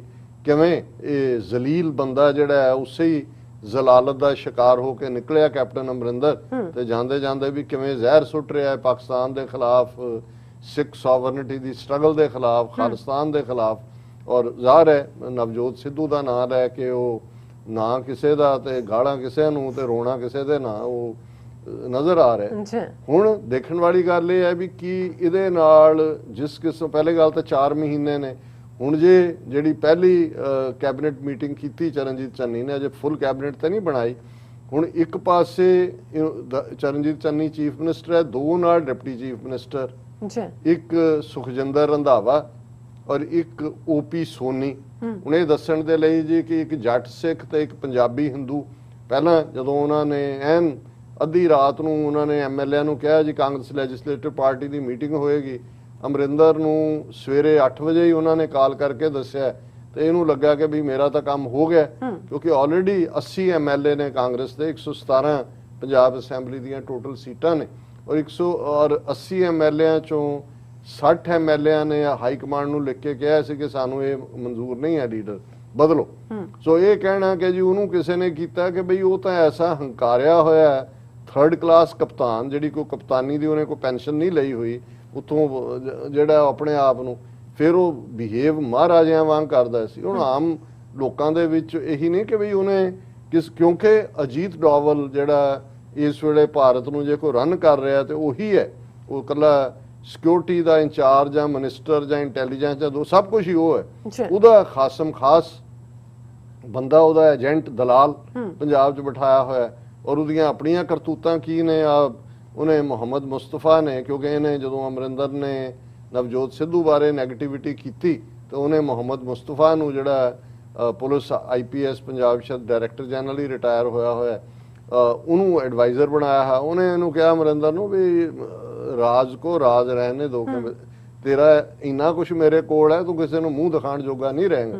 ਹੁਣ ਇਸ ਕਿਸਮ ਦੇ ਜਿਹੜੇ ਬਦਕਾਰ ਬਦ ਅਖਲਾਕ ਲੋਕ ਇਨ ਪਾਵਰ ਰਹੇ ਔਰ ਬੀਜੇਪੀ ਦੀ ਹਕੂਮਤ ਦੇ ਚੱਲਦੇ ਆ ਕਿ ਵੀ ਇਹਨਾਂ ਨੂੰ ਕੋਈ ਤੱਤੀ ਵਾਹ ਨਹੀਂ ਲੱਗਣ ਦਿੱਤੀ। ਸੋ ਅਲਟੀਮੇਟਲੀ ਇਹ ਖੇਡ ਜਿਵੇਂ ਮੈਂ ਸ਼ੁਰੂ ਕੀਤੀ ਗੱਲ ਵੀ ਇਹ ਸੂਬੇਦਾਰ ਨੇ, ਬਿਲਕੁਲ ਇੱਕ ਬਦਲ ਗਿਆ, ਚਰਨਜੀਤ ਚੰਨੀ ਆ ਗਿਆ, ਇਹਦੇ ਨਾਲ ਕੋਈ ਫਰਕ ਨਹੀਂ ਪੈਣਾ, ਫਰਕ ਨਹੀਂ ਪੈਣਾ, ਵੋਟਾਂ ਦਾ ਸਿਸਟਮ ਉਸ ਕਿਸਮ ਦਾ। ਔਰ ਲੇਕਿਨ ਜਿਹੜਾ ਇੱਕ ਨੈਗੇਟਿਵਿਟੀ ਮੈਨੂੰ ਜਿਹੜੀ ਚੁੱਭ ਰਹੀ ਸੀ ਕਿ ਇਹ ਕਾਸਟਿਸਟ ਬ੍ਰਾਹਮਣ ਸੁਸਾਇਟੀ, ਜਿੱਥੇ ਯੂਪੀ ਬਿਹਾਰ 'ਚ ਦਲਿਤ ਬੱਚੀਆਂ ਨਾਲ ਕੀ ਹੁੰਦਾ ਹੈ, ਕਿਸ ਹੱਦ ਤੱਕ ਜਾ ਕੇ ਉਸ ਖਿੱਤੇ ਦੇ ਵਿੱਚ ਈਵਨ ਵਿਆਹ ਦੇ ਵੇਲੇ ਉਹ ਘੋੜੀ ਤੇ ਵੀ ਨਹੀਂ ਚੜ ਸਕਦੇ, ਉਹਨਾਂ ਨੇ ਇਹ ਪ੍ਰੈਜ਼ੈਂਟ ਕਰਨ ਦੀ ਕੋਸ਼ਿਸ਼ ਕੀਤੀ ਕਿ ਦੇਖੋ ਜੀ ਪੰਜਾਬ 'ਚ ਕਿੰਨੀ ਵਰਸਟ ਫਾਰਮ 'ਚ ਕਾਸਟ ਸਿਸਟਮ ਹੈ। ਇਹ ਤਾਂ ਬਹੁਤ ਵੱਡਾ ਕੰਮ ਸੋਨੀਆ ਗਾਂਧੀ ਕਾਂਗਰਸ ਨੇ ਕੀਤਾ, ਇੱਕ ਦਲਿਤ ਨੂੰ ਜਿਹੜਾ ਹੈ ਉਹ ਚੀਫ ਮਿਨਿਸਟਰ ਬਣਾ ਦਿੱਤਾ, ਨਹੀਂ ਤਾਂ ਜੱਟਾਂ ਦੀ ਸੁਸਾਇਟੀ ਦੇ ਵਿੱਚ ਤਾਂ ਕੋਈ ਉੱਠ ਹੀ ਨਹੀਂ ਸਕਦਾ। ਹੁਣ ਤੁਸੀਂ ਇਹਦੇ 'ਚ ਕੋਈ ਸ਼ੱਕ ਨਹੀਂ ਹੈ, ਔਰ ਅਸੀਂ ਇਸ ਪਲੇਟਫਾਰਮ ਤੋਂ ਟਾਈਮ ਟੂ ਟਾਈਮ ਡਿਸਕਸ ਵੀ ਕਰਦੇ ਹਾਂ ਕਿ ਇੱਕ ਗੱਲ ਦਾ ਧਿਆਨ ਰਹੇ ਕਿ 4,000 ਸਾਲ ਜੇ ਰਿਗਵੇਦ ਤੋਂ ਅਸੀਂ ਕਾਸਟ ਸਿਸਟਮ ਸ਼ੁਰੂ ਕਰਦੇ ਹਾਂ, ਜਿਹਦੇ 'ਚ ਮੈਂਸ਼ਨ ਹੈ ਬ੍ਰਾਹਮਣਵਾਦ ਦਾ ਇੰਪੈਕਟ ਹੈ, ਬ੍ਰਾਹਮਣ ਕਸ਼ਤਰੀ ਵੈਸ਼ ਸ਼ੂਦਰ ਜ਼ਾਤ ਪਾਤ ਖੜੀ ਕੀਤੀ। ਸਿੱਖੀ 550 ਸਾਲ ਪੁਰਾਣੀ ਹੈ, ਇਹਦੇ 'ਚ ਕੋਈ ਸ਼ੱਕ ਨਹੀਂ ਹੈ ਕਿ ਸਾਡੇ ਚੋਂ ਕੁਛ ਦੀ ਜਿਹੜੀ ਮਾਨਸਿਕਤਾ ਹੈ, ਜ਼ਹਿਨੀਅਤ ਦੇ ਵਿੱਚ ਊਚ ਨੀਚ ਕਿਤੇ ਨਾ, ਪਰ ਜੇ ਮਜ਼ਹਬੀ ਐਂਗਲ ਤੋਂ ਦੇਖੋ, ਗੁਰਦੁਆਰੇ 'ਚ ਕਿਸੇ ਨੂੰ ਕੋਈ ਮੱਥਾ ਟੇਕਣ ਤੋਂ ਨਹੀਂ ਰੋਕਦਾ ਹੈ, ਕੋਈ ਲੰਗਰ ਦੇ ਵਿੱਚ ਸਾਰੇ ਇਕੱਠੇ ਬੈਠ ਕੇ ਹੈ, ਹਰ ਇੱਕ ਦੀ ਜਿਹੜੀ ਹੈ। ਔਰ ਇਹ ਜਾ ਕੇ ਤੁਸੀਂ ਉੱਥੇ ਯੂਪੀ ਬਿਹਾਰ ਦੂਜੇ ਨੂੰ ਕਹੋ ਕਿ ਜੀ ਉਹਨਾਂ ਦਾ ਬ੍ਰਾਹਮਣ ਜਿਹੜਾ ਬੈਠ ਕੇ ਸ਼ੂਦਰ ਦੇ ਨਾਲ ਖਾਏ, ਸਰੋਵਰ ਨੇ ਸਾਂਝੇ। ਔਰ ਇਸ ਗੱਲ ਦਾ ਧਿਆਨ ਰਹੇ ਕਿ ਇਹ ਜਿੰਨਾ, ਔਰ ਇਹ ਬਦਨਾਮ ਕਰ ਰਹੇ ਨੇ ਸਿੱਖ ਧਰਮ ਨੂੰ ਵੀ। ਦੇਖੋ ਜੀ ਗੁਰੂ ਨਾਨਕ ਸਾਹਿਬ ਨੇ ਤਾਂ ਨਹੀਂ ਸੀ ਦਿੱਤਾ ਕਾਸਟ ਸਿਸਟਮ, ਪਰ ਬਹੁਤ ਵਰਸਟ ਫਾਰਮ ਜਗਾ ਜੋ ਫਰਾਡੀਆ ਜਿਹਾ ਪੱਕਾ ਜਿਹੜਾ ਉਹ ਦਕਿਆ ਨੂੰ ਸ਼ਕਲੋਂ ਹੀ ਜਿਹੜਾ ਸ਼ੇਖਰ ਗੁਪਤਾ ਕੱਟ ਦਾ ਕਲਟਰ ਦੇ ਵਿੱਚ ਉਹ ਪੂਰਾ ਹੀ ਕਰ ਰਿਹਾ ਸੀ, ਜੋ ਮੈਟਰੀਮੋਨੀਅਲ ਦਿਖਾ ਰਿਹਾ ਸੀ, ਦੇਖੋ ਜੀ ਇਹ ਕਰ ਰਹੇ ਨੇ। ਉਹਨੂੰ ਕਹੋ ਸ਼ੇਖਰ ਗੁਪਤੇ ਨੂੰ, ਤੂੰ ਆਪਣੀ ਕੁੜੀ ਦਾ ਵਿਆਹ ਅਦਰ ਦੈਨ ਗੁਪਤਿਆਂ ਜਾਂ ਅਗਰਵਾਲਾਂ ਦੇ ਖਾਨਦਾਨ 'ਚ ਕਿਸੇ ਨਾਲ ਕਰੇਗਾ ਜਾਂ ਮੁੰਡੇ ਨੂੰ ਕਰੇਗਾ? ਕੁਝ ਚੀਜ਼ਾਂ ਸਮਾਜਿਕ ਦਾਇਰਾਕਾਰ ਦੇ ਵਿੱਚ ਉਹਦੇ ਨਾਲ ਕੋਈ ਨਫ਼ਰਤ, ਈਵਨ ਜੇ ਤੁਸੀਂ ਦਲਿਤ ਭਾਈਚਾਰੇ ਨੂੰ ਵੀ ਦੇਖੋ, ਜੇ ਅੱਡ-ਅੱਡ ਉਹਨਾਂ ਦੇ ਫਿਰਕੇ ਨੇ, ਉਹਨਾਂ 'ਚ ਕੋਈ ਚਮੜੇ ਦਾ ਕੰਮ ਕਰਨ ਵਾਲਾ ਹੈ, ਕੋਈ ਸਫਾਈ ਦਾ ਕਰਨ ਵਾਲਾ ਹੈ, ਕੋਈ ਕੱਪੜੇ ਜਿਹੜਾ ਉਹ ਜੁਲਾਹਿਆਂ ਦਾ ਕੰਮ, ਕੀ ਉਹ ਇੱਕ ਦੂਸਰੇ ਦੇ ਨਾਲ ਜਿਹੜੇ ਨੇ ਉਹ ਵਿਆਹ ਕਰਦੇ ਨੇ? ਉਹ ਵੀ ਆਪਣੇ ਦਾਇਰੇ 'ਚ ਰਹਿੰਦੇ ਨੇ। ਇਹ ਜ਼ਰੂਰੀ, ਹਾਂ ਜਿਉਂ-ਜਿਉਂ ਵਕਤ ਬੀਤ ਰਿਹਾ ਹੈ, ਨਵੀਂ ਜਨਰੇਸ਼ਨ ਕਿਤੇ ਬਦਲ ਰਿਹਾ ਨੇ, ਦੈਟ ਇਜ਼ ਹੈਪਨਿੰਗ। ਪਰ ਜਿਸ ਅੰਦਾਜ਼ ਦੇ ਵਿੱਚ ਸਿੱਖ ਧਰਮ ਨੂੰ, ਹਾਲਾਂ ਹਕੀਕਤ ਇਹ ਹੈ ਵੀ ਜੇ ਅਸੀਂ ਈਵਨ ਅੱਜ ਦੀ ਗੱਲ ਵੀ ਕਰੀਏ, ਕੱਲਾ ਇਹੀ ਨਹੀਂ ਕਿ ਵੀ ਚਰਨਜੀਤ ਚੰਨੀ ਚੀਫ ਮਿਨਿਸਟਰ ਬਣਿਆ, ਕਿਸੇ ਇੱਕ ਵੀ ਸਿੱਖ ਨੇ ਕਿਹਾ ਹੋਏ ਕਿ ਜੀ ਇੱਕ ਦਲਿਤ ਨੂੰ ਕਿਉਂ ਬਣਾਇਆ। ਪੰਜਾਬ ਦੇ ਵਿੱਚ ਪੰਜਾਬ ਅਸੈਂਬਲੀ 'ਚ ਜਿਹੜਾ ਲੀਡਰ ਆਫ ਦਾ ਆਪੋਜੀਸ਼ਨ ਹੈ ਹਰਪਾਲ ਸਿੰਘ ਚੀਮਾ, ਉਹ ਵੀ ਇੱਕ ਦਲਿਤ ਭਾਈਚਾਰੇ ਨਾਲ ਸੰਬੰਧਿਤ ਹੈ। ਮਜ਼ਹਬੀ ਦੁਨੀਆ 'ਚ ਕਹਿਣਾ ਹੋਇਆ, ਹਾਲਾਂ ਮੈਂ ਕਹਿਣਾ ਨਹੀਂ ਚਾਹੁੰਦਾ, ਪਰ ਅੱਜ ਮੈਂ ਇੰਨਾ ਪਰਟਰਬਡ ਵੀ ਹੋਇਆ ਇਹ ਸਾਰੀ ਡਿਬੇਟ ਤੋਂ। ਹੁਣ ਅਕਾਲ ਤਖਤ ਸਾਹਿਬ ਦੇ ਜਥੇਦਾਰ ਐਕਟਿੰਗ ਜਿਹੜੇ ਬਣਾਏ ਹੋਏ ਨੇ ਗਿਆਨੀ ਹਰਪ੍ਰੀਤ ਸਿੰਘ, ਉਹਨਾਂ ਦਾ ਸੰਬੰਧ ਦਲਿਤ ਭਾਈਚਾਰੇ ਨਾਲ। ਹੁਣ ਜੇ ਸ਼੍ਰੋਮਣੀ ਕਮੇਟੀ ਦੇ 15,000 ਮੁਲਾਜ਼ਮ ਨੇ, ਉਹਨਾਂ 'ਚੋਂ 8 ਤੋਂ 10,000 ਜਿਹੜੇ ਨੇ ਉਹ ਦਲਿਤ ਭਾਈਚਾਰੇ ਦੇ ਹੋਣਗੇ। ਜੇ ਮਜ਼ਹਬੀ ਤੌਰ ਦੇ ਉੱਤੇ ਨਫ਼ਰਤ ਹੋਏ ਜਾਂ ਹਾਂ ਸੋਸ਼ਲੀ ਵੋਟਾਂ ਲੈਣ ਲਈ ਕਾਂਗਰਸ ਨੇ ਹਰੀਜਨ ਦਾ ਸਟੰਟ ਖੜਾ ਕੀਤਾ, ਗੁਰਦੁਆਰੇ ਬਣਾਉਣ ਲਈ ਅੱਡ ਪੈਸੇ ਨਹੀਂ ਸੀ ਦੇ ਸਕਦੇ, ਉਹਨਾਂ ਨੇ ਕੈਰੋਂ ਦੇ ਜ਼ਮਾਨੇ, ਗੋਪੀ ਚੰਦ ਭਾਰਗਵ ਦੇ ਜ਼ਮਾਨੇ ਤੋਂ ਧਰਮਸ਼ਾਲਾਵਾਂ ਪਿੰਡਾਂ 'ਚ, ਦਲਿਤ ਧਰਮਸ਼ਾਲਾ, ਹਰੀਜਨ ਧਰਮਸ਼ਾਲਾ ਉਹਨੂੰ ਕਹਿੰਦੇ ਸੀ, ਉਹਦੇ 'ਚ ਉਹਨਾਂ ਨੇ ਮੂਰਤੀਆਂ ਰੱਖਣੀਆਂ ਸ਼ੁਰੂ, ਉਹ ਗੁਰਦੁਆਰੇ ਬਣਨੇ ਸ਼ੁਰੂ ਹੋ ਗਏ ਅੱਡ। ਇਹਦੇ 'ਚ ਕੋਈ ਸ਼ੱਕ ਨਹੀਂ ਹੈ ਕਿ ਇਕਨੋਮਿਕਲ ਤੁਹਾਡੀ ਪ੍ਰੋਸਪੈਰਿਟੀ ਮੇਸ਼ਰ ਉਹ ਡਿਸਾਈਡ। ਹੁਣ ਅੱਜ ਇਹ ਸ਼ੇਖਰ ਗੁਪਤਾ ਦੂਜੇ ਕਹਿ ਰਹੇ ਸੀ ਜੀ ਰਣਜੀਤ ਸਿੰਘ ਦੇ ਪੀਰੀਅਡ 'ਚ, ਕਿਉਂਕਿ ਉਹ ਭਾਵੇਂ ਕੁਛ ਸੀ, ਉਹ ਵੱਡੇ ਵੱਡੇ ਜਰਨੈਲਾਂ ਨੂੰ ਜ਼ਮੀਨਾਂ ਦੇ ਦਿੱਤੀਆਂ ਔਰ ਉਹ ਜ਼ਮੀਂਦਾਰ ਬਣ ਗਏ। ਦੂਜੇ ਜਿਹੜਾ ਅੱਜ ਦਾ ਪੰਜਾਬ ਹੈ, ਮਹਾਰਾਜਾ ਰਣਜੀਤ ਸਿੰਘ ਦਾ ਰਾਜ ਤਾਂ ਸਤਲੁਜ ਤੇ ਆ ਕੇ ਮੁੱਕ ਜਾਂਦਾ ਸੀ। ਆ ਸਾਰਾ ਮਾਲਵਾ ਜਿਹਦੇ 'ਚ ਕਿ ਜ਼ਮੀਨ ਵਾਹੁਣ ਵਾਲੇ ਨੂੰ ਜ਼ਮੀਨ ਦਾ ਹੱਕ ਬੰਦਾ ਸਿੰਘ ਬਹਾਦਰ ਨੇ ਦਿੱਤਾ ਹੈ, ਇਹ ਤਾਂ ਸਾਰਾ ਸਤਲੁਜ ਪਾਰ ਮਹਾਰਾਜਾ ਰਣਜੀਤ ਸਿੰਘ ਦੇ ਰਾਜ ਦਾ ਹਿੱਸਾ ਹੀ ਨਹੀਂ ਸੀ। ਔਰ ਈਵਨ ਜਿਹੜਾ ਦੁਆਬਾ ਹੈ, ਜਲੰਧਰ ਔਰ ਕਪੂਰਥਲਾ ਔਰ ਫਗਵਾੜਾ, ਇਹ ਕਪੂਰਥਲਾ ਮਹਾਰਾਜਾ ਦੀ ਰਿਆਸਤ ਸੀ ਜਿਹੜੀ 1948 ਤੱਕ ਰਹੀ। ਲੇਕਿਨ ਮਤਲਬ ਤੁਸੀਂ ਇਹ ਦੇਖੋ ਕਿ ਵੀ ਉਹ ਕਿਵੇਂ ਉਸ ਸਾਰੇ ਨੂੰ ਇੱਕ ਪਾਸੇ, ਔਰ ਜਦੋਂ ਤੱਲਣ ਵਾਲਾ ਵਾਕਿਆ ਜਲੰਧਰ 'ਚ ਹੋਇਆ ਸੀ, ਅਸੀਂ ਉਦੋਂ ਵੀ ਇਹ ਕਿਹਾ ਸੀ ਕਿ ਇਹ ਇਹਨਾਂ ਨੇ ਪੰਜਾਬ ਦੇ ਵਿੱਚ ਸਿੱਖਾਂ ਦੇ ਵਿਚਾਲੇ ਸਿਰ ਫਟੋਲ ਕਰਾਉਣ ਲਈ, ਇੱਕ ਜ਼ਾਤ ਬੇਸਡ ਕਰਨ ਦੇ ਲਈ ਉਸ ਨੂੰ ਟ੍ਰਾਇਲ ਬੈਲੂਨ ਦੇ ਤੌਰ ਤੇ ਦੇਖ ਲਿਆ। ਔਰ ਅਸੀਂ ਦੇਖ ਰਹੇ ਹਾਂ ਵੀ ਆਉਣ ਵਾਲੇ ਦਿਨਾਂ 'ਚ ਇਹ ਜਿਹੜੀ ਸਾਰੀ ਨਫ਼ਰਤ ਦੀ ਅੱਗ ਹੈ ਉਹ ਕਿੱਧਰ ਨੂੰ ਤੋੜਨਗੇ। ਹਾਲਾਂ ਉਹਦੇ 'ਚ ਕੋਈ ਸ਼ੱਕ ਨਹੀਂ ਹੈ ਕਿ ਵੀ ਹਰ ਕੋਈ ਆਪਣੀਆਂ ਵੋਟਾਂ ਗਿਣਨ ਤੇ ਲੱਗਾ ਹੋਇਆ। ਹੁਣ ਬਹੁਜਨ ਸਮਾਜ ਵਾਲਿਆਂ ਨੂੰ ਵੀ ਲੱਗਾ ਹੈ ਕਿ ਜੀ ਅਸੀਂ ਤਾਂ ਅਕਾਲੀਆਂ ਨਾਲ ਮਾਇਆਵਤੀ ਨੂੰ ਸਮਝੌਤਾ ਕਿ ਇਹ ਤਾਂ ਦਲਿਤ ਵੋਟ। ਸੋ ਸਾਰੇ ਇਸ ਕਿਸਮ ਦੀ ਘਟੀਆ ਪੋਲਿਟਿਕਸ ਚੋਂ ਆਪਣੀਆਂ ਵੋਟਾਂ ਕੱਢਣ ਦੀ ਕੋਸ਼ਿਸ਼ ਕਰ ਰਹੇ ਨੇ, ਪਰ ਕਿਤੇ ਨਾ ਕਿਤੇ ਇਹ ਆਉਣ ਵਾਲੇ ਪੀਰੀਅਡ 'ਚ ਨਫ਼ਰਤ ਵੱਲ ਵੀ ਤੋਰ ਸਕਦਾ ਹੈ। ਔਰ ਮੈਂ ਤਾਂ ਇਸ ਦੇ ਉੱਤੇ ਇਹ ਨਹੀਂ ਹੈ, ਬਹੁਤ ਸਾਰਿਆਂ ਨੇ ਤਾਂ ਅਸੀਂ ਤਾਂ ਕਿਸੇ ਤੋਂ ਵੋਟਾਂ ਨਹੀਂ ਲੈਣੀਆਂ ਹੈ, ਲੇਕਿਨ ਮੇਰਾ ਹਮੇਸ਼ਾ ਇੱਕ ਕਨਵਿਕਸ਼ਨ ਵੀ ਹੈ, ਫੇਥ ਵੀ ਹੈ ਕਿ 6 of the ਦਲਿਤਸ by the ਦਲਿਤਸ for ਦਾ ਦਲਿਤਸ। ਉਹ ਇਹਨਾਂ ਸੀਟਾਂ ਦੇ ਨਾਲ ਜੁੜੀ ਹੋਈ ਗੱਲ ਨਹੀਂ ਹੈ, ਸਾਡੀ ਜ਼ਹਿਨੀਅਤ ਦੇ ਵਿੱਚ। ਔਰ ਮੈਂ ਹਮੇਸ਼ਾ ਸਮਝਦਾ ਹਾਂ ਵੀ ਜਦੋਂ ਤੱਕ ਅਸੀਂ ਜ਼ਾਤ ਪਾਤ ਨੂੰ ਵਿਚਾਰੇ ਬਿਨਾਂ ਜਿਹੜਾ ਉਹ ਆਪਣੇ ਬੱਚੇ ਬੱਚੀਆਂ ਦੇ ਰਿਸ਼ਤੇ ਨਹੀਂ ਕਰਦੇ, ਉਹਨਾਂ ਦੇ ਜਿਹੜੇ ਨੇ ਉਹ ਜਿਹਨੂੰ ਰੋਟੀ ਬੇਟੀ ਦੀ ਸਾਂਝ ਕਹਿੰਦੇ ਆ, ਉਹ ਤੁਸੀਂ ਆਪਣੇ ਲਾਸਟ ਨੇਮ ਨਾਲ ਲਿਖ ਲਿਆ ਨਹੀਂ ਲਿਖਿਆ, ਇਹ ਕੋਈ ਉਹਦਾ ਫਰਕ ਨਹੀਂ ਹੁੰਦਾ। ਔਰ ਇਹ ਜਿਹੜਾ ਵਕਤ ਲੱਗਦਾ, ਜਿਹੜਾ 4000 ਸਾਲ ਦੇ ਇੰਪੈਕਟ ਨੇ, ਬਹੁਤ ਕੁਝ ਬਦਲ ਰਿਹਾ ਹੈ। ਬਹੁਤ ਸਾਰੀਆਂ ਜਿਹੜੀਆਂ ਅਸੀਂ ਸਾਂਝਾਂ ਦੀ, ਜੇ ਤੁਸੀਂ ਜੇ ਕੰਪੈਰੀਜ਼ਨ ਕਰਨਾ ਤੇ ਪੰਜਾਬ ਦੀ ਸੁਸਾਇਟੀ ਜਿੱਥੇ ਜ਼ਾਹਰ ਹੈ ਸਿੱਖ ਮੈਜੋਰਿਟੀ ਨੇ, ਔਰ ਬਾਕੀ ਭਾਰਤ ਦੇ ਵਿੱਚ ਦਲਿਤਾਂ ਦੇ ਨਾਲ ਯੂਪੀ ਬਿਹਾਰ, ਯੂਪੀ 'ਚ ਤਾਂ ਮਾਇਆਵਤੀ ਕਿੰਨੀ ਵਾਰ ਚੀਫ ਮਿਨਿਸਟਰ ਰਹੀ ਹੈ, ਉੱਥੇ ਤੁਸੀਂ ਇਕੁਆਲਿਟੀ ਕਰ ਦਿਓ, ਉੱਥੇ ਉਹਨਾਂ ਦੇ ਜਿਹੜਾ ਉਹਨਾਂ ਨੂੰ ਦੱਸ ਦਿਓ ਕਿ ਵੀ ਉਹਨਾਂ ਦੀ ਕੀ ਹੈ ਔਰ ਬਾਕੀ ਭਾਰਤ 'ਚ ਕੀ ਹੈ।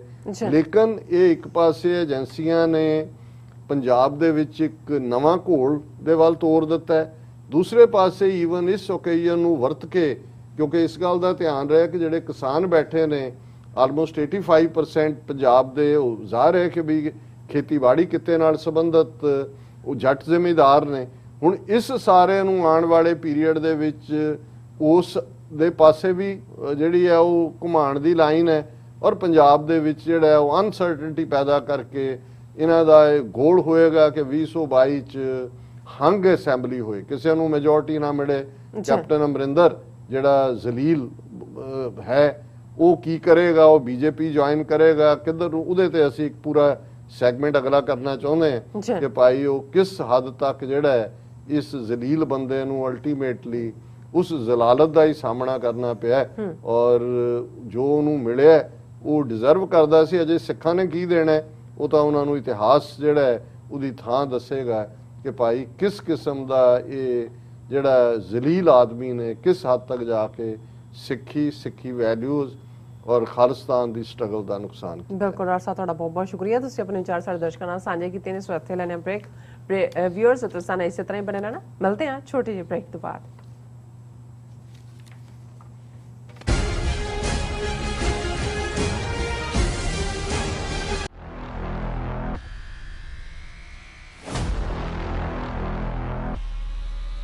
ਭਾਜਪਾ ਦੀ ਕੇਂਦਰ ਸਰਕਾਰ ਵੱਲੋਂ ਬਣਾਏ ਗਏ ਖੇਤੀ ਕਾਨੂੰਨਾਂ ਵਿਰੁੱਧ ਭਾਰਤ ਦੀ ਰਾਜਧਾਨੀ ਦਿੱਲੀ ਦੀਆਂ ਸਰਹੱਦਾਂ ਤੇ ਪਿਛਲੇ 10 ਮਹੀਨਿਆਂ ਤੋਂ ਚੱਲਦੇ ਆ ਰਹੇ ਕਿਸਾਨ ਅੰਦੋਲਨ ਨੇ ਦੁਨੀਆ ਦੇ ਇਤਿਹਾਸ ਵਿੱਚ ਅਹਿਮ ਦਰਜਾ ਹਾਸਲ ਕੀਤਾ ਹੈ। ਇਸ ਅੰਦੋਲਨ ਨੂੰ ਇਹ ਦਰਜਾ ਐਵੇਂ ਹਾਸਲ ਨਹੀਂ ਹੋਇਆ। ਪੰਜਾਬ ਦੀ ਅਗਵਾਈ, ਇਸ ਖਿੱਤੇ ਦੀ ਵਿਸ਼ੇਸ਼ ਵਿਚਾਰਧਾਰਾ, ਇਤਿਹਾਸ ਅਤੇ ਸੱਭਿਆਚਾਰ ਇਸ ਅੰਦੋਲਨ ਦੀ ਵੱਡੀ ਸ਼ਕਤੀ ਬਣੇ। 600 ਤੋਂ ਵੱਧ ਕਿਸਾਨਾਂ ਮਜ਼ਦੂਰਾਂ ਨੇ ਆਪਣੀਆਂ ਜਾਨਾਂ ਇਸ ਅੰਦੋਲਨ 'ਚ ਕੁਰਬਾਨ ਕੀਤੀਆਂ। ਹਜ਼ਾਰਾਂ ਕਰੋੜ ਰੁਪਏ ਕੀਮਤੀ ਸਮਾਂ ਅਤੇ ਸ਼ਕਤੀ ਇਸ ਅੰਦੋਲਨ ਦੀ ਭੇਟ ਚੜਿਆ, ਤਾਂ ਜਾ ਕੇ ਇਸ ਅੰਦੋਲਨ ਨੂੰ ਵਿਸ਼ਵ ਦੇ ਇਤਿਹਾਸ ਵਿੱਚ ਵਿਸ਼ੇਸ਼ ਪਛਾਣ ਮਿਲੀ ਹੈ। ਅੰਦੋਲਨ 'ਚ ਜਾਨਾਂ ਵਾਰਨ ਵਾਲੇ ਕਿਸਾਨਾਂ ਦੇ ਜੀਵਨ ਬਾਰੇ voice of Khalsa production group ਵੱਲੋਂ ਇੱਕ ਲੜੀਵਾਰ ਪ੍ਰੋਗਰਾਮ ਕਿਸਾਨ ਯੋਧਿਆਂ ਦੀ ਦਾਸਤਾਨ ਦੇਖੋ ਬੁੱਧਵਾਰ ਸ਼ਾਮ 7:30 ਵਜੇ। ਇਹ ਪ੍ਰੋਗਰਾਮ ਵੇਖਣ ਲਈ ਤੁਸੀਂ voice of Khalsa news Facebook page ਤੇ voice of Khalsa TV YouTube ਦੇ ਨਾਲ ਜੁੜੇ ਰਹਿਣਾ। ਇਸ ਪ੍ਰੋਗਰਾਮ ਨੂੰ ਸਪਾਂਸਰ ਕਰਨ ਲਈ ਤੁਸੀਂ ਸਾਡੇ USA ਦੇ ਫੋਨ ਨੰਬਰ 917 225 2798 ਤੇ ਸੰਪਰਕ ਕਰ ਸਕਦੇ ਹੋ। ਸਿਗਨੇਚਰ ਟਰੱਕ ਸਰਵਿਸ ਰਾਊਟ 81 ਉੱਤੇ ਐਗਜ਼ਿਟ 235 ਤੇ ਟਰੱਕਰ ਵੀਰਾਂ ਲਈ 24 ਘੰਟੇ ਰੋਡ ਸਰਵਿਸ ਦੀ ਸੁਵਿਧਾ ਮੌਜੂਦ। Heavy duty repair, oil change, ਪੁਰਾਣੇ ਅਤੇ ਨਵੇਂ tyre, computer diagnostic, DPF cleaning, brake service ਜਾਂ ਰਸਤੇ ਵਿੱਚ ਆਈ ਹਰ ਤਰ੍ਹਾਂ ਦੀ ਰਿਪੇਅਰ ਪ੍ਰੋਫੈਸ਼ਨਲ ਟੀਮ ਵੱਲੋਂ ਕੀਤੀ ਜਾਂਦੀ ਹੈ। ਬ੍ਰੇਕਫਾਸਟ, ਲੰਚ ਅਤੇ ਡਿਨਰ ਲਈ ਪੰਜਾਬੀ ਢਾਬੇ ਦਾ ਆਨੰਦ ਵੀ ਮਾਣੋ। ਡਰਾਈਵਰ ਅਤੇ ਟਰੱਕ ਆਪਰੇਟਰ ਵੀਰ ਡਿਸਪੈਚ ਦੀ ਸਰਵਿਸ ਲਈ ਸਾਡੇ ਨਾਲ ਸੰਪਰਕ ਕਰਨ। Signature truck service 58 triangle drive, Weyers Cave, Virginia 24486।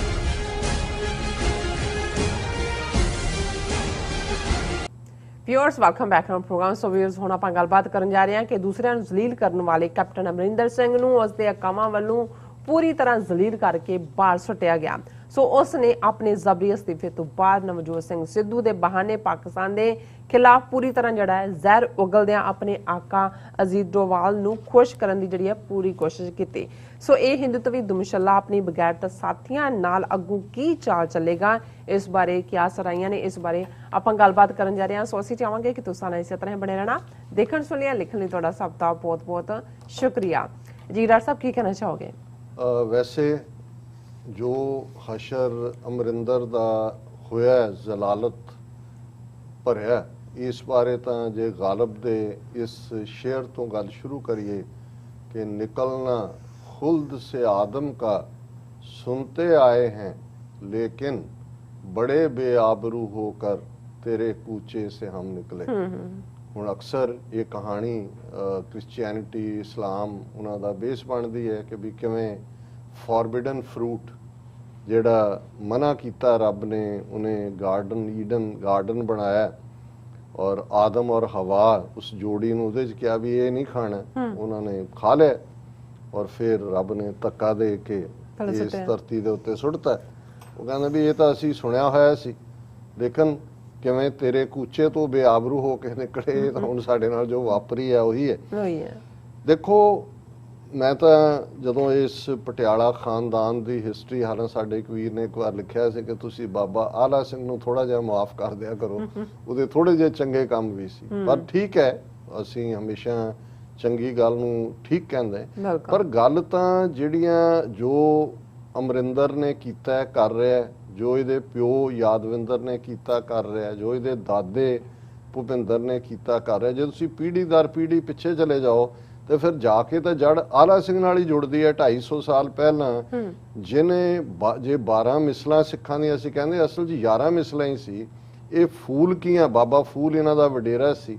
ਉਹ ਜਿਹੜੇ ਨੇ ਇਹ ਹਮੇਸ਼ਾ ਮੁਗਲਾਂ ਨਾਲ ਵੀ ਰੱਖਦੇ ਸੀ, ਤੇ ਜੇ ਅਬਦਾਲੀ ਆ ਗਿਆ ਤੇ ਉਹ ਅਬਦਾਲੀ ਦੇ ਨਾਲ ਵੀ ਕੋਆਪਰੇਟ ਕਰਦੇ ਸੀ, ਔਰ ਈਵਨ ਉਹਨਾਂ ਦੇ ਰਾਜ 'ਚ ਆਪਣਾ ਸਿੱਕਾ ਵੀ ਚਲਾਉਂਦੇ ਸੀ। ਉਹਦੀ ਦਿੱਤੀ ਜਿਹੜੀ ਹੈ ਉਹ ਰਾਜੇ ਦਾ, ਹੁਣ ਰਾਜਾ ਆਲਾ ਸਿੰਘ ਦਾ ਵਡੇਰਾ, ਰਾਜੇ ਦਾ ਟਾਈਟਲ ਕੋਈ ਪੰਜਾਬ ਦੇ ਲੋਕਾਂ ਨੇ ਨਹੀਂ ਦਿੱਤਾ ਜਾਂ ਸਿੱਖਾਂ ਨੇ ਨਹੀਂ ਦਿੱਤਾ, ਇਹ ਅਫਗਾਨ ਉਸ ਕਿੰਗਡਮ 'ਚੋਂ ਨਿਕਲਿਆ। ਸੋ ਜ਼ਾਹਿਰ ਹੈ ਕਿ ਵੀ ਇਹਨਾਂ ਦਾ ਜੇ ਇਹਨਾਂ ਨੇ ਸਿੱਖੀ ਰੂਪ ਵੀ ਰੱਖਿਆ ਹੈ, ਇਹ ਸਿਰਫ ਸਕੇ ਨੇ ਆਪਣੇ ਆਪ ਲਈ, ਆਪਣੇ ਲਈ, ਔਰ ਇਹਨਾਂ ਨੇ ਆਪਣੇ ਲੋਕਾਂ ਦੇ ਨਾਲ, ਇਹ ਨਹੀਂ ਹੈ ਕਿ ਮੁਗਲਾਂ ਜਾਂ ਅਫਗਾਨਾਂ ਦੇ ਵੇੜੇ ਇਹ ਆਪਣੇ ਲੋਕਾਂ ਦੇ ਇੰਟਰਸਟ ਦੇ ਖਿਲਾਫ ਭੁਗਤੇ ਅੰਗਰੇਜ਼। ਬਿਲਕੁਲ, ਤੁਸੀਂ ਦੇਖੋ ਵੀ ਇੱਕ ਪਾਸੇ ਸਿੱਖ ਪੰਜਾਬ ਦੀ ਆਜ਼ਾਦੀ ਲਈ ਲੜ ਰਹੇ ਨੇ ਅੰਗਰੇਜ਼ਾਂ ਦੇ ਖਿਲਾਫ, ਤੇ ਇਹਨਾਂ ਦੇ ਵਡੇਰੇ ਜਿਹੜੇ ਨੇ ਅੰਗਰੇਜ਼ਾਂ ਦੀ ਮਦਦ ਕਰ ਰਹੇ ਨੇ। ਮਹਾਰਾਜਾ ਰਣਜੀਤ ਸਿੰਘ ਦਾ ਡ੍ਰੀਮ ਜਮਨਾ ਤੱਕ ਪੰਜਾਬ ਦੀਆਂ ਹੱਦਾਂ ਲਿਜਾਣ ਦਾ ਸੀ। ਇਹ ਸਤਲੁਜ ਪਾਰ ਦੀਆਂ ਰਿਆਸਤਾਂ ਵਾਲੇ ਪਟਿਆਲਾ, ਨਾਭਾ, ਫਰੀਦਕੋਟ ਅੰਗਰੇਜ਼ਾਂ ਦੀ ਸ਼ੈਲਟਰ 'ਚ ਚਲੇ ਗਏ। ਫਿਰ ਤੁਸੀਂ 47 ਤੋਂ ਬਾਅਦ ਇਹਦੇ ਪਿਓ ਦੀ ਕਰਤੂਤ ਦੇਖੋ। 570 ਦੇ ਕਰੀਬ ਚੈਂਬਰ ਆਫ ਪ੍ਰਿੰਸਿਸ ਦੇ 1/3 ਇੰਡੀਆ ਜਿਹੜਾ ਉਹ ਰਾਜਿਆਂ ਮਹਾਰਾਜਿਆਂ ਦੇ ਕੋਲ ਹੀ ਸੀ। ਇਹਦਾ ਜਿਹੜਾ ਪਿਓ ਹੈ ਯਾਦਵਿੰਦਰ, ਉਹ ਚਾਂਸਲਰ ਸੀ ਚੈਂਬਰ ਆਫ ਪ੍ਰਿੰਸਿਸ ਦਾ। ਸਭ ਤੋਂ ਬਾਕੀ ਕੋਈ ਸੈਸ਼ਨ ਸੱਦੇ ਬਿਨਾ, ਬਾਕੀਆਂ ਦੀ ਰਾਏ ਲਏ ਬਿਨਾ ਇਹਨੇ ਸਭ ਤੋਂ ਪਹਿਲਾਂ ਆਪਣੀ ਸਟੇਟ ਜਿਹੜੀ ਹੈ ਉਹ ਭਾਰਤੀ ਯੂਨੀਅਨ 'ਚ ਮਰਜ ਕੀਤੀ, ਇਹ ਬਿਨਾ ਦੇਖਿਆ। ਔਰ ਕਾਇਦੇ ਆਜ਼ਮ ਮੁਹੰਮਦ ਅਲੀ ਜਿਨ੍ਹਾਂ ਪਟਿਆਲੇ ਵੀ ਗਏ, ਇਹਨੂੰ ਨਾਲ ਲਿਆਕਤ ਅਲੀ ਨੂੰ ਲੈ ਕੇ ਕਿ ਭਾਈ ਬਣਾ ਲਓ ਕੁਝ ਸਿੱਖਾਂ ਦਾ, ਕਿ ਭਾਈ ਆ ਹੋ ਸਕਦਾ। ਸੋ ਉਹ ਵੀ ਚੁਗਲਖੋਰ, ਹਾਲਾਂਕਿ ਇਹਦੇ ਪਿਓ ਨੂੰ ਵੀ ਯਾਦਵਿੰਦਰ ਨੂੰ ਜ਼ਲੀਲ ਕਰਕੇ ਉੱਥੇ ਐਂਬੈਸਡਰ ਲਾਇਆ ਹੋਇਆ ਸੀ ਆਸਟ੍ਰੇਲੀਆ 'ਚ, ਕਿ ਕਿੱਥੇ ਯੂਰਪ ਦੀ ਕਿਸੇ ਕੰਟਰੀ 'ਚ ਸੀ, ਔਰ ਬਾਅਦ ਚਾਰਜ ਲਾਇਆ ਵੀ ਫਰਨੀਚਰ ਵੇਚਿਆ, ਉਹ ਤਾਂ ਹਾਰਟ ਅਟੈਕ ਦੇ ਨਾਲ ਥੱਲੇ ਜ਼ਲਾਲਤ 'ਚ ਮਰਿਆ। ਇਹੀ ਹਾਲ ਇਹਦਾ ਰਿਹਾ 4 ਵਾਰੀ 5 ਵਾਰੀ, ਕਦੇ ਅਕਾਲੀ ਬਣਿਆ, ਕਦੇ ਇੰਦਰਾ ਗਾਂਧੀ ਦੇ ਨਾਲ, ਕਦੇ ਆਪਣੀ ਪਾਰਟੀ ਬਣਾਈ, ਕਦੇ ਦੂਜਾ। ਇੱਕ ਸਟੇਜ ਤੇ ਤੁਸੀਂ ਜੂਨ 84 ਤੋਂ ਬਾਅਦ ਦੀਆਂ ਇਹਦੀਆਂ ਸਟੇਟਮੈਂਟਾਂ ਕੱਢ ਲਓ ਕਿ ਜੋ ਕੁਝ ਸਿੱਖਾਂ ਨਾਲ ਹੋਇਆ, ਹਮਲਾ ਦਰਬਾਰ ਸਾਹਿਬ, ਕੱਲਾ ਇੰਡੀਅਨ ਗਵਰਨਮੈਂਟ ਨਹੀਂ, ਪੰਜਾਬ ਦੇ ਹਿੰਦੂਆਂ ਦਾ ਇਸ ਦੇ ਵਿੱਚ ਵੱਡਾ ਰੋਲ ਹੈ। ਉਹਦੀਆਂ ਅੱਜ ਸਾਰੇ ਸੋਸ਼ਲ ਮੀਡੀਆ ਤੇ ਚੱਲ ਰਹੀਆਂ ਸੀ ਸਟੇਟਮੈਂਟ। ਲੇਕਿਨ ਸਤਾ ਦੀ ਭੁੱਖ, ਤਾਕਤ ਦੀ ਭੁੱਖ ਨੇ ਇਹਨੂੰ ਕਿਸ ਕਦਰ ਜ਼ਲਾਲਤ ਵੱਲ ਧੱਕਿਆ। ਜਿਹੜਾ ਇਹਦਾ ਪਹਿਲੀ ਟਰਮ ਸੀ ਚੀਫ ਮਿਨਿਸਟਰ ਦੀ 2004 ਵਾਲੇ, 2000 ਜਦੋਂ ਇਹ ਮਨਮੋਹਨ ਸਿੰਘ ਬਾਅਦ ਚ ਸ਼ਾਇਦ 2003 ਦੇ ਵਿੱਚ ਇਹ ਬਣਦਾ, ਔਰ ਉਦੋਂ ਇਹਨੇ ਚੰਗਾ ਕੰਮ ਕੀਤਾ। Termination of water agreements act ਬਣਾਇਆ। ਅੰਮ੍ਰਿਤਸਰ ਦਰਬਾਰ ਸਾਹਿਬ ਦੇ ਦਰਸ਼ਨਾਂ ਲਈ 17 ਵਾਰ ਗਿਆ ਹੈ 5 ਸਾਲ 'ਚ, ਇੱਕ ਵਾਰ ਵੀ ਦੁਰਗਿਆਣਾ ਮੰਦਿਰ ਨਹੀਂ ਗਿਆ, ਕਿਉਂਕਿ ਉਦੋਂ ਤੱਕ ਇਹਨੂੰ ਲੱਗਦਾ ਸੀ ਕਿ ਵੀ ਮੈਂ, ਫਿਰ ਇਹਨੂੰ ਦੇਖਿਆ ਕਿ ਵੀ ਇਹ ਤਾਂ ਜੇ ਹਿੰਦੂਆਂ ਨੂੰ ਖੁਸ਼ ਨਾ ਕਰੀਏ ਜਾਂ ਦਿੱਲੀ ਵਾਲਿਆਂ ਦੇ ਅੱਗੇ ਗੋਡੇ ਟੇਕ ਕੇ ਨੱਕ ਨਾ ਰਗੜੀਏ ਤੇ ਐਕਸੈਪਟੈਂਸ ਨਹੀਂ ਹੁੰਦੀ। ਫਿਰ ਇਹਨੇ ਜਿੰਨਾ ਸਿੱਖਾਂ ਨੂੰ ਜ਼ਲੀਲ ਕੀਤਾ ਹੈ। ਔਰ ਜੇ ਇਹਦੇ ਇਸ ਪੀਰੀਅਡ ਦਾ ਹੀ ਤੁਸੀਂ ਦੇਖ ਲਓ, ਕਰੰਟ ਚੀਫ ਮਿਨਿਸਟਰੀ ਦੇ ਵੇਲੇ ਕਿਵੇਂ ਜਿਹੜਾ ਉਹ ਨੌਜਵਾਨਾਂ ਨੂੰ ਚੁੱਕ ਚੁੱਕ ਕੇ ਜੇਲ੍ਹਾਂ ਦੇ ਅੰਦਰ ਖਾਲਿਸਤਾਨ ਦੇ ਖਿਲਾਫ, ਬਾਹਰਲੇ ਸਿੱਖਾਂ ਦੇ ਖਿਲਾਫ, ਕੈਨੇਡਾ ਦੇ ਮੈਂਬਰ ਪਾਰਲੀਮੈਂਟ 18-19 ਨੂੰ ਖਾਲਿਸਤਾਨੀ ਕਹਿਣਾ, ਹਰਜੀਤ ਸਿੰਘ ਸੱਜਣ ਡਿਫੈਂਸ ਮਿਨਿਸਟਰ ਪਹਿਲੀ ਵਾਰ ਇੰਨਾ ਵੱਡਾ ਪ੍ਰਾਈਡ ਕੈਨੇਡਾ ਦਾ ਗਿਆ, ਉਹਨੂੰ ਕਿਵੇਂ ਜ਼ਲੀਲ ਕੀਤਾ। ਜਸਟਿਨ ਟਰੂਡੋ ਜਿਹੜਾ ਆਪਣੀ ਵਾਈਫ ਬੱਚਿਆਂ ਨਾਲ ਇੱਕ ਹੰਬਲ ਡਿਵੋਟੀ ਵਾਂਗ ਦਰਬਾਰ ਸਾਹਿਬ ਔਰ ਦੂਜਾ ਜਾਂਦਾ, ਉਹਨੂੰ ਕਿਵੇਂ ਟਰੀਟ ਕਰਦਾ। ਔਰ ਔਰ ਇਹਦਾ ਹੀ ਆਪਣੇ ਪਾਰਟੀ MLA ਜਿਹੜਾ ਹੁਣ ਜਿਹਨੂੰ ਜਨਰਲ ਸੈਕਟਰੀ ਬਣਾਇਆ ਨਵਜੋਤ ਸਿੱਧੂ ਨੇ ਕਾਂਗਰਸ ਦਾ, ਪ੍ਰਗਟ ਸਿੰਘ, ਉਹਨੇ ਕਿਹਾ ਵੀ ਮੋਦੀ ਖੁਦ ਟਰੂਡੋ ਦੀ ਫੈਮਿਲੀ ਨੂੰ ਰਿਸੀਵ ਕਰਨ 에ਅਰਪੋਰਟ ਤੇ ਜਾਂਦਾ ਹੈ। ਹਰਿਆਣੇ ਦਾ ਚੀਫ ਮਿਨਿਸਟਰ ਮਨੋਹਰ ਲਾਲ ਖੱਟੜ ਉਹਦੇ ਆਨਰ 'ਚ ਡਿਨਰ ਕਰਦਾ, ਪਰ ਇਹ ਅਜੀਤ ਡੋਵਲ ਦੇ ਕਹਿਣ ਦੇ ਉੱਤੇ ਏਜੰਸੀਆਂ ਦੇ ਇਹ ਉਹਨੂੰ ਡਿਸਆਨਰ ਕਰ ਰਿਹਾ ਟਰੂਡੋ ਨੂੰ, ਕਿਉਂਕਿ ਇਹ ਨਾ ਲੱਗੇ ਕਿ ਜੀ ਪੰਜਾਬ ਦੇ ਲੋਕ ਤਾਂ ਵੈਲਕਮ ਕਰਨ ਲਈ ਆਏ ਨੇ। ਫਿਰ ਕੱਲਾ ਇਹ ਨਹੀਂ ਹੈ, ਅਸੀਂ ਕਰਤਾਰਪੁਰ ਸਾਹਿਬ ਕੋਰੀਡੋਰ ਦੇ ਵੇਲੇ ਦੇਖਦੇ ਹਾਂ ਕਿ ਕਿਵੇਂ ਸਭ ਤੋਂ ਇਹਦੇ ਮੂੰਹ ਨੂੰ ਕੁੱਤਾ ਬੰਨ ਕੇ ਉਹਨੇ ਡੋਵਲ ਔਰ ਏਜੰਸੀਆਂ ਨੇ ਛੱਡਤਾ ਕਿ ਜੀ ਇਹ ਕਰਤਾਰਪੁਰ ਕੋਰੀਡੋਰ ਇਹ ਤਾਂ ਦਹਿਸ਼ਤਗਰਦੀ ਦਾ ਬਣ ਜਾਏਗਾ ਅੱਡਾ। ਇਹਦਾ ਜਿਹੜਾ DGP ਦਿਨਕਰ ਗੁਪਤਾ ਜਿਹੜਾ ਇੰਟੈਲੀਜੈਂਸ ਬਿਊਰੋ 'ਚ 15 ਸਾਲ ਰਿਹਾ ਉਹਦੇ ਨਾਲ ਅਜੀਤ ਡੋਵਲ ਨਾਲ, ਉਹ ਕਹਿ ਰਿਹਾ ਕਿ ਜੀ ਇਹ ਤਾਂ ਸਵੇਰੇ ਜੇ ਭਾਵੇਂ ਸ਼ਾਮ ਨੂੰ ਵਾਪਸ ਆਉਣ ਦਾ ਹੋਏ, ਦਹਿਸ਼ਤਗਰਦ ਬਣ ਲਈ ਤਾਂ 6 ਘੰਟੇ ਚਾਹੀਦੇ ਨੇ, ਤੁਹਾਨੂੰ ਬੰਬ ਅਸੈਂਬਲ ਕਰਨਾ ਸਿਖਾ ਦੇਣਗੇ, ਟਾਰਗੇਟ ਦੇ ਉੱਤੇ ਲਾ ਕੇ ਜਿਹੜਾ ਉਹ ਪ੍ਰੈਕਟਿਸ ਕਰਾ ਦੇਣਗੇ ਵੀ ਜਿਹੜਾ ਸਵੇਰੇ ਗਿਆ ਸ਼ਾਮ ਨੂੰ ਦਹਿਸ਼ਤਗਰਦ ਬਣ ਕੇ ਆਏਗਾ ਸਾਹਮਣੇ। ਔਰ ਸਭ ਤੋਂ ਜ਼ਿਆਦਾ ਇਹਨੇ ਵਿਰੋਧ ਕੀਤਾ। ਜੇ ਫਿਰ ਵੀ ਇਸ ਸਭ ਦੇ ਬਾਵਜੂਦ ਇੱਕ ਪ੍ਰੈਸ਼ਰ ਇੰਟਰਨੈਸ਼ਨਲ, ਬਾਬੇ ਦੀ ਕਿਰਪਾ, ਪਾਕਿਸਤਾਨੀ ਹਕੂਮਤ ਦੀ ਗੁੱਡਵਿਲ, ਕਰਤਾਰਪੁਰ ਕੋਰੀਡੋਰ ਬਣ ਜਾਂਦਾ, ਇਹ ਇਨਕਾਰ ਕਰ ਦਿੰਦਾ ਇਨੋਗ੍ਰੇਸ਼ਨ ਵਾਲੇ ਮੌਕੇ ਤੇ ਜਾਣ ਤੋਂ।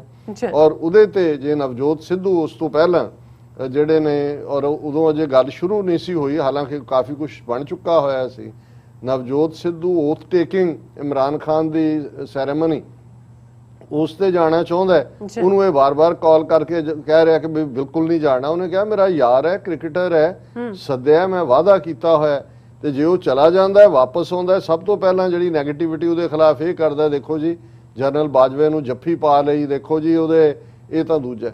ਲੇਕਿਨ ਇਸ ਸਭ ਦੇ ਬਾਵਜੂਦ ਮੈਂ ਸਮਝਦਾ ਬੇਸ਼ੱਕ ਅਸੀਂ ਕੋਈ ਨਵਜੋਤ ਸਿੱਧੂ ਦੇ ਐਡਮਾਇਰਰ ਨਹੀਂ ਆ, ਉਹ ਵੀ ਇੱਕ ਹਲਕਾ ਕਰੈਕਟਰ ਹੈ, ਔਰ ਉਹਨੇ ਵੀ ਉਹ ਜਿਵੇਂ ਕਿਸੇ ਨੇ ਕਿਹਾ ਉੱਥੇ ਪੰਜਾਬ 'ਚ ਕਿ ਵੀ ਇਹ ਪੰਜਾਬ ਪੋਲੀਟਿਕਸ ਦੇ ਰਾਖੀ ਸਾਵੰਤ ਹੈ, ਇਹਨੇ ਉਦਾਂ ਹੀ ਕਿੱਧਰ ਨੂੰ ਜਾਣਾ, ਕਿੱਧਰ ਨੂੰ ਮੂੰਹ ਕਰਕੇ ਕੀ ਕਹਿਣਾ। ਲੇਕਿਨ ਇੱਕ ਗੱਲ ਲਈ ਇਹ ਕ੍ਰੈਡਿਟ ਦੇਣਾ ਬਣਦਾ ਕਿ ਰੋਕਣ ਦੇ ਬਾਵਜੂਦ ਉਹ ਗਿਆ ਵੀ, ਔਰ ਜਿੰਨਾ ਪ੍ਰੈਸ਼ਰ ਅਮਰਿੰਦਰ ਔਰ ਇਹਨਾਂ ਸਾਰਿਆਂ ਦੇ ਮੀਡੀਆ ਨੇ ਉਹਦੇ ਖਿਲਾਫ ਉਹਨੂੰ ਪਾਕਿਸਤਾਨੀ ਏਜੰਟ ਜੋ, ਉਹਨੇ ਨਾ ਆਪਣੀ ਕੋਈ ਸਟੇਟਮੈਂਟ ਰੀਟਰੀਟ ਕੀਤੀ, ਨਾ ਉਹਨੇ ਕੋਈ ਇਮਰਾਨ ਖਾਨ ਦੇ ਖਿਲਾਫ ਕਿਹਾ, ਨਾ ਹੀ ਉਹਨੇ ਕੋਈ ਪਾਕਿਸਤਾਨ ਦੇ ਖਿਲਾਫ, ਉਹਨੇ ਧੜ ਵੱਟ ਲਈ। ਨਹੀਂ ਤਾਂ ਉਹ ਕਰੈਕਟਰ ਜਿਹੜਾ ਉਹ ਮੂੰਹ ਬੰਦ ਰੱਖਣ ਵਾਲਾ ਨਹੀਂ, ਪਰ ਉਹਨੂੰ ਇਹ ਰਿਅਲਾਈਜ਼ ਹੋਇਆ ਵੀ ਇਹ ਤਾਂ ਮੈਨੂੰ ਡੈਮੇਜ ਕਰ ਰਹੇ ਨੇ।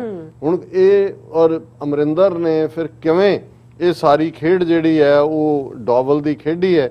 ਆਲਮੋਸਟ ਅਸੀਂ ਇਸ ਗੱਲ ਦਾ ਧਿਆਨ ਰੱਖੇ ਕਿ ਇਹਦੀ ਟਰਮ ਦੇ ਬਿਗਨਿੰਗ ਦੇ ਵਿੱਚ ਇੱਕ ਵਾਕਿਆ ਕਸ਼ਮੀਰ ਵਾਦੀ 'ਚ ਹੋਇਆ ਸੀ, ਜਿਹਦੇ 'ਚ ਉਹਨਾਂ ਦੇ ਇੱਕ ਮੇਜਰ ਨੇ ਇੱਕ ਕਸ਼ਮੀਰੀ ਨੌਜਵਾਨ ਨੂੰ ਜੀਪ ਦੀ ਬੋਨਟ ਤੇ ਬੰਨ੍ਹ ਕੇ ਜਿਹੜਾ ਉਹ ਵੋਟਾਂ ਵਾਲੇ ਦਿਨ ਐਜ਼ ਏ ਸ਼ੀਲਡ ਇਸਤੇਮਾਲ ਕੀਤਾ ਸੀ। ਦੁਨੀਆ ਭਰ 'ਚ ਉਸ ਦੀ ਕੰਡੈਮਨੇਸ਼ਨ ਹੋਈ, ਐਮਨੈਸਟੀ ਇੰਟਰਨੈਸ਼ਨਲ, ਦੂਜਿਆਂ ਨੇ, ਔਰ ਇਹਨਾਂ ਨੂੰ ਲੱਗਾ ਵੀ ਇਹ ਕਿਉਂਕਿ BJP ਦੀ ਤੋਏ ਹੋ ਰਹੀ ਸੀ, ਔਰ ਇਹਨੇ ਜਿਹੜਾ ਉਹਨੂੰ ਡਿਫੈਂਡ ਕੀਤਾ ਆ ਕੇ ਅਮਰਿੰਦਰ ਨੇ ਕਿ ਬਿਲਕੁਲ ਠੀਕ ਕੀਤਾ, ਉਹਦੇ ਨਾਲ ਬਾਕੀ ਜਾਨਾਂ ਬਚੀਆਂ। ਜੇ ਕਸ਼ਮੀਰੀ ਮਾਰ ਰਹੇ ਨੇ ਤੇ ਇਹ ਕੋਈ ਫੌਜ ਕਿਉਂ ਮਰੇ, ਫੌਜ ਨੂੰ ਇਹ ਹੱਕ ਹੈ ਜਿਹਨੂੰ ਮਰਜ਼ੀ ਉਹ ਸ਼ੀਲਡ ਇਸਤੇਮਾਲ ਕਰੇ। ਸੋ ਇਸ ਸਭ ਦੇ ਬਾਵਜੂਦ ਜੇ ਹੁਣ ਉਹਨਾਂ ਨੇ ਸਮਝਿਆ ਏਜੰਸੀਆਂ ਨੇ ਕਿ ਭਾਈ ਇਹ ਹੁਣ ਜਿਹੜਾ ਸਾਡੇ ਕੰਮ ਦਾ ਨਹੀਂ ਰਿਹਾ, ਇਹਦੇ ਤੋਂ ਜਿੰਨਾ ਕੁ ਕੰਮ ਲੈਣਾ ਸੀ ਲੈ ਲਿਆ, ਤੇ ਜਿਹਨੂੰ ਪੰਜਾਬੀ 'ਚ ਕਹਿੰਦੇ ਪੂੰਝ ਕੇ ਸੁੱਟ ਦੇਣਾ, ਤੇ ਉਹ ਫਿਰ ਬਾਕੀ ਖੇਡ ਹੁੰਦੀ ਜੀ। 60 MLA ਨੇ ਲਿਖਤਾ, ਉਹ ਆ ਗਿਆ, ਔਰ ਉਹਨੇ ਹੁਣ ਜਾਂਦਾ ਵੀ ਜਦੋਂ ਉਹਨੂੰ ਨਜ਼ਰ ਆਇਆ ਸਵੇਰੇ 8 ਵਜੇ ਉੱਠਦਾ, ਇੱਕ ਤਾਂ ਉਹੀ ਅੱਧੀ ਰਾਤ ਤੱਕ ਸ਼ਰਾਬੀ ਹੋਇਆ ਹੁੰਦਾ, ਉੱਠਦਾ ਹੀ ਜਦੋਂ ਕੁੱਟਿਆ ਉਹਨੇ ਕਿਹਾ ਜੀ ਅੱਜ ਤੁਹਾਡਾ ਉੱਥੇ ਜਿਹੜਾ ਤੁਹਾਨੂੰ ਕੱਢ ਦੇਣਾ। ਉਹ ਫਿਰ ਉਹਨੇ ਦਵਾ ਦਵ ਕਰਕੇ ਆ ਕੇ ਪ੍ਰੈਸ ਕਾਨਫਰੰਸ, ਮੈਂ ਅਸਤੀਫਾ ਦੇ ਰਿਹਾ, ਸੋਨੀਆ ਨੂੰ ਲਿਖਿਆ, ਮੈਂ ਬਹੁਤ ਕੀਤਾ, ਮੇਰਾ ਇਹ ਹੋਇਆ ਉਹ ਹੋਇਆ, ਲੇਕਿਨ ਇਹ ਵੀ ਕਿਹਾ ਕਿ I am not hanging my boots, ਅਜੇ ਮੈਂ ਕਿਤੇ ਨਹੀਂ ਬਾਹਰ ਜਾਏਗਾ, ਤੂੰ ਆਪਣੇ ਆਕਾਵਾਂ ਦੀ ਪਾਰਟੀ BJP 'ਚ ਚਲੇ ਜਾ, ਜੋ ਤੈਨੂੰ ਜਿਸ ਕਿਸਮ ਦੀ ਜ਼ਲਾਲਤ ਉਹ ਡਿਜ਼ਰਵ ਕਰਦਾ ਸੀ ਅਜੇ ਤੈਨੂੰ ਮਿਲਣੀ ਹੈ। ਬਿਲਕੁਲ ਉਹ ਰੱਬ ਦੀ ਦਰਗਾਹ 'ਚ ਤਾਂ ਕੀ ਮਿਲਣੀ ਹੈ, ਸਿੱਖ ਹਿਸਟਰੀ 'ਚ ਅੱਗੋਂ ਤੇਰੀ ਔਲਾਦ ਨੂੰ ਵੀ ਦੁਰ ਫਿੱਟੇ ਮੂੰਹ ਹੀ ਜਿਹੜਾ ਕੌਮ ਨੇ ਕਹਿਣਾ, ਪਰ ਅਜੇ ਤੂੰ ਦੇਖੇਗਾ ਇਸ ਉਮਰ ਦੇ ਵਿੱਚ ਵੀ ਤੂੰ ਜਵਾਬਦੇਹ ਹੋਏਗਾ। ਔਰ ਉਹਨੇ ਜਿਹੜਾ ਇਹ ਸਾਰੇ ਤੋਂ ਬਾਅਦ ਇੰਟਰਵਿਊ ਦਿੱਤੇ ਨੇ ਉਹਦੇ 'ਚ ਵੀ ਤੁਸੀਂ ਦੇਖੋ ਕਿਵੇਂ ਆਪਣੇ ਆਕਾ ਅਜੀਤ ਡੋਵਲ ਔਰ ਹਿੰਦੂ ਤਵੀਆਂ ਨੂੰ ਖੁਸ਼ ਕਰ ਰਿਹਾ। ਉਹਦੇ 'ਚ ਉਹ ਇਹ ਕਹਿ ਰਿਹਾ ਕਿ ਮੈਂ ਕਦੇ ਬਰਦਾਸ਼ਤ ਨਹੀਂ ਕਰਾਂਗਾ ਨਵਜੋਤ ਸਿੱਧੂ ਜਿਹੜਾ ਉਹ ਚੀਫ ਮਿਨਿਸਟਰ ਬਣਿਆ, ਔਰ ਉਹਦੇ ਤੇ ਉਹ ਕਹਿ ਰਿਹਾ ਕਿ we we have all seen Sidhu hugging Imran Khan and General Bajwa and singing praises for Pakistan Prime Minister at the opening of Kartarpur corridor while our soldiers were being killed at the border every day कि साडे फौजी मर रहे सी और इमरान खान और बाजवा दियां तारीफां कर रहे सी। और उन्हें कहा जी उन्हें swearing in ceremony oath taking attend कीती दे बावजूद कि I categorically told him not to गो।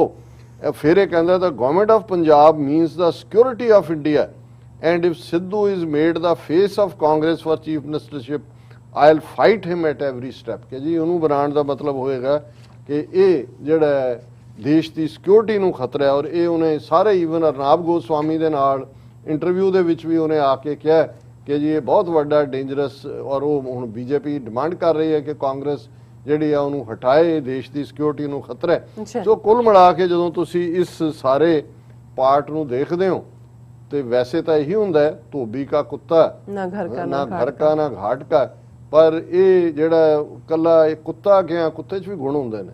ਇਹ ਤਾਂ ਬਦ ਇਖਲਾਕ, ਬਦ ਕਿਰਦਾਰ, ਬਦ ਕਲਾਮ, ਔਰ ਹੁਣ ਜਿਹੜਾ ਇਹਦਾ ਅੱਗੋਂ ਕੀ ਹੋਣਾ ਇਸ ਦੇ ਇਹਦੀ ਜੋ ਬੋਲ ਰਿਹਾ ਹੈ ਬਦ ਹਵਾਸੀ 'ਚ ਕਰ ਰਿਹਾ, ਬਟ ਇਹ ਹੁਣ ਜਿਹੜਾ ਫਰਦਰ ਅਜੇ ਇਸ ਦਾ ਜਿਹੜਾ ਉਹ ਜਲੂਸ ਤਾਂ ਨਿਕਲਿਆ ਪਰ ਅਜੇ ਇਸ ਦਾ ਨੰਗਾ ਜਨਾਜ਼ਾ ਜਿਹੜਾ ਆਉਣ ਵਾਲੇ ਦਿਨਾਂ ਦੇ ਵਿੱਚ ਉਹ ਦੁਨੀਆ ਦੇਖੇਗੀ। ਜੀ ਰਾਜ ਸਾਹਿਬ ਤੁਹਾਡਾ ਬਹੁਤ ਬਹੁਤ ਸ਼ੁਕਰੀਆ। ਸੋ ਇੱਥੇ ਲੈਣੇ ਬ੍ਰੇਕ। ਵਿਊਅਰਸ ਤੁਸੀਂ ਕਿਤੇ ਨਹੀਂ ਜਾਣਾ, ਮਿਲਦੇ ਹਾਂ ਆਫਟਰ ਦਿਸ ਸ਼ਾਰਟ ਬ੍ਰੇਕ।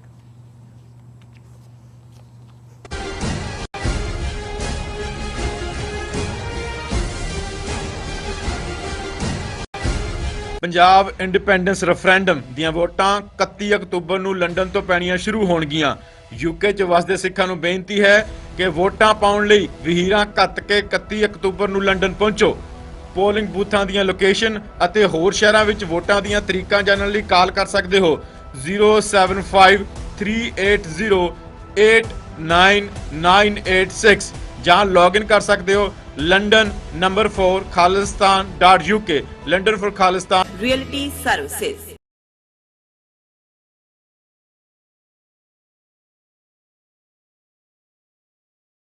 ਸਮਾਂ ਬਿਤਾਉਣ ਤੋਂ ਪਰੇਸ਼ਾਨ ਹੋ? ਆਪਣੀ ਪੂੰਜੀ ਨੂੰ ਕੰਮ ਤੇ ਲਗਾਓ, ਸਾਡੇ ਨਾਲ ਇਨਵੈਸਟ ਕਰੋ। ਅਸੀਂ ਤੁਹਾਡੀ ਪੂੰਜੀ ਤੋਂ ਤੁਹਾਡੇ ਲਈ ਵਧੇਰੇ ਪੈਸੇ ਬਣਾ ਸਕਦੇ ਹਾਂ। ਅਸੀਂ ਪ੍ਰਾਈਵੇਟ ਇਕੁਇਟੀ ਇਨਵੈਸਟਮੈਂਟ ਫਰਮ ਹਾਂ ਤੇ ਕਮਰਸ਼ੀਅਲ ਰੀਅਲ ਏਸਟੇਟ ਵਿੱਚ ਮਾਹਿਰ ਹਾਂ। Property management, leasing, asset management, commercial real estate investment विच सारियां सेवावां लई अमरीका भर विचों तुसीं साडे तक पहुंच कर सकते हो।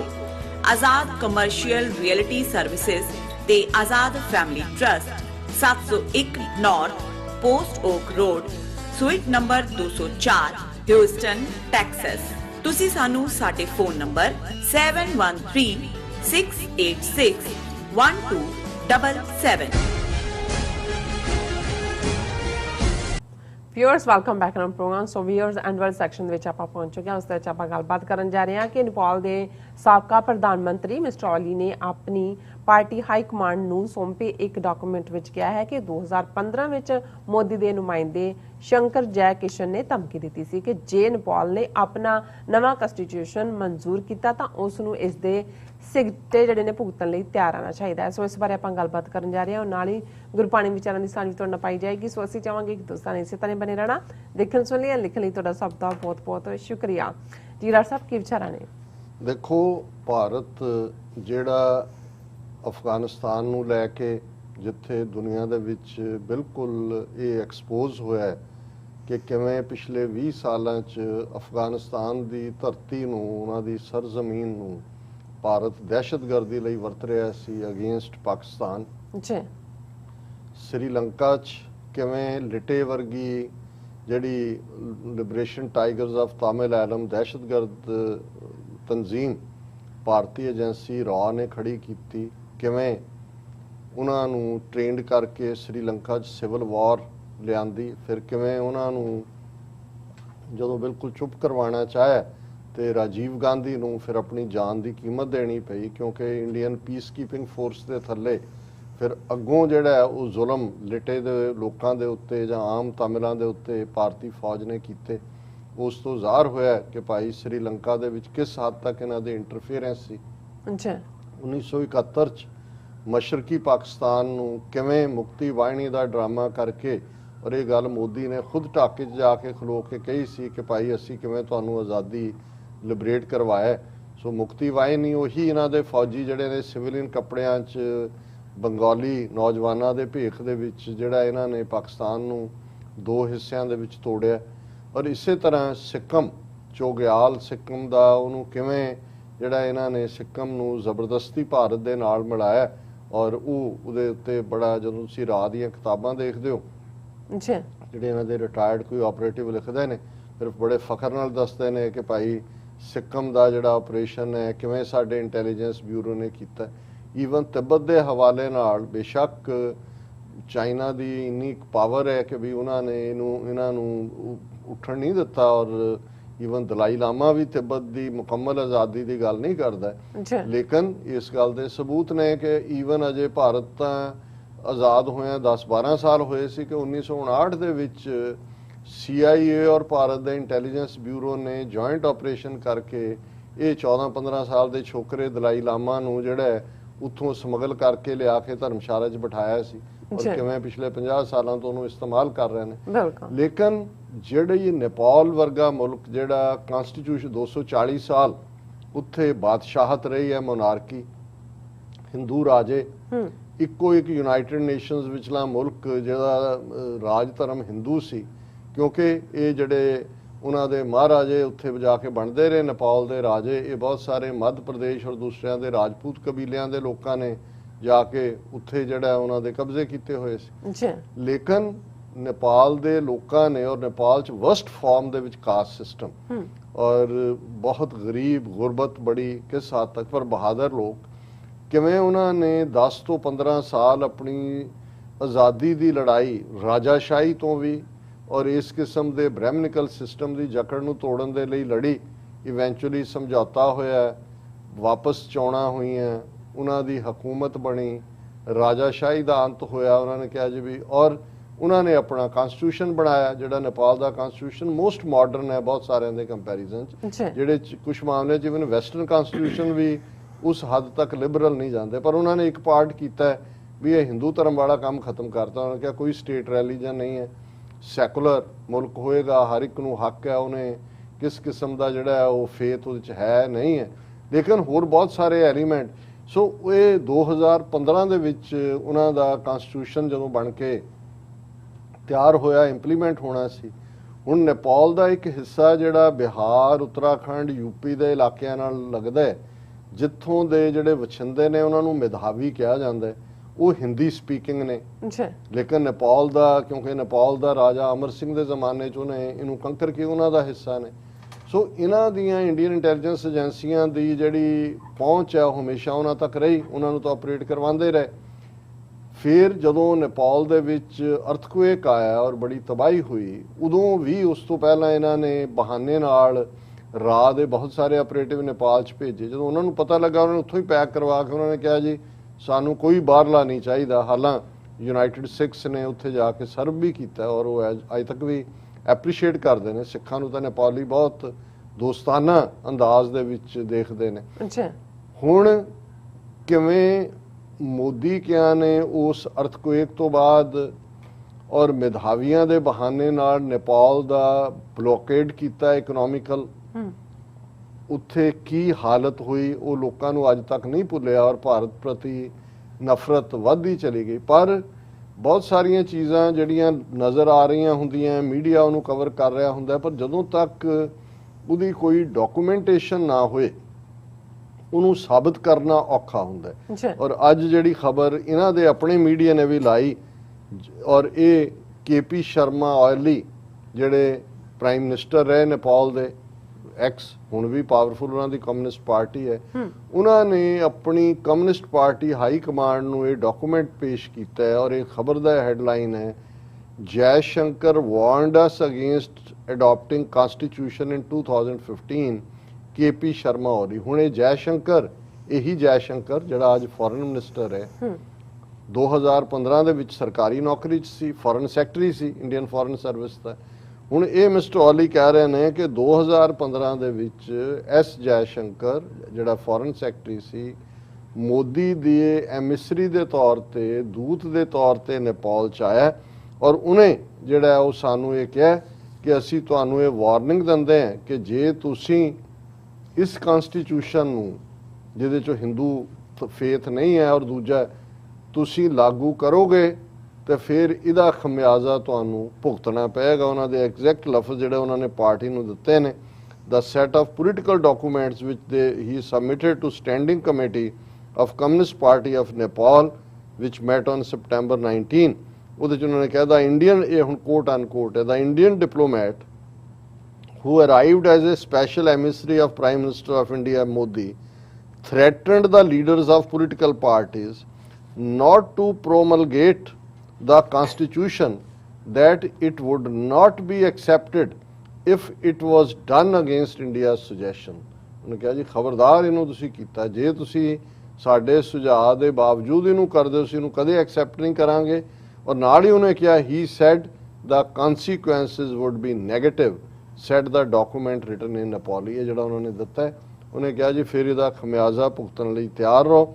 ਔਰ ਇਹ ਜਿਹੜਾ ਇਹਦੇ ਬਾਵਜੂਦ ਇੰਡੀਆ ਦੀ ਧਮਕੀ ਦੇ 20 ਸਤੰਬਰ 2015 ਨੂੰ ਉਹਨਾਂ ਨੇ ਇਹ ਕਨਸਟੀਟਿਊਸ਼ਨ ਮਨਜ਼ੂਰ ਕੀਤਾ ਹੈ, but India till date has not welcomed the development, saying it noted the constitution. ਉਹਨਾਂ ਕਿਹਾ ਜੀ ਅੱਜ ਤੱਕ ਉਹਨਾਂ ਨੇ ਨਹੀਂ ਮੰਨਿਆ ਔਰ ਉਹਦੇ 'ਚ ਉਹਨਾਂ ਦਾ ਮੇਨ ਇਹੀ ਹੈ, Indian government which has been expressing dissatisfaction that its concerns have not been addressed since the drafting of the constitution had put pressure on the government not to adopt it। ਹੁਣ ਹੋਰ ਕੌਣ ਦੂਸਰੇ ਮੁਲਕਾਂ ਦੇ ਅੰਦਰੂਨੀ ਮਾਮਲਿਆਂ 'ਚ ਦਖਲਅੰਦਾਜ਼ੀ ਕਰਦਾ ਹੈ? ਬਿਲਕੁਲ ਇੰਡੀਆ। ਅਸੀਂ ਨੇਪਾਲ ਦੀ ਗੱਲ ਸਾਹਮਣੇ ਆ, ਉਹਨਾਂ ਦਾ ਐਕਸ ਪ੍ਰਾਈਮ ਮਿਨਿਸਟਰ ਕਹਿ ਰਿਹਾ, ਡਾਕੂਮੈਂਟਡ ਹੈ ਕਿ ਭਾਈ ਉਹਨੇ ਧਮਕੀ ਦਿੱਤੀ ਕਿ ਨਹੀਂ ਵੀ ਉਹਨਾਂ ਨੇ ਕੀ ਕਨਸਟੀਟਿਊਸ਼ਨ ਬਣਾਉਣਾ ਇੰਡੀਆ ਡਿਸਾਈਡ ਕਰੇਗਾ।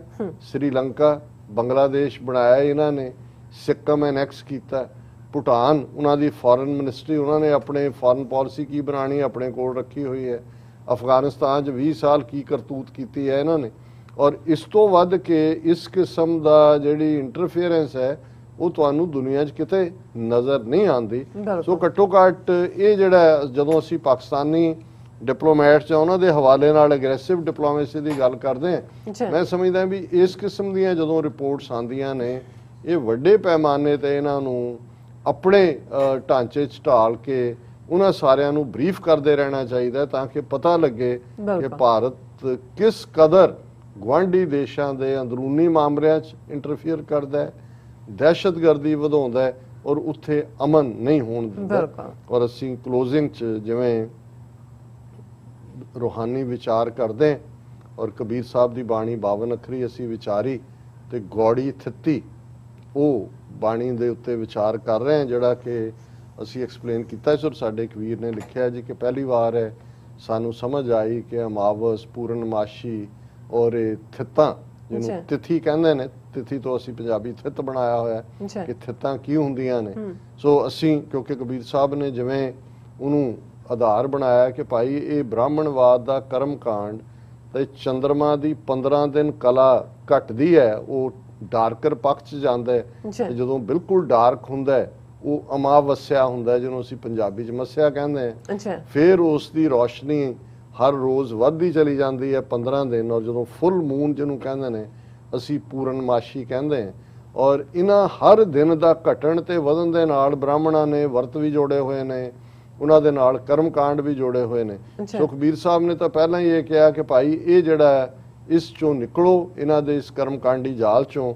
ਔਰ ਉਹ ਅੱਜ ਦੀ ਵਿਚਾਰ ਦੇ ਵਿੱਚ ਅਸੀਂ 3 ਸ਼ਲੋਕ ਉਹਨਾਂ ਦੇ ਜਿਹੜੇ ਨੇ ਉਹ ਵਿਚਾਰ ਰਹੇ ਹਾਂ ਔਰ ਉਸ 4 ਇੱਕ ਅਸੀਂ ਵਿਚਾਰ ਲਿਆ ਹੋਇਆ 3 ਅਸੀਂ ਅੱਜ ਵਿਚਾਰ ਰਹੇ। ਪਰਵਾ ਪ੍ਰੀਤਮ ਕਰੋ ਵਿਚਾਰ, ਘਟ ਮੈਂ ਖੇਲੈ ਅਘਟ ਅਪਾਰ, ਕਾਲ ਕਲਪਨਾ ਕਦੇ ਨਾ ਖਾਏ, ਆਦ ਪੁਰਖ ਮੈਂ ਰਹਿ ਸਮਾਏ। ਹੁਣ ਪਰਵਾ ਕਹਿੰਦੇ ਨੇ ਪਹਿਲਾਂ, ਉਹ ਕਹਿੰਦੇ ਨੇ ਕਿ ਭਾਈ ਸਭ ਤੋਂ ਪਹਿਲਾਂ ਤਾਂ ਇਹ ਦੇਖੋ ਪ੍ਰੀਤਮ ਕਰੋ ਵਿਚਾਰ। ਪ੍ਰੀਤਮ ਪਿਆਰਾ ਹੁੰਦਾ ਹੈ, ਲਵਡ ਵਨ, ਰੱਬ, ਰਬੁਲ ਆਲਮੀਨ, ਵਾਹਿਗੁਰੂ, ਕਿ ਇਹਨਾਂ ਨੂੰ ਭੁੱਲ ਜਾਓ, ਇਹਨਾਂ ਦੀਆਂ ਕਲਾਵਾਂ ਵਧਨ ਘਟਣ ਨੂੰ। ਆਪਣੇ ਮਨ ਦੇ ਅੰਦਰ ਰੱਬ ਦੀ ਮੁਹੱਬਤ, ਰੱਬ ਦਾ ਪਿਆਰ, ਇਸ ਦੇ ਉੱਤੇ ਵਿਚਾਰ ਕਰੋ। ਔਰ ਇਹ ਦੇਖੋ ਕਿ ਉਹ ਰੱਬ, ਘਟ ਕਹਿੰਦੇ ਨੇ ਦਿਲ ਨੂੰ, ਕਿ ਉਹ ਰੱਬ ਤੁਹਾਡੇ ਦਿਲ ਦੇ ਅੰਦਰ ਖੇਡ ਰਿਹਾ। ਮਤਲਬ ਇਹ ਹੈ ਕਿ ਦਿਲ ਦੇ ਵਿੱਚ ਮੌਜੂਦਗੀ ਹੈ ਔਰ ਅਪਾਰ ਹੈ। ਉਹ ਫਿਨਿਟ ਜਿਹੜਾ ਨਹੀਂ ਹੈ, ਉਹ ਇਨਫਿਨਿਟ ਹੈ। ਉਹ ਚਾਰ, ਉਸ ਦੀਆਂ ਕੋਈ ਹੱਦਾਂ ਨਹੀਂ ਨੇ। ਕਾਲ ਕਲਪਨਾ ਕਦੇ ਨਾ ਖਾਏ, ਉਹ ਰੱਬ ਕਾਲ ਚੋਂ ਤੋਂ ਦੂਰ ਹੈ, ਮੌਤ ਤੋਂ। ਔਰ ਕੱਲੀ ਇਮੈਜੀਨੇਸ਼ਨ ਦੇ ਨਾਲ ਤੁਸੀਂ ਉਸ ਸਾਰੇ ਨੂੰ ਜਿਹੜਾ ਉਸ ਨੂੰ ਕਦੇ ਵੀ, ਉਹ ਮਰਦਾ ਜਿਉਂਦਾ ਨਹੀਂ ਹੈ, ਉਹਨੂੰ ਕੋਈ ਪੇਨ ਡੈਥ ਦੀ ਨਹੀਂ ਹੁੰਦੀ। ਕਾਲ ਕਲਪਨਾ ਕਦੇ ਨਾ ਖਾਏ, ਕਿ ਉਸ ਬੰਦੇ ਨੂੰ ਜਿਹੜਾ ਉਸ ਅਪਾਰ ਰੱਬ ਪ੍ਰੀਤਮ 'ਚ ਯਕੀਨ ਰੱਖਦਾ ਹੈ, ਉਹਨੂੰ ਫਿਰ ਮੌਤ ਦਾ ਡਰ ਕਦੇ ਵੀ ਉਹਨੂੰ ਬੇਆਰਾਮ ਨਹੀਂ ਕਰੇਗਾ। ਆਦ ਪੁਰਖ ਮੈਂ ਰਹਿ ਸਮਾਏ, ਉਹ ਰਹਿ ਸਮਾਏ। ਉਹ ਇਨਸਾਨ ਹਮੇਸ਼ਾ ਆਦ ਪੁਰਖ ਜਿਹੜਾ ਇਸ ਕਾਇਨਾਤ ਦੇ ਬਣਨ ਤੋਂ ਵੀ ਪਹਿਲਾਂ ਐਗਜ਼ਿਸਟ ਕਰਦਾ ਸੀ, ਉਸ ਦੇ ਵਿੱਚ ਉਸ ਦੀ ਰੂਹ ਹਮੇਸ਼ਾ ਜੁੜੀ ਰਹੇਗੀ। ਤੀਸਰਾ ਸ਼ਲੋਕ ਹੈ, ਦੁਤੀਆ ਦੋ ਕਰ ਜਾਣੇ ਅੰਗ, ਮਾਇਆ ਬ੍ਰਹਮ ਰਮੈ ਸਭ ਸੰਗ, ਨਾ ਉਹ ਵੱਡਿਆ ਨਾ ਘਟਤਾ ਜਾਏ, ਅਕੁਲ ਨਿਰੰਜਨ ਇੱਕ ਹੈ ਪਾਏ। ਹੁਣ ਪਹਿਲਾਂ ਤਾਂ ਪਹਿਲੀ ਥਿਤ ਦੀ ਗੱਲ ਕੀ, ਫਿਰ ਉਹਨਾਂ ਕਿਹਾ ਦੁਤੀਆ। ਹੁਣ ਦੂਸਰੇ 'ਚ ਤੁਸੀਂ ਇਹ ਕਰੋ ਕਿ ਜਿਹੜਾ ਲਿਊਨਰ ਮੂਨ ਦਾ ਦੂਸਰਾ ਦਿਨ ਹੈ, ਕੀ ਕਰੋ, ਇਹ ਤੁਸੀਂ ਦੇਖੋ ਕਿ ਵੀ ਦੋ ਤੁਹਾਡੇ ਅੰਦਰ ਮਾਇਆ ਔਰ ਰੱਬ ਦੇ ਵਿੱਚ ਇੱਕ ਦਵੰਦ ਚੱਲ ਰਿਹਾ ਹੈ। ਇਹ ਤੁਹਾਡੇ ਅੰਗ ਦੇ ਅੰਦਰ ਨੇ। ਔਰ ਇਸ ਗੱਲ ਦੇ ਵਿੱਚ ਧਿਆਨ ਰਹੇ ਕਿ ਵੀ ਇਹ ਦੋਨੋਂ ਹੀ ਇੱਕ ਦੂਜੇ 'ਚ ਬਲੈਂਡਡ ਨੇ, ਟੂਗੈਦਰ ਨੇ, ਕਿਉਂਕਿ ਰੱਬ ਨੇ ਦੁਨੀਆ ਬਣਾਈ। ਦੁਨੀਆ ਕਿਉਂਕਿ ਰੱਬ ਨੇ ਬਣਾਈ, ਇਸ ਰੱਬ 'ਚ ਸਿਰਫ ਤੁਹਾਡੀ ਅੱਖ ਜਿਹੜੀ ਹੈ, ਜਿਹਨੂੰ ਬੁੱਲੇ ਸ਼ਾਹ ਨੇ ਕਿਹਾ ਸੀ ਕਿ ਬੁੱਲਿਆ ਸ਼ੌ ਤੈਥੋਂ ਕੋਈ ਵੱਖ ਹੈ ਨਹੀਂ, ਤੇਰੀ ਵੇਖਣ ਵਾਲੀ ਅੱਖ ਹੈ ਨਹੀਂ, ਕਿ ਤੁਸੀਂ ਉਹਨੂੰ ਡਿਸਰਨ ਕਰੋ ਕਿ ਭਾਈ ਅਲਟੀ, ਪਰ ਉਹ ਇੱਕ ਦੂਜੇ ਦੇ ਵਿੱਚ ਬਲੈਂਡਡ ਨੇ, ਟੂਗੈਦਰ ਨੇ, ਨਾ ਉਹ ਵੱਡਿਆ ਨਾ ਘਟਤਾ ਜਾਏ। ਹੁਣ ਕਿਉਂਕਿ ਚੰਦਰਮਾ ਤਾਂ ਫੁੱਲ ਮੂਨ ਹੁੰਦਾ ਹੈ ਤੇ ਫਿਰ ਡਾਰਕ ਮੂਨ ਹੁੰਦਾ ਹੈ, ਪਰ ਉਹ ਰੱਬ ਨਾ ਵੱਧਦਾ ਨਾ ਘਟਦਾ। ਅਕੁਲ ਨਿਰੰਜਨ ਇੱਕ ਹੈ ਪਾਏ, ਕਿ ਉਹ ਵਾਹਿਗੁਰੂ ਜਿਹੜਾ ਹੈ ਉਹ ਇੱਕੋ ਰੰਗ ਦੇ ਵਿੱਚ ਰਹਿੰਦਾ ਹੈ, ਉਹ ਕਦੇ ਬਦਲਦਾ ਨਹੀਂ ਹੈ। ਇਹ ਇਸ ਦਾ ਦੂਸਰਾ ਸ਼ਲੋਕ ਹੈ। ਔਰ ਲਾਸਟ ਜਿਹੜਾ ਅਸੀਂ ਵਿਚਾਰ ਹੈ, ਤ੍ਰਿਤੀਆ ਤੀਨੇ ਸਮ ਕਰ ਲਿਆ ਵੇ, ਕਿ ਹੁਣ ਉਹ ਤ੍ਰਿਤੀਆ ਜਿਹੜਾ ਲਿਊਨਰ ਸਾਈਕਲ ਦਾ ਤੀਸਰਾ ਦਿਨ ਹੈ, ਉਸ ਦੀ ਗੱਲ ਉਹਨਾਂ ਨੇ ਕੀਤੀ ਕਿ ਭਾਈ ਉਸ ਨੂੰ ਜਿਹੜਾ ਕਿ ਤਿੰਨੋਂ ਹੀ ਜਿਹੜੇ ਮਾਇਆ ਦੇ ਰੰਗ ਨੇ, ਰਾਜਸਕ, ਤਾਮਸਕ, ਸਾਤਵਕ, ਇਹ ਤਿੰਨ ਫਾਰਮਸ, ਮੇਰੇ ਕੋਲ ਵਕਤ ਨਹੀਂ ਹੈ ਕਿ ਮੈਂ ਇਹਨਾਂ ਨੂੰ ਐਕਸਪਲੇਨ ਕਰਾਂ, ਕਿ ਵੀ ਤ੍ਰਿਤੀਆ ਤੀਨੇ ਸਮ ਕਰ ਲਿਆਵੇ, ਕਿ ਇਹ ਰਾਜਸਕ, ਤਾਮਸਕ, ਸਾਤਵਕ ਮਾਇਆ ਦੇ ਤਿੰਨੋਂ ਹੀ ਪਾਰਟਾਂ ਨੂੰ ਆਪਣੇ ਅੰਦਰ ਇੱਕ ਸਮਤਾ ਕਰਕੇ ਲਿਆਵੇ, ਇੱਕ ਇਕੁਇਲਿਬ੍ਰੀਅਮ ਪੈਦਾ ਕਰੇ, ਆਨੰਦ ਮੂਲ ਪਰਮ ਪਦ ਪਾਵੇ, ਕਿ ਜਿਹੜਾ ਇਹਨਾਂ ਤਿੰਨਾਂ ਦਾ ਬੈਲੈਂਸ ਬਣਾ ਲੈਂਦਾ ਹੈ, ਉਸ ਨੂੰ ਉਸ ਦੇ ਵਿੱਚ ਇੱਕ ਬਰਾਬਰੀ ਜਿਹੜੀ ਆ ਉਹ ਕ੍ਰੀਏਟ ਕਰ ਲੈਂਦਾ ਹੈ, ਉਸ ਦੇ ਅੰਦਰ ਫਿਰ ਹਮੇਸ਼ਾ ਆਨੰਦ ਹੁੰਦਾ ਹੈ, ਬਲਿਸ ਹੁੰਦੀ ਹੈ, ਆਨੰਦ ਮੂਲ ਪਰਮ ਪਦ ਪਾਵੇ। ਉਹ ਰੂਹ ਦੀ ਦੁਨੀਆ ਦਾ ਹਾਈਐਸਟ ਸਟੇਟਸ, ਸਭ ਤੋਂ ਉੱਚੀ ਥਾਂ ਹਾਸਲ ਕਰਦਾ ਹੈ।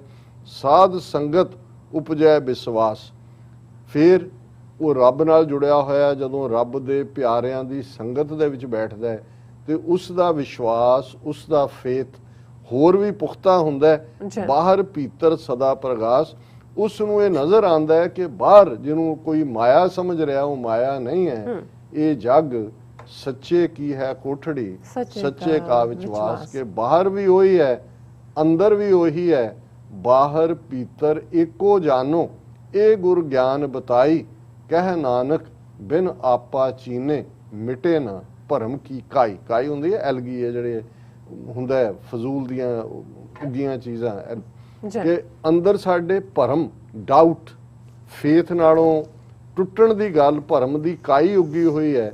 ਤੇ ਜਦੋਂ ਰੱਬ ਦੇ ਉੱਤੇ ਅਸੀਂ ਪੁਖਤਾ ਯਕੀਨ ਕਰਦੇ ਹਾਂ, ਫਿਰ ਬਾਹਰ ਭੀਤਰ ਇੱਕੋ ਜਾਨੋ, ਫਿਰ ਇਸ ਗੱਲ ਦੀ ਸਮਝ ਆ ਜਾਂਦੀ ਹੈ ਕਿ ਬਾਹਰ ਭੀਤਰ ਸਦਾ ਪ੍ਰਗਾਸ, ਉਹ ਰੇਡੀਐਂਟ, ਉਹ ਹਰ ਥਾਂ ਮੌਜੂਦ ਰੱਬ ਅੰਦਰ ਵੀ ਉਹੀ ਹੈ, ਬਾਹਰ ਵੀ ਉਹੀ ਹੈ, ਜਤ ਦੇਖਾਂ ਤੱਤ ਤੋਂ। ਤਤ ਤੋਂ। ਜੀ ਰਾਜ ਸਾਹਿਬ ਤੁਹਾਡਾ ਬਹੁਤ ਬਹੁਤ ਸ਼ੁਕਰੀਆ, ਤੁਸੀਂ ਅੱਜ ਦੇ ਐਮ ਇਸ਼ੂ ਤੇ ਅੱਜ ਦਾ ਵਿਚਾਰ ਸਾਡੇ ਦਰਸ਼ਕਾਂ ਨਾਲ ਸਾਂਝਾ ਕੀਤਾ। ਸੋ ਇਸ ਨਾਲ ਆਪਣੇ ਵਿਊਅਰਸ ਕੋਲ ਲੈਣੇ ਇਜਾਜ਼ਤ। ਵਿਊਅਰਸ, ਸਾਡੇ ਪ੍ਰੋਗਰਾਮ ਦਾ ਸਮਾਂ ਇੱਥੇ ਸਮਾਪਤ ਹੁੰਦਾ ਹੈ। ਤੁਸੀਂ ਆਪਣੀ ਰਾਏ ਤੇ ਸੁਝਾਅ ਸਾਨੂੰ ਭੇਜਣਾ ਭੁੱਲਣਾ ਸਾਡੇ ਇਸ ਪਤੇ ਤੇ sos@tv4.tv ਤੇ ਅਸੀਂ ਆਪਣਾ ਪ੍ਰੋਗਰਾਮ ਲੈ ਕੇ ਫਿਰ ਦੁਬਾਰਾ ਤੁਹਾਡੇ ਰੂਬਰੂ ਹੋਵਾਂਗੇ। ਤਦ ਤੱਕ ਲਈ ਮੈਨੂੰ ਤੇ ਆਪਣਾ ਸੁਣਾ ਗਿਆ ਦਿਓ। ਦੇਖਦੇ ਰਹੋ TV 4 ਬੁਲਾ ਦੇ ਫਤਿਹ। ਵਾਹਿਗੁਰੂ ਜੀ ਕਾ ਖਾਲਸਾ, ਵਾਹਿਗੁਰੂ ਜੀ ਕੀ ਫਤਿਹ। ਰੱਬ ਰਾਖਾ।